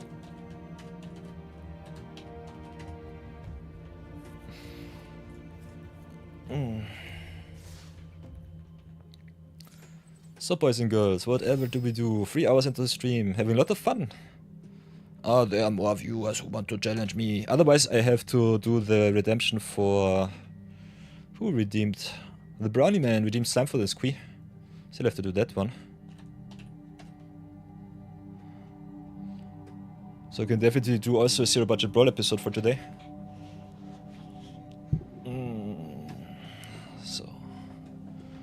So yeah, my viewers' wishes is my command, and welcome back to another zero budget brawl episode of that. Ramen fella wants to challenge me. We'll definitely do so afterwards. But until then, I'll have to craft. So, deny. But nonetheless, Viewer Battle Weekend is upon us, so if you want to challenge me, you can always queue up, everybody. And when I'm ready, then we battle it out. But, because you know, the zero budget brawl goes strong, I'm not allowed to use any of my wildcards to craft anything. And my viewers can enjoy the channel point redemptions. I will have to craft a nice little extra card in our awesome collection. And as you can see, we're going quite strong. So, Loot, thank you for your service. Be gone. But you have to make place for another deck. And we brawl it out this time with Slimefoot and Squee. And that's a very nasty one. If you don't know the card, it's quite expensive, it's a mythic. It's, I think, from a Commander Precon from March of the Machine. But this card is busted. So thank you for your loyalty. Brownie Man, I shout you out. And I salute you. And let's build some Slimefoot and Squee. Whenever Slimefoot and Squee enters our attacks, create a sub-rolling, which is nasty. Because we play Historic Brawl, we can also maybe utilize some other sub-rolling makers. But this is only a little bit of a caveat. Because his really nasty and busted ability is his reanimation possibility. For 4 mana you can sacrifice a sub-rolling, return this card and another creature from grave and just cycle into your reanimator targets. So we'll play a little bit of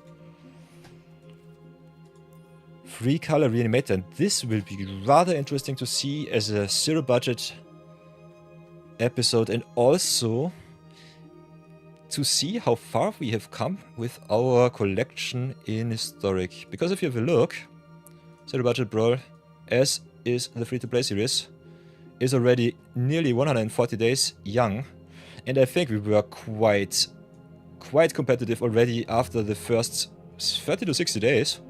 So let's see how broken this deck can be, and have a lot of fun with that. Yeah, Brownie Man says, 07, only sub-rolling maker you run is the 1 mana one that makes a sub-rolling when it dies. Ooh, Bambit will come back to fight me tomorrow. Nice, Bambit. Chris, go to sleep.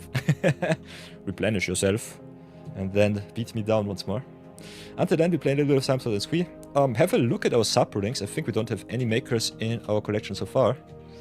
Only the Micro Tyrant, which is kinda interesting, especially in Self-Mill Shell. So I kinda want to try him out in the 99. He was terrible in one of our earliest Zero Budget Brawl episodes from start to finish.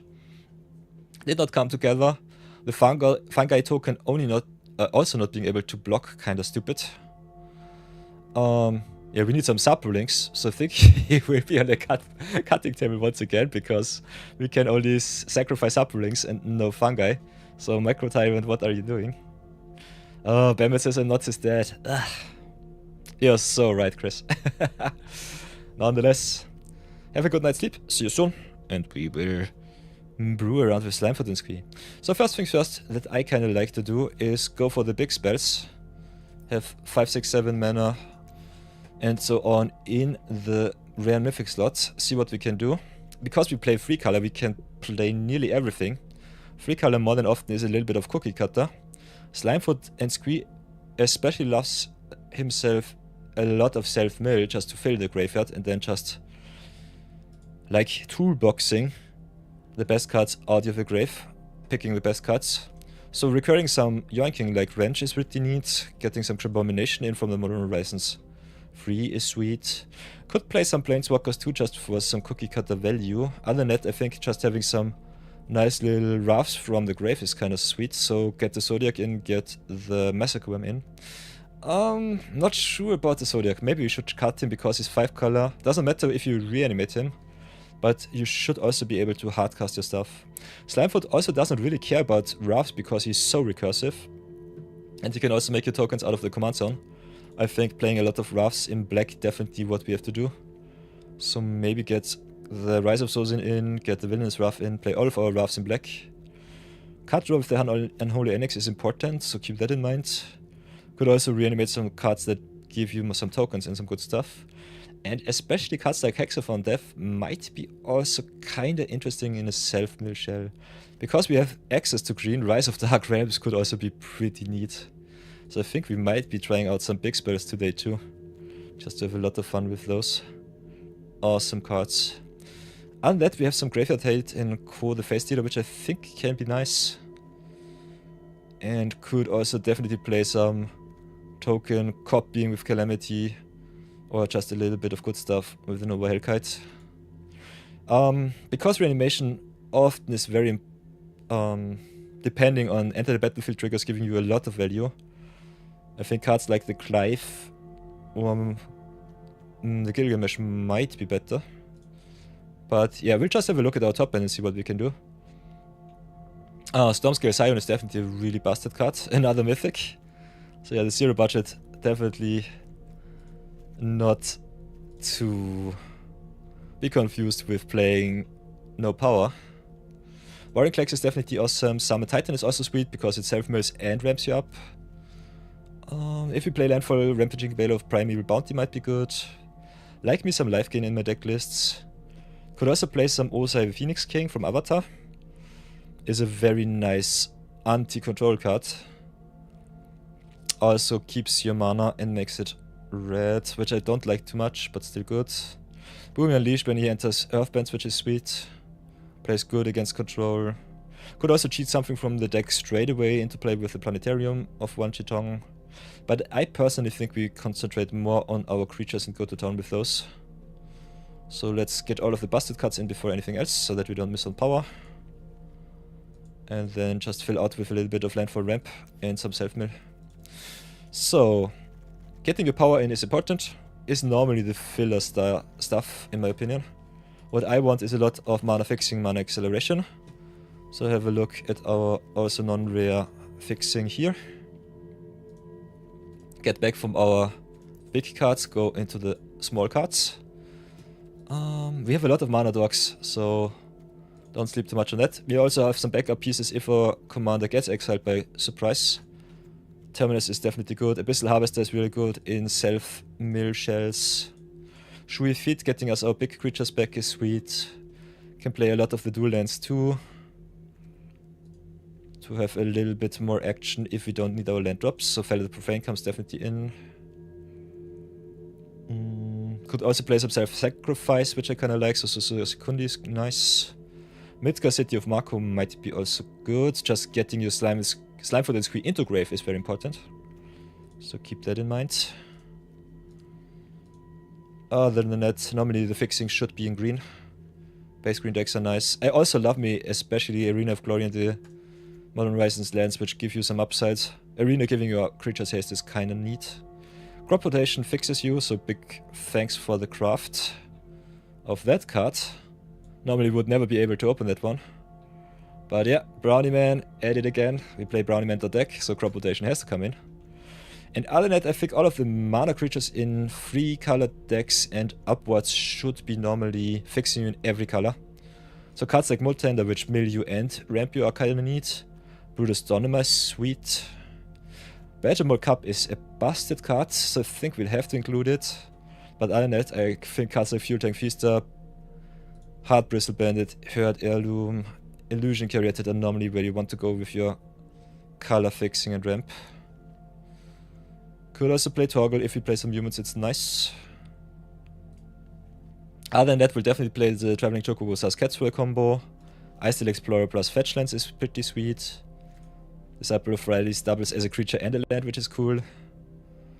So all those cards are definitely worth it. Shifting Woodland is really nice if you enable some Delirium. Can copy some cards from your grave with the land. Could also play some Earthbound shenanigans with Passing Sea, so I think I'll try this card out too. If you have enough +1/+1 counters, could also play the Quilt Great Worm, so that's kinda neat. Other than that, the world is your ouster, you can play so many good spells. Yeah, Snapfoot Squeeze just busted. So play whatever suits your fancy. Because we have some fetch lands from the Modern Horizons 3 flashback draft, I will be definitely playing some fetches plus some dual colored lands like the Rockers Theater. Having some basic land types is so good. I personally dislike with the power what we have the tapped lands, so we'll not play too many of those. But we'll give it a try. Insidious Roots, by the way, pretty awesome in this kind of deck. Because Slimefoot comes back from the grave, so you have always something that can enable the Insidious Roots. And your creature tokens also making mana is kinda busted of an effect. So that's an easy auto-include. If you play also Sacrifice Subtheme, could also consider Genova Ancient Calamity. Might try her out. Not sure if we want to dilute our deck too much with that, but we'll give it a try, I say.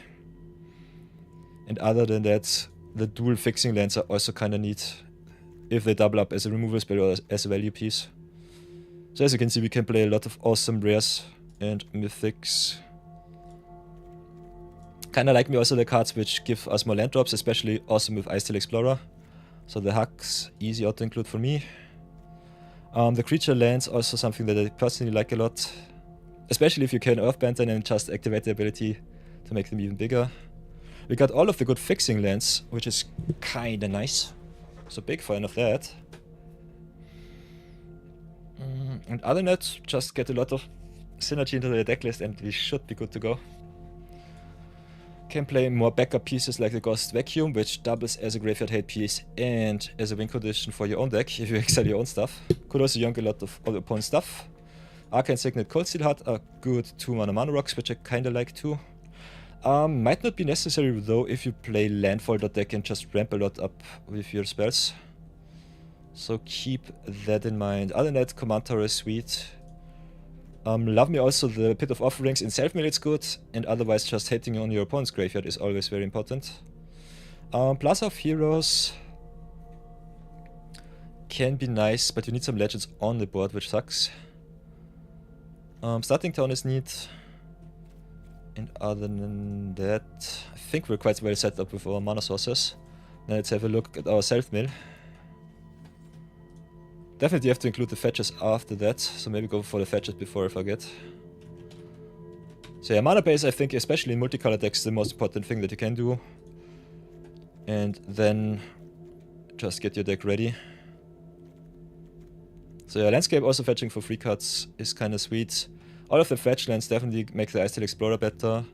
Need the Saskatchewan also for the Chocobo. So maybe go for additional land drops before anything else. If we have some green cards that we want to include. Icesteel Explorer, Traveling Chocobo is sweet. This looks good so far. We could play Loot too. Not too sure about him though. He's more than often only mediocre. Then we can have a look at our spells for the search. Shared Roots is definitely neat. Love this card. Farseek is pretty nice. Can search you for swamps or mountains. Not for forests, so keep that in mind. Never put Farseek into your mono green deck. Richard from MTG Goldfish often makes this mistake, which is kind of funny to see during their videos. With the self-mill, I think Colossal Rattleworm and Deserts could also be a thing. And that the Frontier is kinda neat. But I personally like me some creature spells which ramp you or give you extra value. So cards like Warren Clack's normally the better way to do things. We also need a little bit of removal, which I personally would love to have in the creature slot. So we'll have to look at our removal spells which double as creatures too. And other than that, we could also play some White of the Reliquary or some Sacrifice sub-theme. Don't see it at the moment right now. We also have a lot of busted Seek cards and Warp cards and so on. So the Seeking cards normally should come into your deck too. Maybe play some Spectacle of Destruction for the effects. Maybe some Rampage with the World Weave and the Simulacrum here. The self-mill is definitely important, but not too important because just playing value with Slimefoot is more than often good enough. Which I find kind of fun.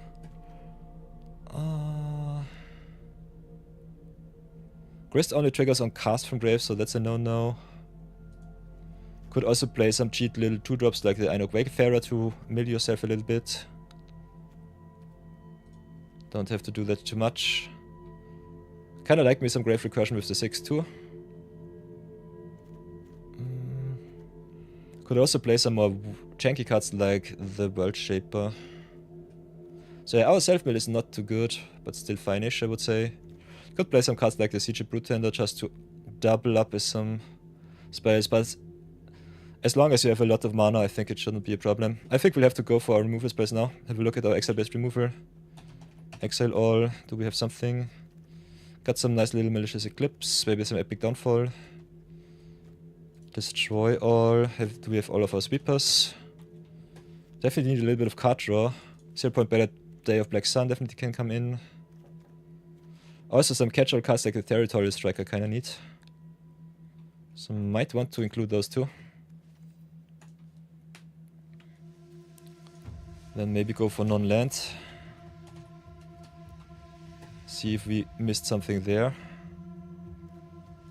Slimefoot and Squee also getting your deep command bets back and exiling some stuff from your opponent's hand is kinda neat. So I think this might be kinda nice.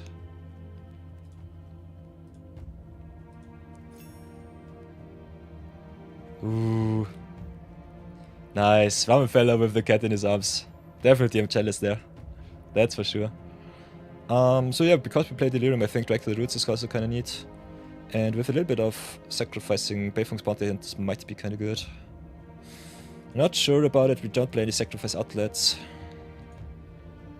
Could definitely warp in. LHA Acolyte is always awesome. Have to look at our card draw too. Spectre of Destruction always was kinda neat. Can also have a look at the Conjuration. Maybe some Vault Cult Devotee, filling the grave. Could also go for some warp shenanigans. Timeline Color, for example, is pretty good to come back from the grave, as is a Vault Cult Devotee, so I think this is a nice little wombo combo. Don't have too much removal in our deck, which sucks. As you can see, we have some destruction effects, some exile effects. Our decks are always a little bit tight, but we'll give it a try, see how far we come. And if we have to change something up, we'll do so too. So this will be the game for the deck for Brownie Man. The Brownie Man special.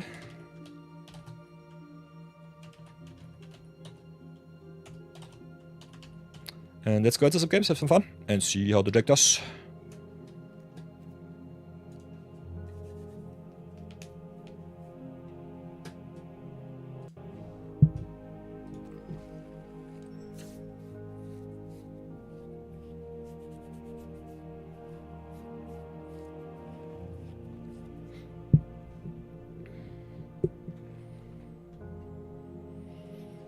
So welcome back everybody from the ad break. Sorry for the short little interruption. Brownie Man, your decklist is ready. Did include some removal spells. You can all have a look at the decklist afterwards. I will post it in chat when we are ready. Could also do so right now, so give me a second. So maybe save it right away before I forget once more. I'm always forgetting to do that. So for everyone who does not know how I save my decklists, I do it like this. Go MTG Goldfish. Have my nice little free account here. Go to my decks, go to create, copy pasta, export from arena, Slimefoot and Squee it up. Can go to Brawl, if I can find it. Go to core, copy pasta uno, copy pasta due. Then Slimefoot 24 for Brownie Man. 25, 12, 27, and save, and then we should be fine.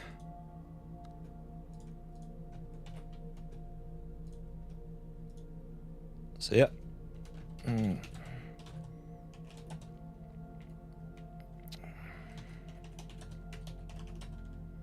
Here's our Slimefoot and Squee decklist. Enjoy.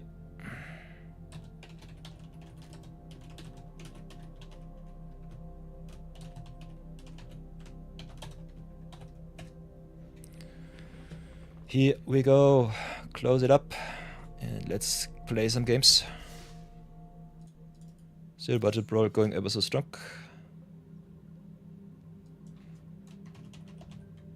Totally forgot that we had already.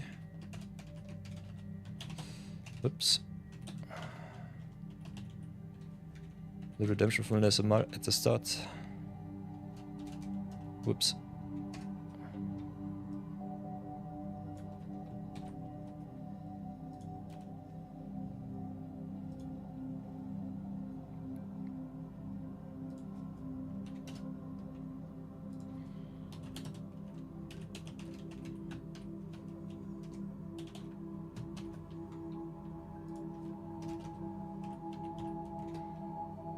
So here we go, Brownie Man. Let's queue up, have some fun.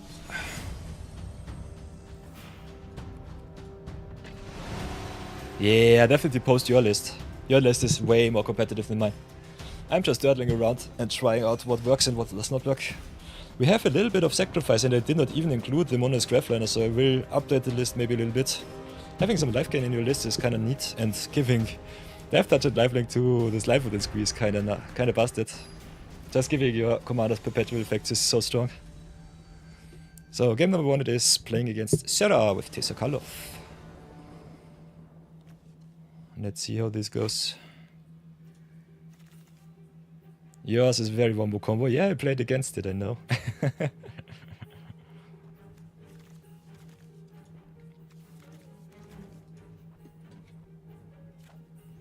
So we are missing green, so we have to mulligan. This looks way better. Got a little bit of ramp, got the slime foot and squee in the dream. Let's see how far we come. Tapland deck sucks a little bit. But let's try and see. Summit item is sweet. Especially the saga creatures from Final Fantasy doubling up as enchantments and creatures is neat. And they put themselves into the grave, which is nice for the slime foot and squee. So I think ramping up here might be the best play. Could also have a look at the opponent's hand. Maybe play it a little bit slower. We don't have untapped black, so I think Forest at the Farseek getting us the black-red land is the way to go. Rocket Theater it is. Makes my fetches a little bit worse, but we still got the Stomping Ground, so it should be fine. Could also get the Shrewd Feet just in grave. Yeah, but yeah. We don't need to mill ourselves, we just play our stuff. The opponent will remove them for us and we get them back with Slimefoot and Squee. We're here for the late game. Slimefoot and Squee definitely has a lot of potential wombo comboing. Still need the extra black source, so play the Susekundi. Then have a look at the opponent's hand. Is there some removal? Powered kill it is. Otherwise they got the Rata Drabig into the hidden stockpile. So yeah, yoink the removal spell. And see what happens. Guess we station up for 1. Pause for now. Got also a sacrifice outlet for the Slimefoot, so that's nice.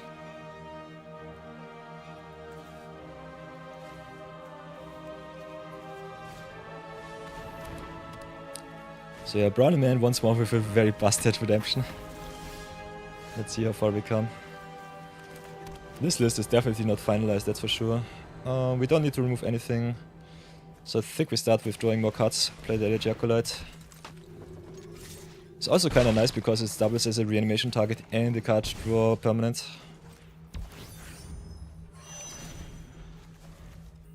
This is at the moment more Slimefoot value than Slimefoot self-mill. But I think Slimefoot and Squee wants to play the long game. And we have a lot of busted creatures that we can hardcast or just reanimate. So this one a little bit more cookie cutter value. But still quite strong. So we've got the 6 mana, so we can start with milling ourselves. Summit Titan also costs only 5, which is good. So let's go hit in first, draw another card. Gain 5 life. Could also remove the Tesakalov.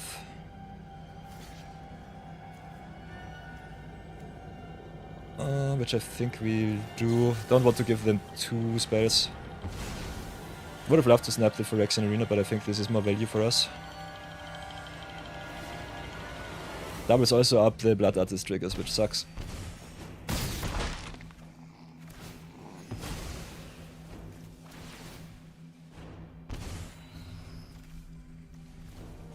So yeah, this is a very interesting matchup here.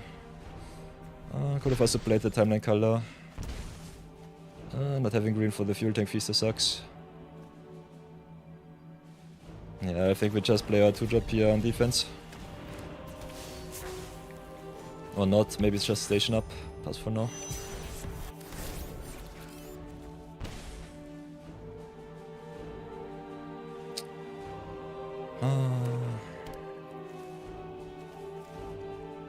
Let's see how far we come.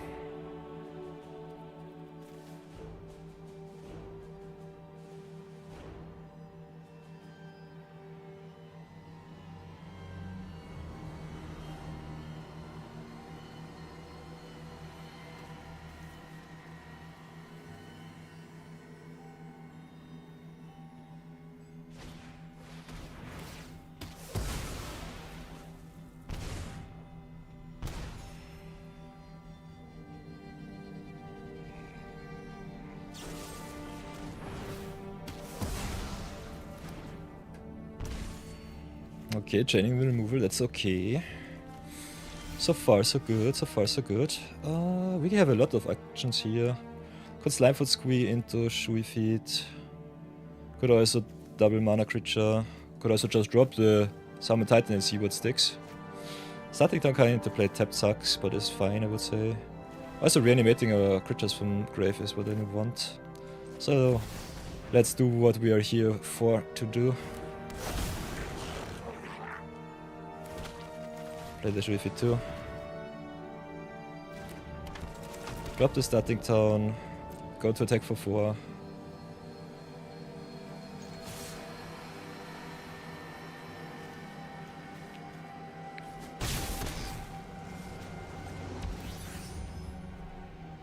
And just set up the reanimation, I would say. So Susikundi drawing us a million cards is kinda neat. Kinda like where the deck is so far. You don't need too many synergies, but the synergies that we have are pretty sweet.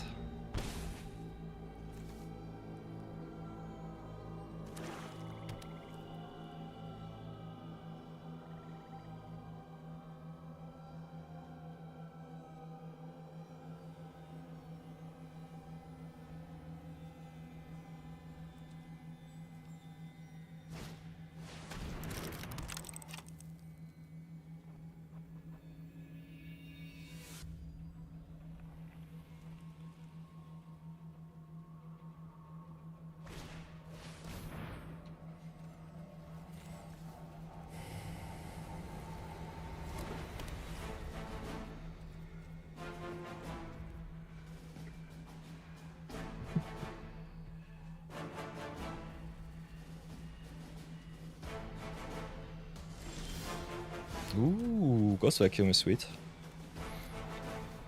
So whatever will we do? Guess we just set up with the Summon Titan here. Mill a little bit. Can definitely get something good back. Could have also waited for our opponent to play the stuff and then end of turn. Do it like this. Ooh, giving us an angel. Nice. Ooh, Ramenfeller making a Simical Rover deck as his next deck, sweet. So yeah, milling a lot of lands, which Titan definitely likes. I think we just dropped the Fuel Tank Feaster here. Could also do everything after the attacks. Could also just smack in with the Osteo Shui Feet. But I think we just attack with our other creatures, get our board presence even wider. Opponent struggles a little bit with the presence here. As long as it does not sweep me, I'm pretty happy. Shui Feet unfortunately takes my abilities away. So that's unfortunate. But as long as our opponent does not rip the sweeper from the top, we should win next turn.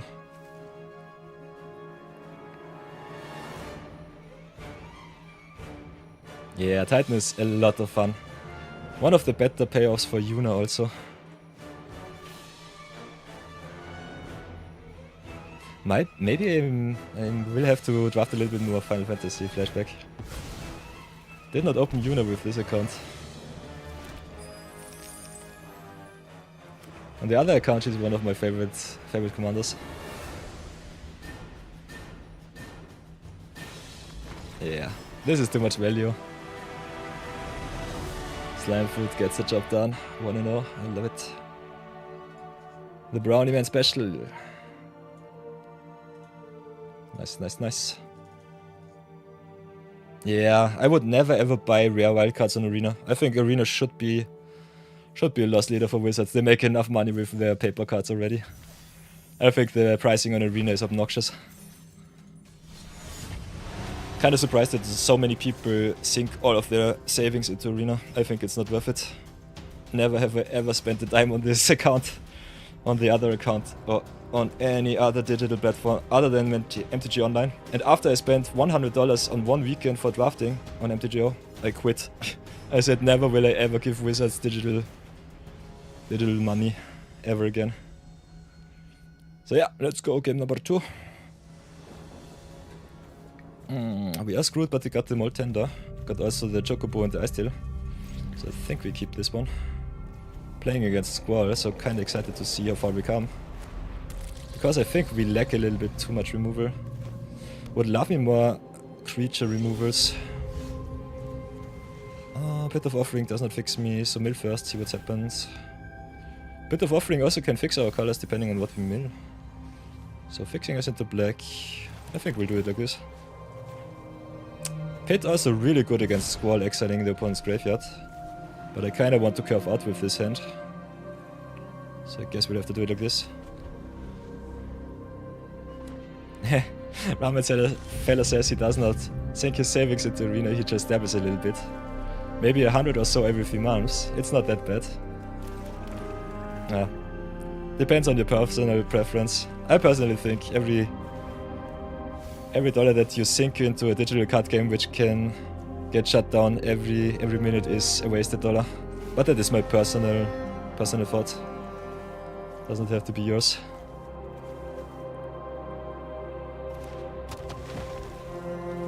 Pros and cons. If it makes you happy, if it gives you fun, it's definitely worth it. But I like me investments which also can get me back some returns. So that's one of the reasons why I will always endorse the paper products of Wizards. I think that digital monetization sucks real bad. So I kinda want to hit more land drops for my graveyard. So let's have a look at the top. And I think we just mill up a little bit more. Perfect. Moltender is so nice. With cards like Traveling Chocobo, it's so good.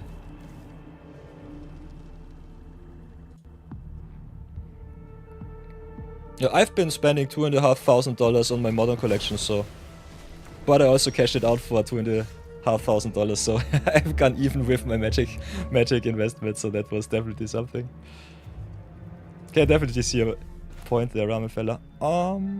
So what do we do? Okay, we could mill even more. I kind of want to ramp, so I think we'll drop the Ice Explorer here. Opponent with the Legions to Ashes. So us ramping definitely makes me happy. Scry first, see if it's a land, otherwise we might want to get it somewhere else. Milling a land is definitely fine, I would say. Then drop the Terminus. Exiling Titan though, big oof. But Terminus is worth it, so I think we'll exile the land here. Just ramp it up as much as possible. Set this up for glory. There's the Squall. No permanent so far for our opponent, so that's a thing. How much mana do we have? 6 for the Primal Bounty, could exile, have another 2 for the Shared Roots. Shared Roots into Ice Tail is a little bit better though, so do it like this first. What mana do we want? I guess we'll go for the red just for the Cosmic Sovereign. We have already double green, and I also have the fixing. So the more red, the better the Sovereign will be. Got the Blooming Marsh too, mill us up even more. Ice Tail Explorer is so busted. I love it. Okay, perfect. This is juicy. Could have also dropped the Primal Bounty. Still have 6-7 left. I think Bounty is nice here. Just stay back for now. Opponent will hit us for a bunch. But we can always just jump block with the Moltender. Depending on if they drop some permanents into grave, we'll do so. Otherwise they just hit us for 6, which is fine. Or for 12, because Furboy's Blade is a thing. Big yikes. But yeah, we can get some life back, so that's okay.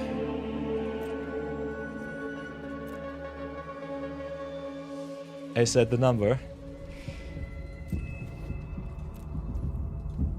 What did I say, Brownie Man? $80 every set drop for 50 packs and the mastery. You do you. Totally fine.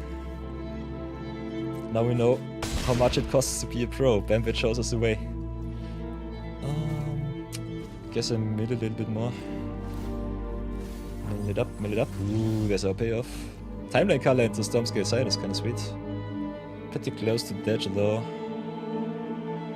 How many spells can I play? 1, 2, 3, 4, 5, 6, 7, 8, 9, 10. No. Could go Slimefoot and Scree. Could jump the Squall, get something good back. Could also exile, get more mana. 2, 4. Play Slimefoot and Scree, that's for sure. Still have double red.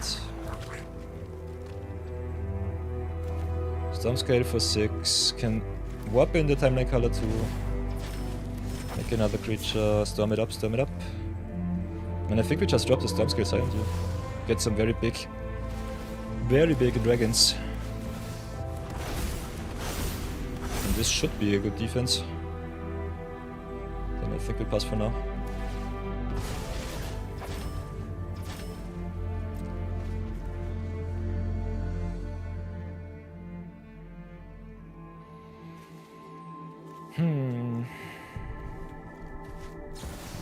Ooh, unmaking. Now think about Legion to Ashes roughing all of my tokens. But yeah, Anguish unmaking is fine. Squall having double strike sucks. And then Enforcer giving indestructible is really, really bad. So I have to make the decision how much I will block. I think I just jump here, take a solid 9.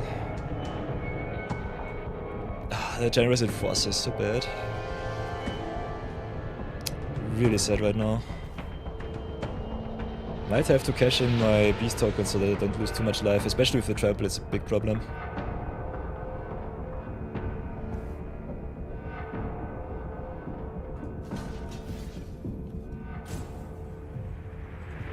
But giving our opponent so much value sucks. Big problem is if I block him exactly and he has removal, the trample will get me. I think I'll just do it like this.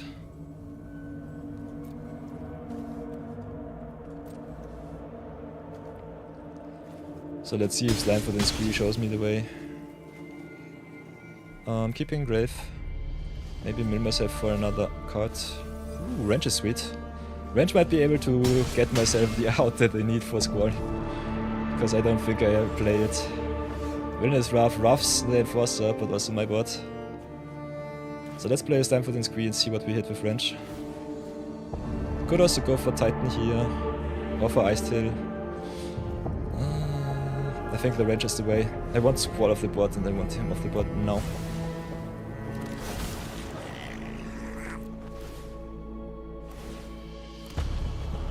So what do we have? Sword of Fortune Frontier doesn't do it. Open the Armory is okay. Got the Cursed Marauder to get rid of a non-token. So this gets rid of the indestructibility. How much mana do we have? 1, 2, 3, 4, 5, 6, 7. This might be out. Go a Cursed Marauder here. And maybe get ourselves... I think the sword is a nice value. Otherwise Deep Cavern Bats or Blackblade with Forge is definitely sweet. Blackblade makes my stuff really big. I think I just yoink the sword so that they don't get unblockable. Then play Marauder first.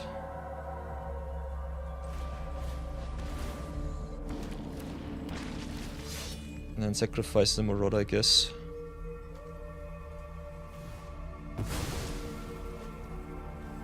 Then go to attacks next. Hit in for 10.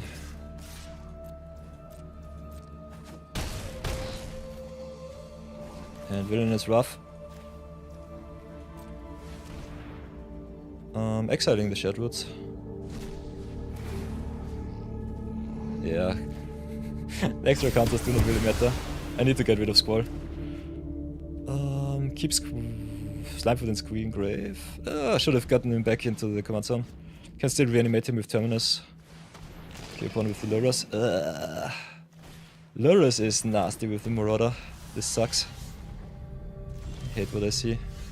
Ooh, Hexophant F. Nice top deck. Nice top deck, me. I did good. 6 creatures with different names. 1, 2, 3, 4, 5, 6.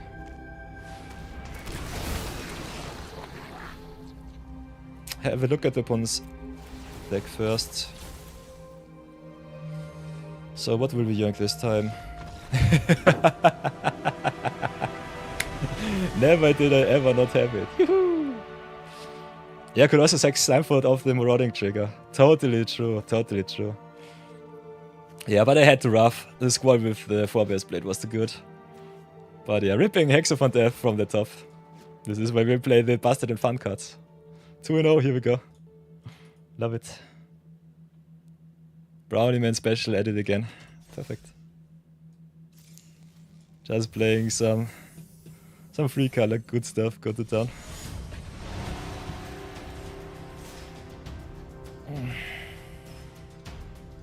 This was a really good game.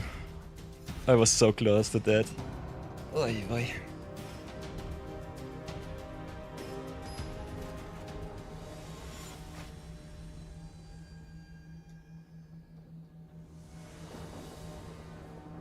So game number 3 is with Insidious Roots. No token makers for us. Could also go for the fixing, playing against Yuan. Say hello, as courtesy demands. Could fetch for the Chocobo from deck, which is kinda neat. We're on a draw though, so I'm not sure if we are not too slow. Still kinda want to see how far this opener goes. Yuan normally is not too fast, and there's the Ice Explorer, so big happiness. Roots. Insidious Roots is such a fun card. Cannot get it back from grave, but it's neat. If you play a more self-mill heavy Slimefoot deck, I would definitely recommend you also get all of the Eternal Witness effects in your deck. Otherwise, what else can we do? Could play all of the taplings first to curve out a little bit better. Maybe Territorial Strike next turn. Ooh, Rise of the Dark Realms, win condition achieved. So here we go. Especially with the Ice Explorer self-mill, that's kinda neat. Show them the power of the roots. I will give my best. Unfortunately, I don't have Bloodgast. Insidious Roots plus Bloodgast is so nice. And Bloodgast is also in, I think, Everdrift, so that's a thing. So, play El Swampo. Could play Roots, could play Strike. Fetchland plus Ice Tail is also neat. Opponent can play everything again with the Yuan. I think I'll keep my removal right now. Just drop the value pieces.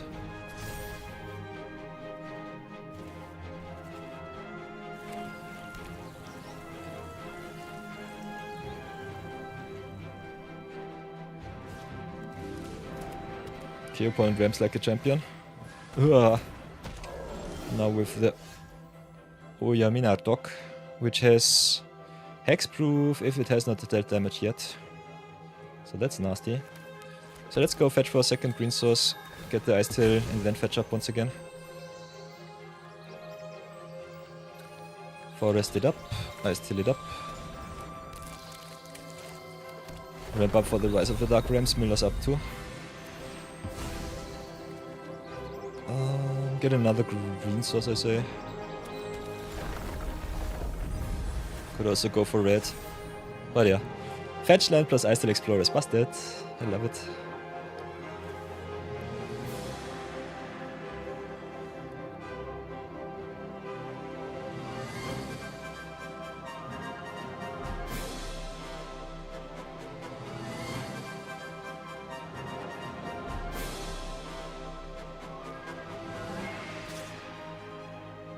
Okay, I'll gladly take the damage. No more hexproof for you.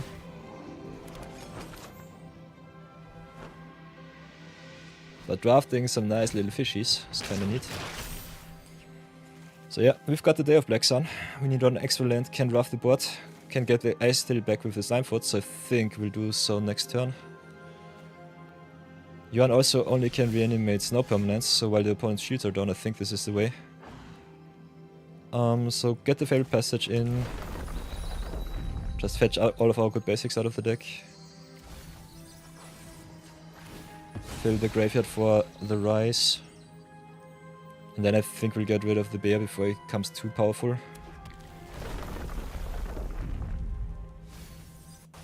Snoozing the ads for another 5 minutes. Mill as much as possible. Harvester plus Insidious Roots also kinda neat. Because he exiles from Grave, which is leaving. So all the exile-based effects also enable Insidious Roots. So cards like Code the Face Stealer work. Tough, for example, getting back some non-creature space is also working. So go for the black here. Mill, mill, mill. The more red we have, the better the Cosmic Sovereign is. Cannot drop this line for the screen right now. We'll definitely have to Wrath though. Or do we? I think we could also commit to board and keep up the Wrath. We have so much value.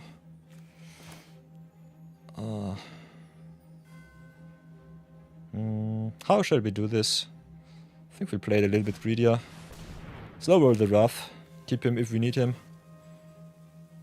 Opponent has a lot of mana though, so I might be a little bit too greedy here. Could also just Slime for the Squee. Yeah, Slime for the Squee costs 3, so we can play it. Do it like this. I get the reanimation online. Get all of my good stuff.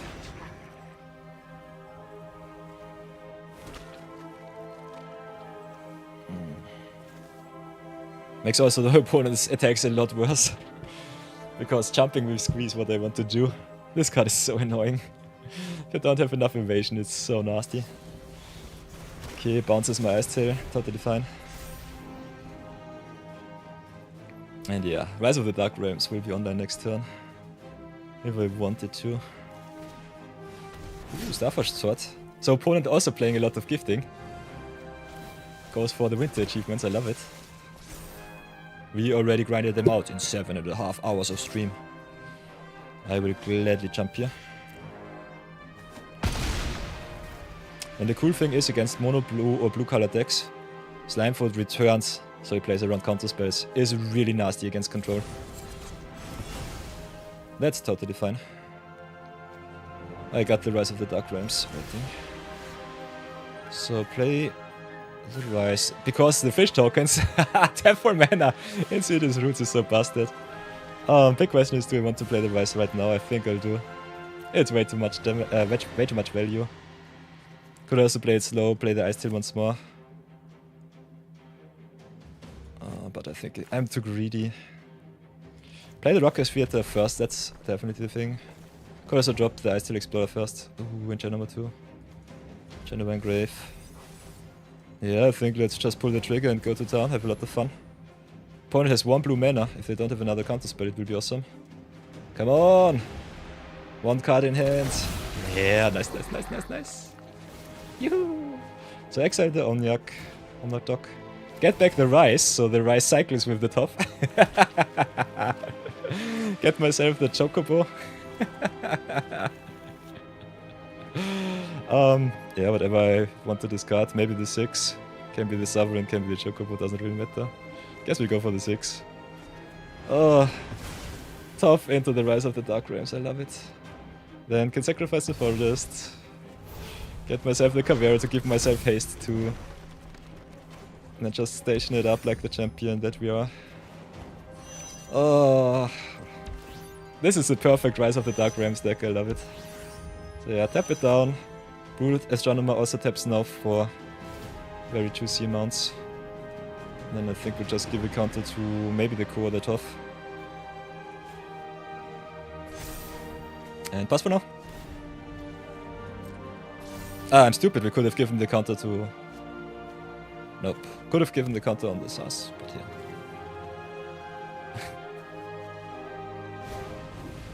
Very nice.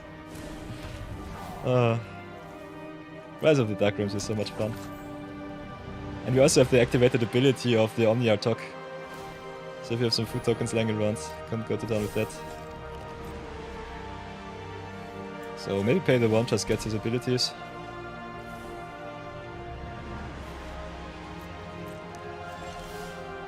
So yeah, I got the Disciple of Riley's, got the Traveling Chocobo.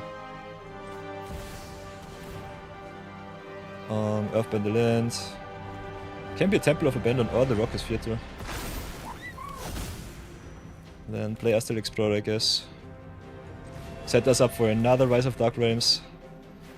Animate the Temple. Then Fairy Passage, mill. This is annoying.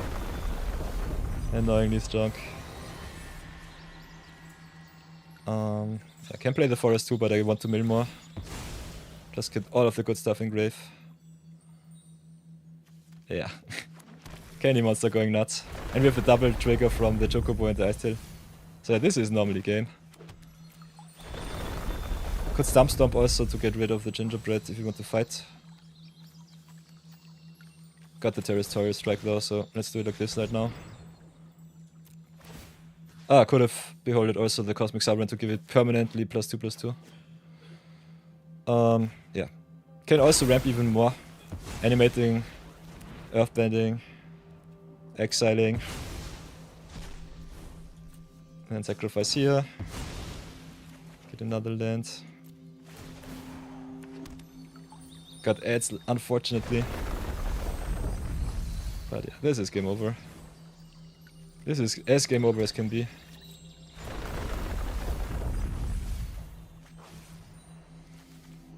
Yeah, and then we still have the Cosmic Sovereign going even wider. Can also just Cavero, sacrifice the land, give everything a boost, and I think that's with the haste enabling its game. So sacrifice the Rockers Theater, get it back. And this is just it. Cavero is so nuts. So mill it. Everything in grave. And then get haste. Giving also 2 counters. And doubling up the counters on our commander. Yeah. Drop the mic, have some fun.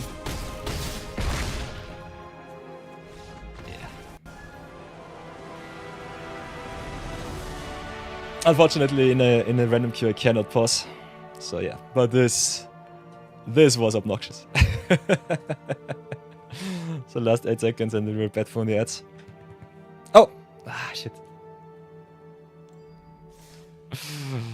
Welcome back from the ads, everybody. Sorry for that, everyone. Ramen fella laughing in Twitch Turbo. But yeah, we've got the Cavero and gave all of our creatures that we reanimated haste, and that was it. I think this game was over the moment we realized our reanimation spell. Ooh, Unsparing Boltcaster. Oh, solid. So yeah, very convincing. Very convincing wombo combo. I did not even know that we had a wombo combo in our deck. But yeah, kinda love it. I should have made a screenshot. Can still do it from the bot. You just messaged it to me. Kinda neat. Very neat.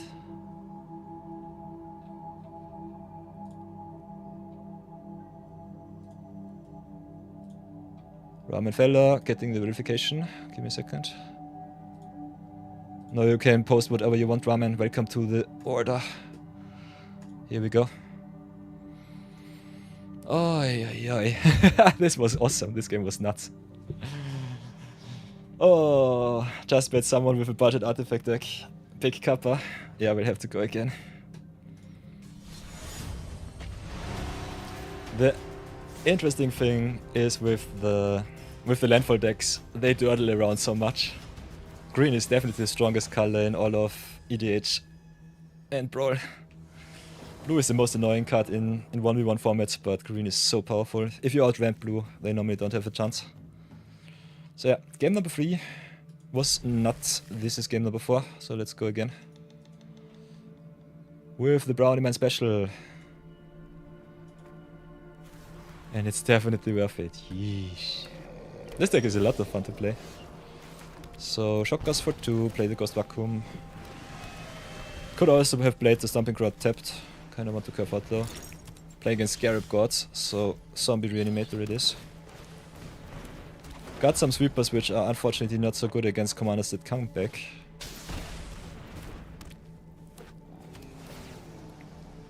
Slimefoot and Squee being a 3-mana card is by the way pretty strong too. So I think we start with Slimefoot here. While the shields are down. Get our Subtrolling. Get the Taptons out of the way. Also secure a double red for Cosmic Sovereign if the opponent wants to remove the Heart Bristle. Other than that, this is normally a matchup where we have to be the aggressors. Because Scarab God loves to go late. Okay, as foretold, Training Grounds. A lot of competitive commander cards. Not too much synergy at the moment though. So let's go play Cosmic Sovereign. Control something good. Ooh, Eternal Scourge is neat. Make more subloadings. Smack in.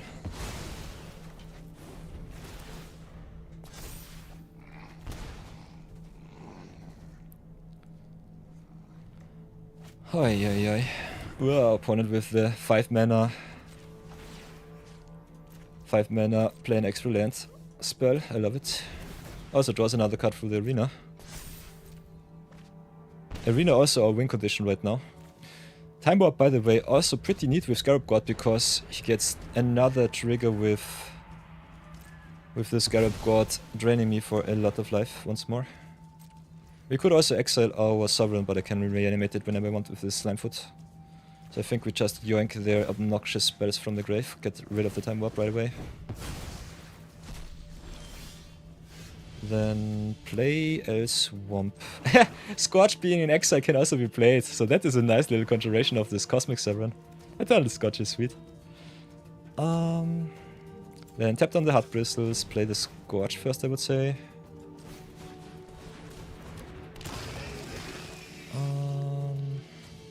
Go to attacks. Could play our Mana Rocks. Could also just drop the Shui Feet to go even wider. Kinda like Terminus sacrificing a Subruling and enabling the reanimation every turn. Blue does not have any answer for indestructible permanent. So that's pretty neat. So pass for now. Opponent already at 6-2. So this will be a nice little aggro win. As we're told on 3 is kinda nasty. As soon as our opponent can go infinite with their extra turn spells, we might be dead. But we might be fast enough to get them by surprise. Also 1, 2, 3, 4, 5, 6, 7 with the exile from grave. So we could activate Terminus next turn. Don't think we have to though. Might still be fun. Okay, slash it up. Also the cool interaction with Eternal Scorch and the Ghost Vacuum. Scorch goes to grave, we can exile it with Ghost Vacuum and play it once again. So that's pretty neat. Yes, so what now? Can't just go right click attack all, I would say. Could also just maximize the Terminus value. Which I think we'll do. Or nah, I think we'll do it afterwards. So let's go to attacks first. Hit them with everything. If I want to get the Terminus value, I have to keep the Heart Bristle back.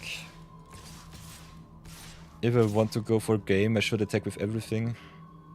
He has 2 good blocks. It's not lethal right now, so I think it's fine. And the Phyrexian Arena kills him. So I could attack with everything and let the Arena do its duty. He has to double block my 3 drops.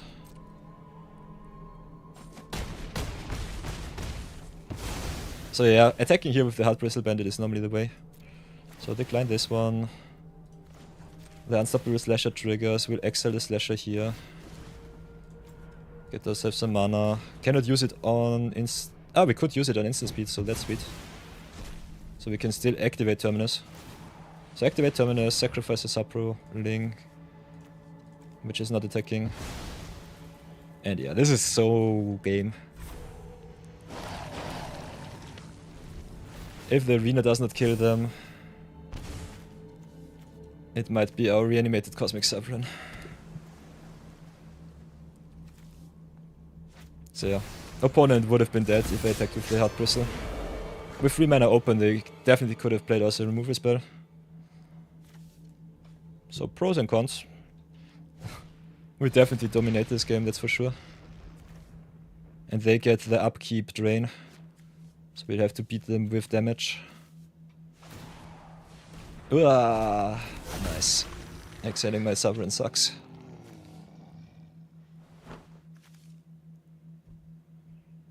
Did not think about this one. But yeah, Ghost Vacuuming the Unstoppable Slasher is a given. I have to do it. I think I just rough here.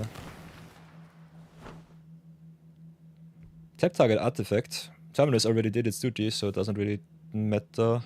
Ghost Vacuum could be a problem. We've got the Terminus as a backup to get Slimefoot back, so that's nice. We'll have to rough next turn, so very happy about the Rise of Sozin here in hand.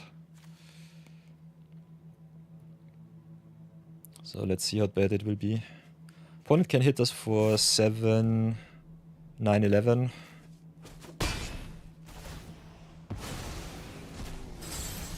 We reanimate. It doesn't really matter, I have to rough. Don't have any good attacks. Can just go for the Slimefoot and Squee. Just for the funsies. Drag through the roots is also interesting. But yeah, no choice here. We have to rough. Can pool the mana, don't really need it. But yeah. Rough with Rise of Sozin. Scarab God, return it to its owner's hand at the beginning of the next end step. Slimefoot stays in grave, that's fine. Yeah. And they die to the Phyrexian Arena. Nice. Got it. Got the opponent by surprise. Easy 4-0. Brownieman special going hard. Let's go into game number 5 and see if we get the perfect trophy. Perfecties, perfecties. Come on, come on, come on.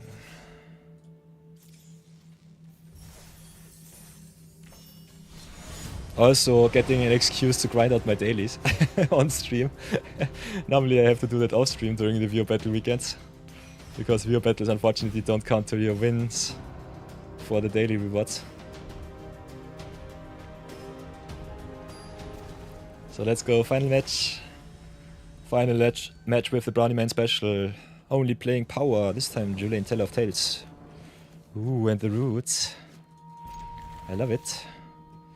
Got the roots, got the moles, got the bandits, got the rampage. Are on the play once again, so perfect.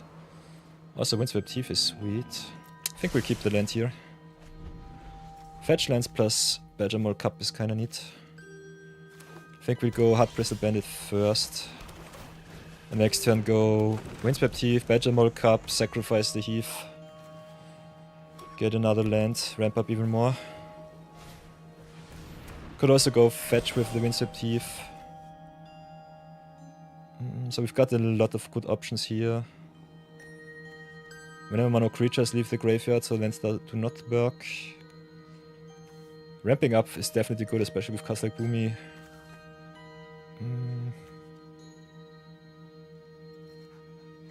So yeah, mana wise it's the same, but if Cup goes, our other creatures don't give us more stuff. So I think we'll do it like this. Just get the most value out of my cards. Earthband it up.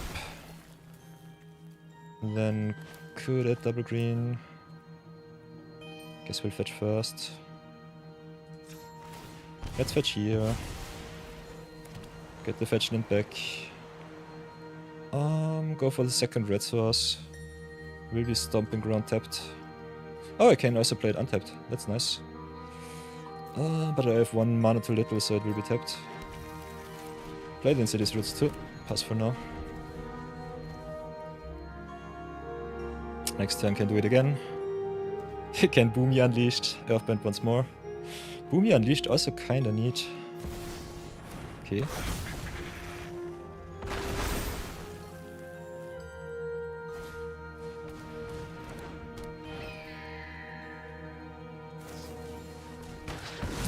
Nature's Claim. Unfun. Drop the swamp. What is the best way to play this?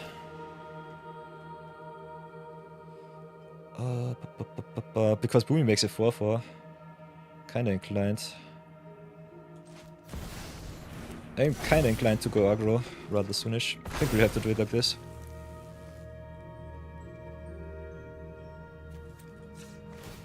Fetch with the Windswept Heath. Go for Forest. Have 3 mana. What if 2 mana? I think we just offer the trade here. Otherwise just hit in for a solid 6. Opponent has a million mana with the Julian. Coming down on turn 4, I guess. The earlier you drop Julian, the better it will be. Also Julian resetting your Battle Mall Cups Earthbending is kinda nice.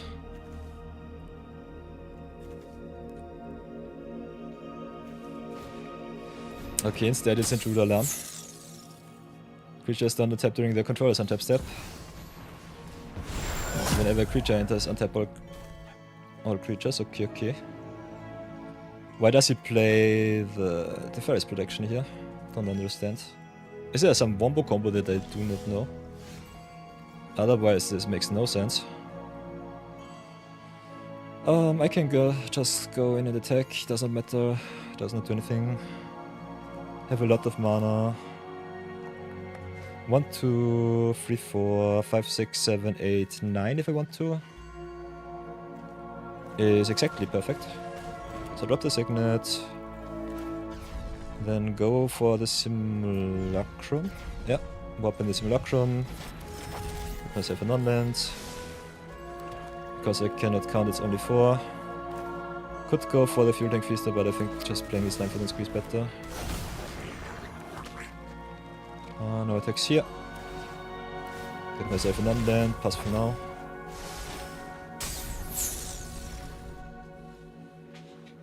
So yeah, so far so good.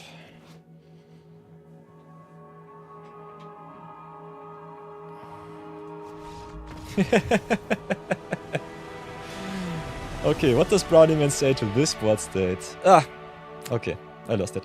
Maybe just wants you to not get value off Intruder Alarm while also protecting his stuff. Makes sense, maybe he does not know how to play Intruder Alarm. Intruder Alarm is a strange card. I think it works the best with flash cards, if you flash something into play. Other than that, was a little bit strange.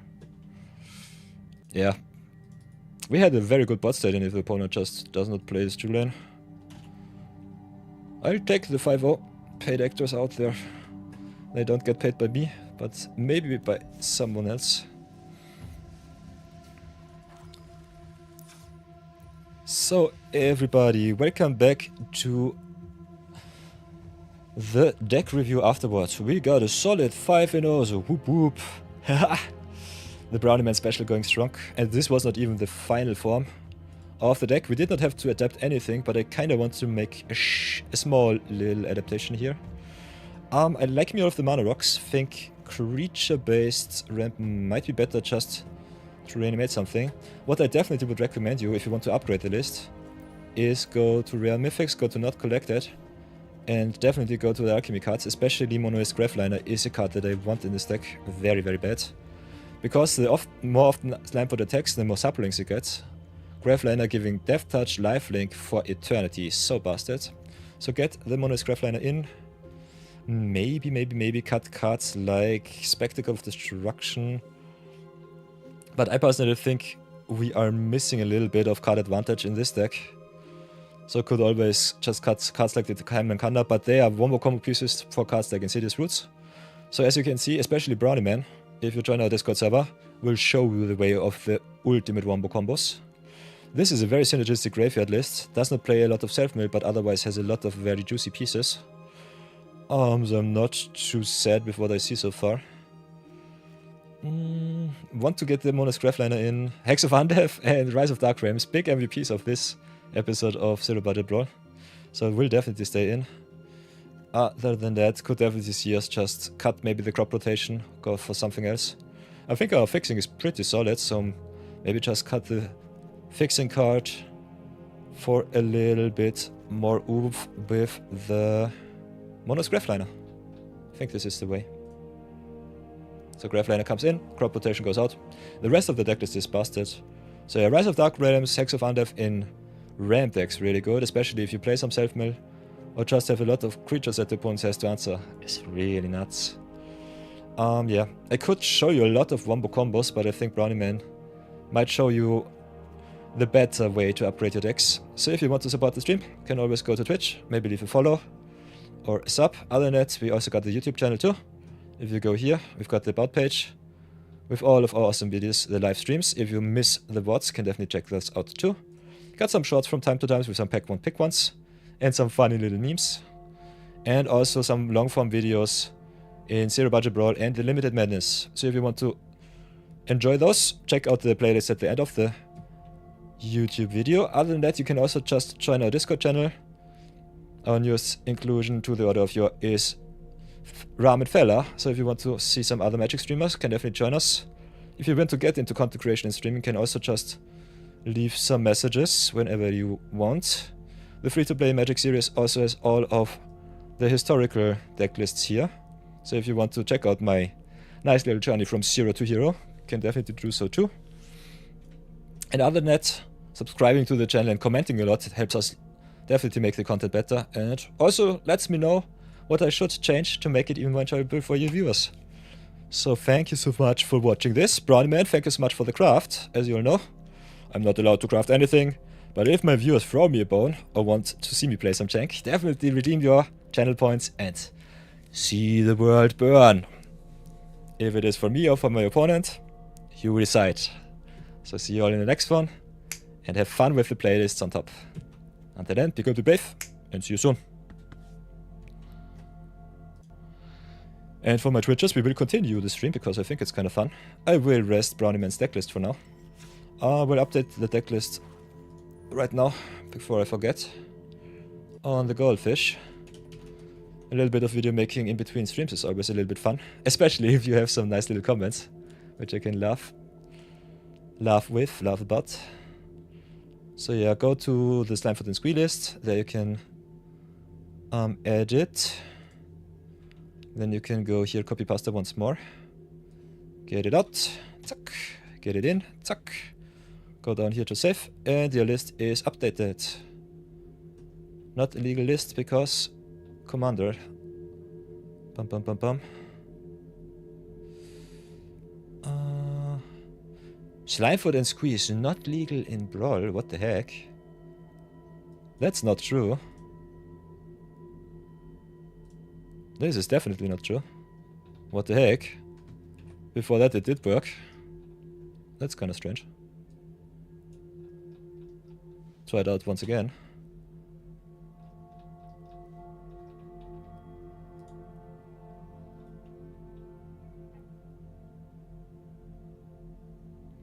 Slimefoot and Squeeze should be available as a commander. It's a precon card. I be playing illegal cards, totally true, Brownie Man. Yeah, it's a precon card, you should normally be able to play it. So that, I don't understand why this does not work. But yeah, we play also some alchemy cards and some avatar cards which are not on Goldfish right now for whatever reason. So maybe I have to write Richard about that. But yeah, I updated the list. I think Mono's Graveliner has to go into the deck.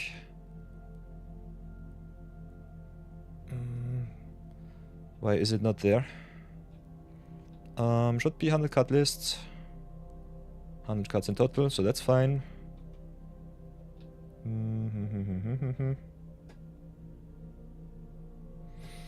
Kinda surprised why it does not work right now. There's a Graveliner. So under others it is.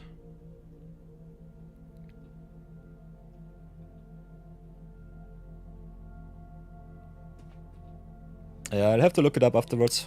Decklist is online. Otherwise, if you cannot see it, let me know.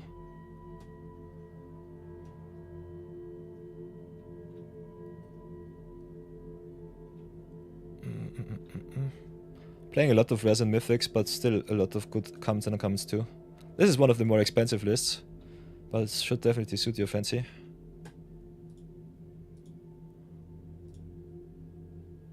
Okay, I can have a look at it. The command not being legally is strange. But yeah, we'll write Richard. He'll hopefully fix it. And yeah, you can definitely play a lot of power. Slimefoot and Squee infinite combos is definitely one of Brownie Man's special suite, so ask him a lot about it. Other than that, Ramen Fella, if you are still there, we can fight it out once more. You can definitely earn yourself your winning position. Get yourself the VIP slot in my stream.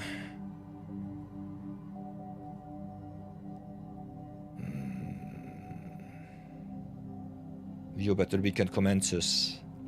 All of the YouTube videos are ready and rumbling. You put the list on the Discord for everyone interested? Sweet. Very nice one, Brownie.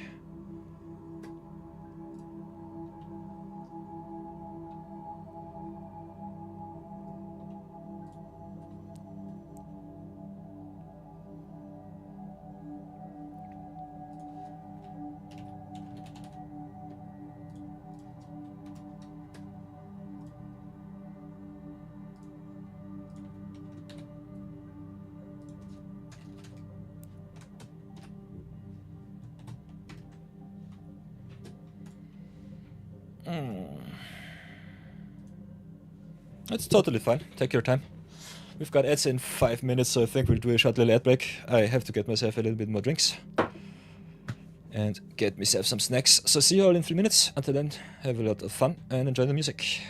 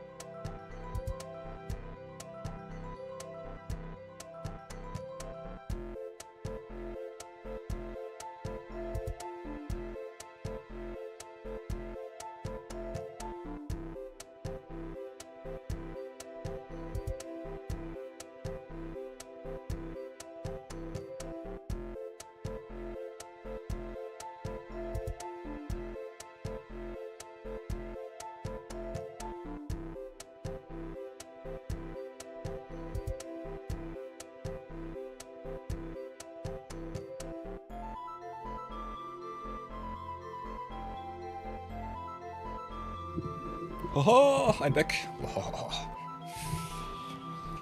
Oh, last 60 seconds of ads, and then we are free for another hour. Amphithesaurus Rex with the lurk. I love it. Take all of my hearts, Rex. Take them all.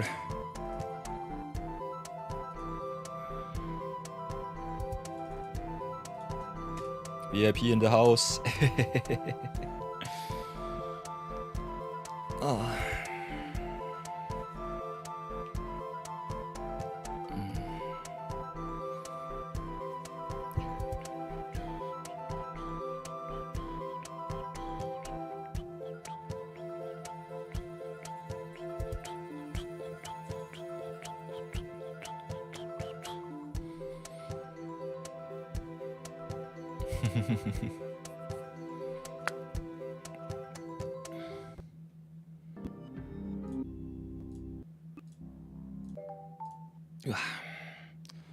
So, it's begun. Let's continue. Let's lock it in. Ramen fella with the challenge once again. Ramen, what will it be? Show me the way. Best of one. Is it standard? Is it historic? I think you said you are a standard player. So I'll bring my standard stack once more. Got some flicker flyers too, but I think I'll go with the best of one. Do it once more, do it once more. Shall we look at my cheat sheet? So the brownie mans we did.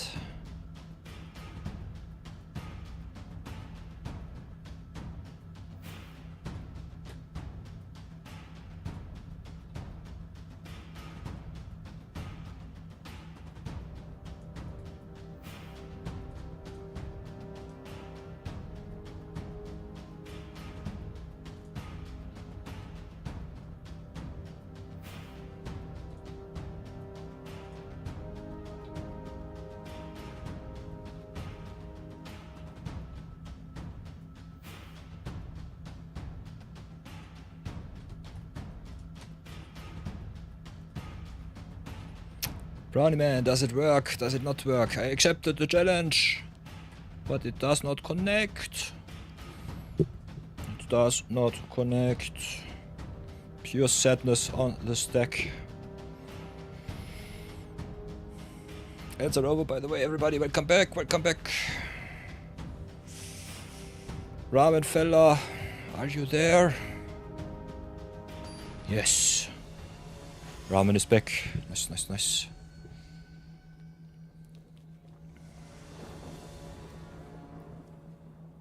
So here we go once more. Welcome back from the ad break.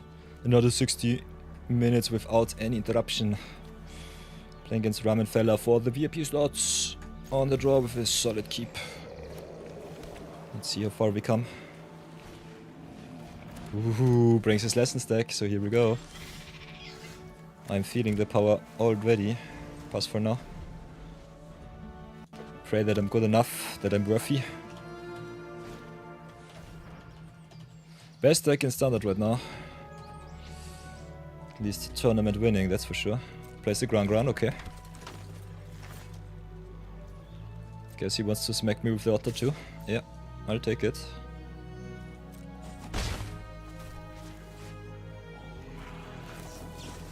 End of turn. Flash in the Spectral Sailor. Guess it will not live. Firebending lesson it is. Yes, indeed. Oh, then drop the planes. Drop the... should I drop the Magdin Hitler? Ground Run is so nasty. Giving you some treasure sucks too. I think we'll drop the Magdin Hitler first. Yeah, Secret Tunnel going hard. Let's give it our best. Removal deck against creature deck is always a nice little matchup.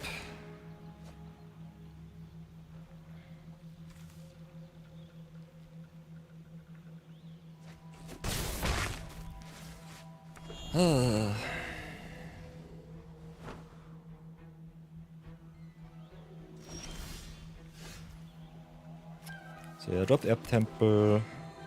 And I think we'll have to Requisition Raid. Get rid of the enchantment right here. No time to waste. Adios. Ground Run already the biggest, baddest in the lands. And of course he has a second one. Why wouldn't he? Yeah, and now it's also Ancestral Recall deck. With the Monument to Endurance, which I have no answer because Requisition Rate said. Requisition Rate, by the way, pretty good in this meta with the artifact enchantment threats here. So yeah, maybe I should have still played my other removal spell instead of the raid. I'm always forgetting that Lessons also plays Monument. So pure sadness here. Monument plus Ground Run is so busted. So yeah, Stormchaser's Talent is the biggest problem here. Let's go Starfish up at first. Get ourselves the Momo from deck. I think we just get lost this Chaser's Talent before the value comes back with the boomerangs. Will die to the Prowess Otter tokens though pretty fast. And they also get some permanent counters with the maps. And I also died to the burn from the Monument to Endurance. This deck is so nasty. This deck is one of the reasons why I hate playing Standard. These streamlined wombo combos are so uninteresting. They are very powerful, but sheesh, are they a pain to play against. But yeah, in the spirit of Viewer Battle Weekend, I will endure it at least for 2 days straight. If you desire to torture me with this stuff. Oops. So yeah. Easy win for Ramen Fella. Playing removal deck against creature deck is always easy. But yeah, GG's. GG's, Mr. Fella. Take my heart. I give all of them to you. Viewer Battle Weekend is the time of the year, the time of the week, if I would say so, to humble me once more. Otherwise I grow too complacent with all of my awesome Brawl Decks and wins.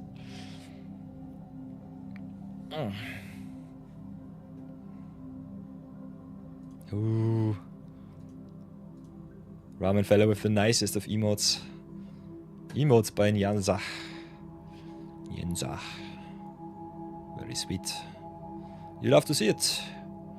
Very, very good.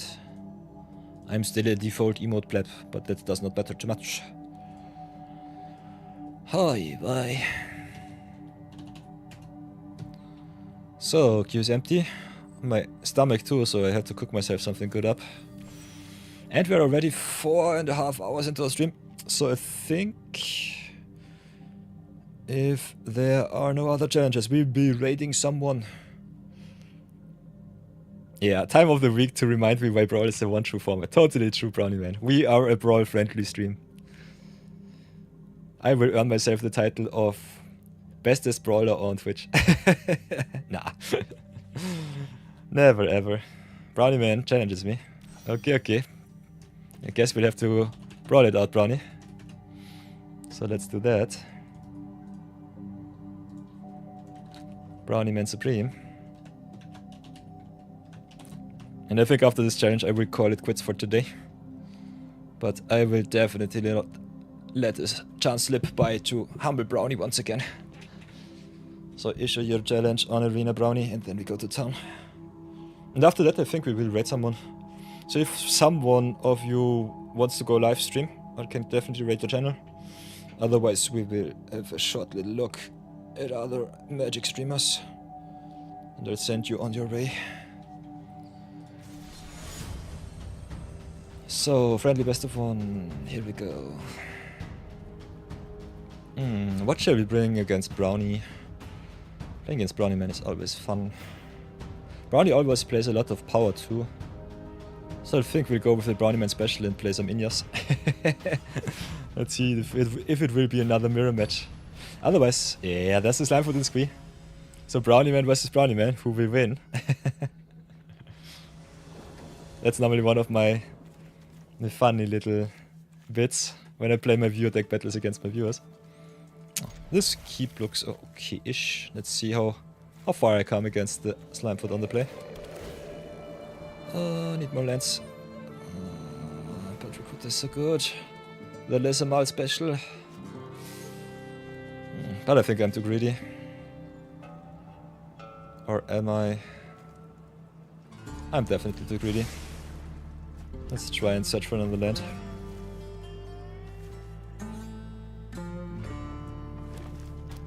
Okay, Yavimaya. So I'm a green deck too now. With the exploration too. Sheesh. Into the Utopia's Ball. Yikes. Utopia's Ball on red. Okay, that's fine. I think we'll do it like this. Play Spyglass Siren. And then I think we'll Seam Rip your Utopia's Brawl. No free color shenanigans for you, at least not for now. Exploration is still a big problem. If you just have all of your lands, it doesn't even matter. At least we've got the ramp away.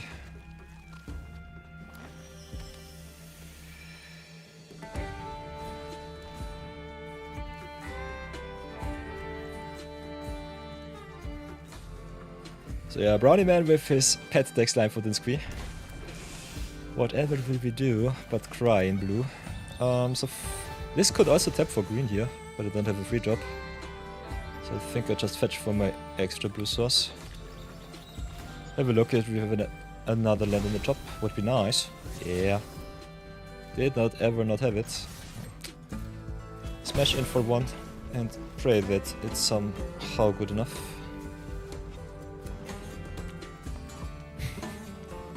I love Yavimaya and I love also the Yawgmoth. It's so much fun. Yawgmoth. I think this land cycle should definitely be printed in all colors.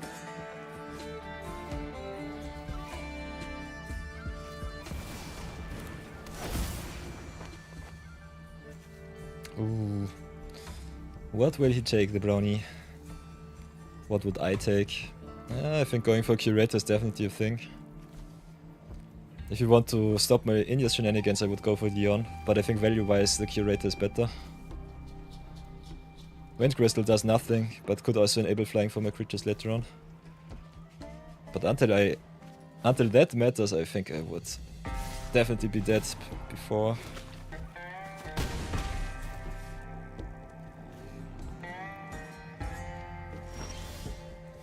So yeah, play the island. I think we play the Wind Crystal here. Could also just drop this one.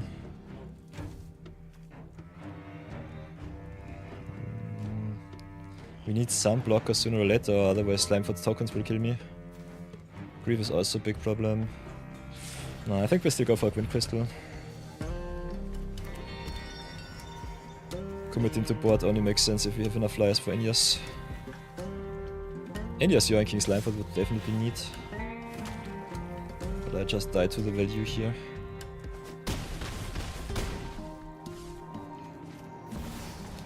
Ooh, Birthing Ritual, that's a nice one.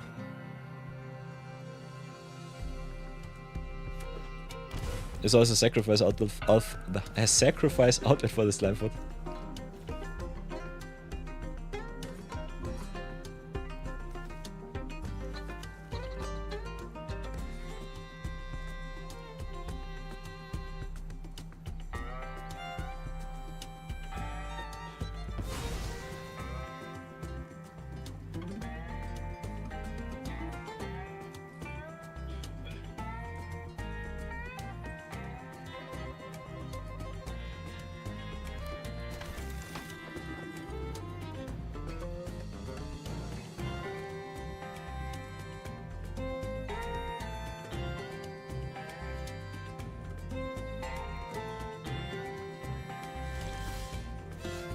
Okay, that's at least something. The Flash in Enduring Curiosity, maybe draw some cards.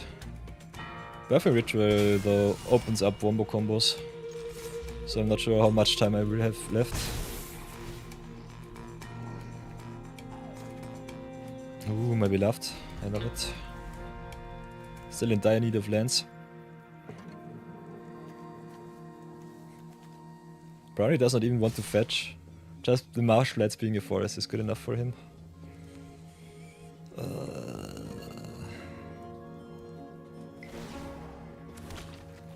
So yeah, I will eat the Umbral Collar Salad here.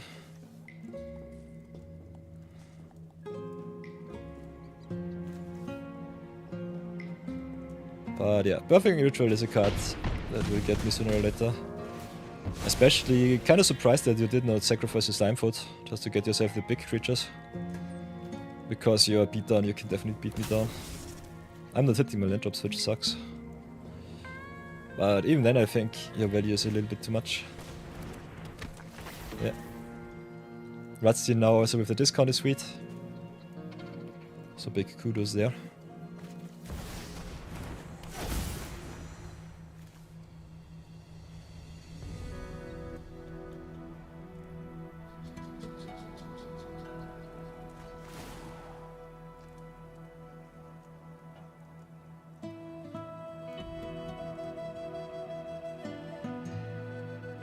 So whatever will it be?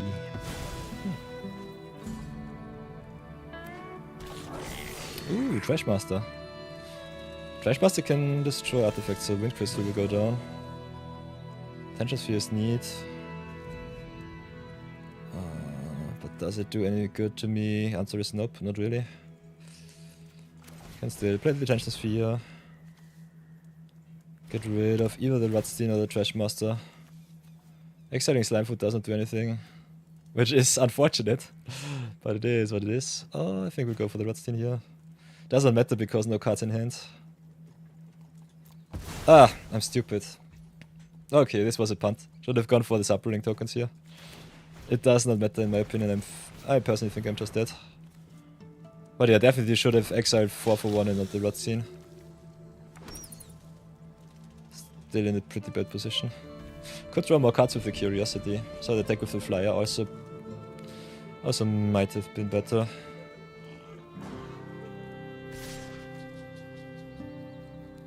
But yeah, I think I'll concede this one. Too much value, Brownie Man. This is too much for me. And he still did not even have a look at his grave. What will it be? I'm feeling the energy drained from me.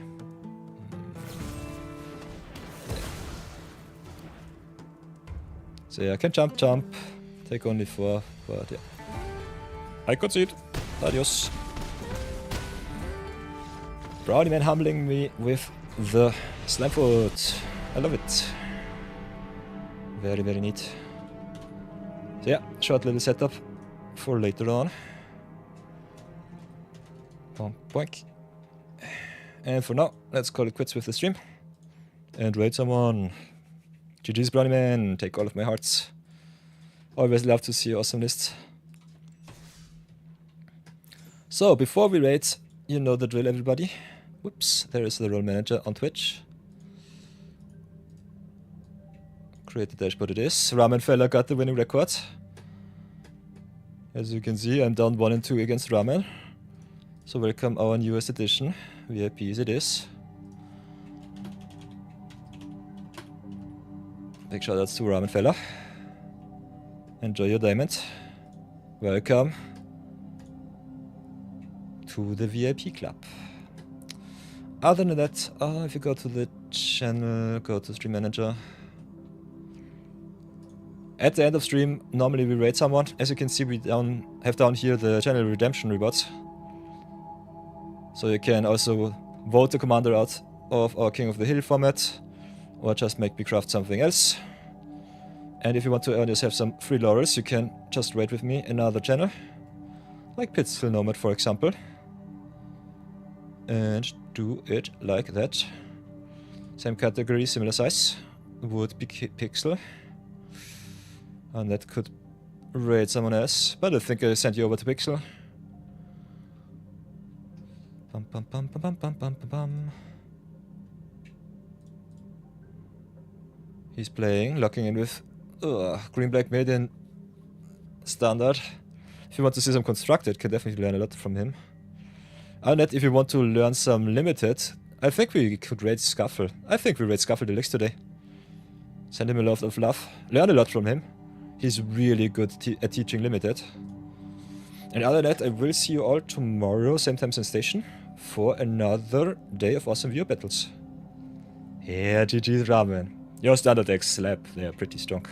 I have to up my game, so I will brew a little bit around after the stream and maybe beat you tomorrow. Until then, thank you so much for the games, everybody. See you tomorrow, same time, same station. Replenish yourself, get yourself some strength. And definitely send a lot of love to Scuffle Deluxe. So enjoy the rest of the day, wherever you are on the planet. And see you soon. Brew deck here if your opponent is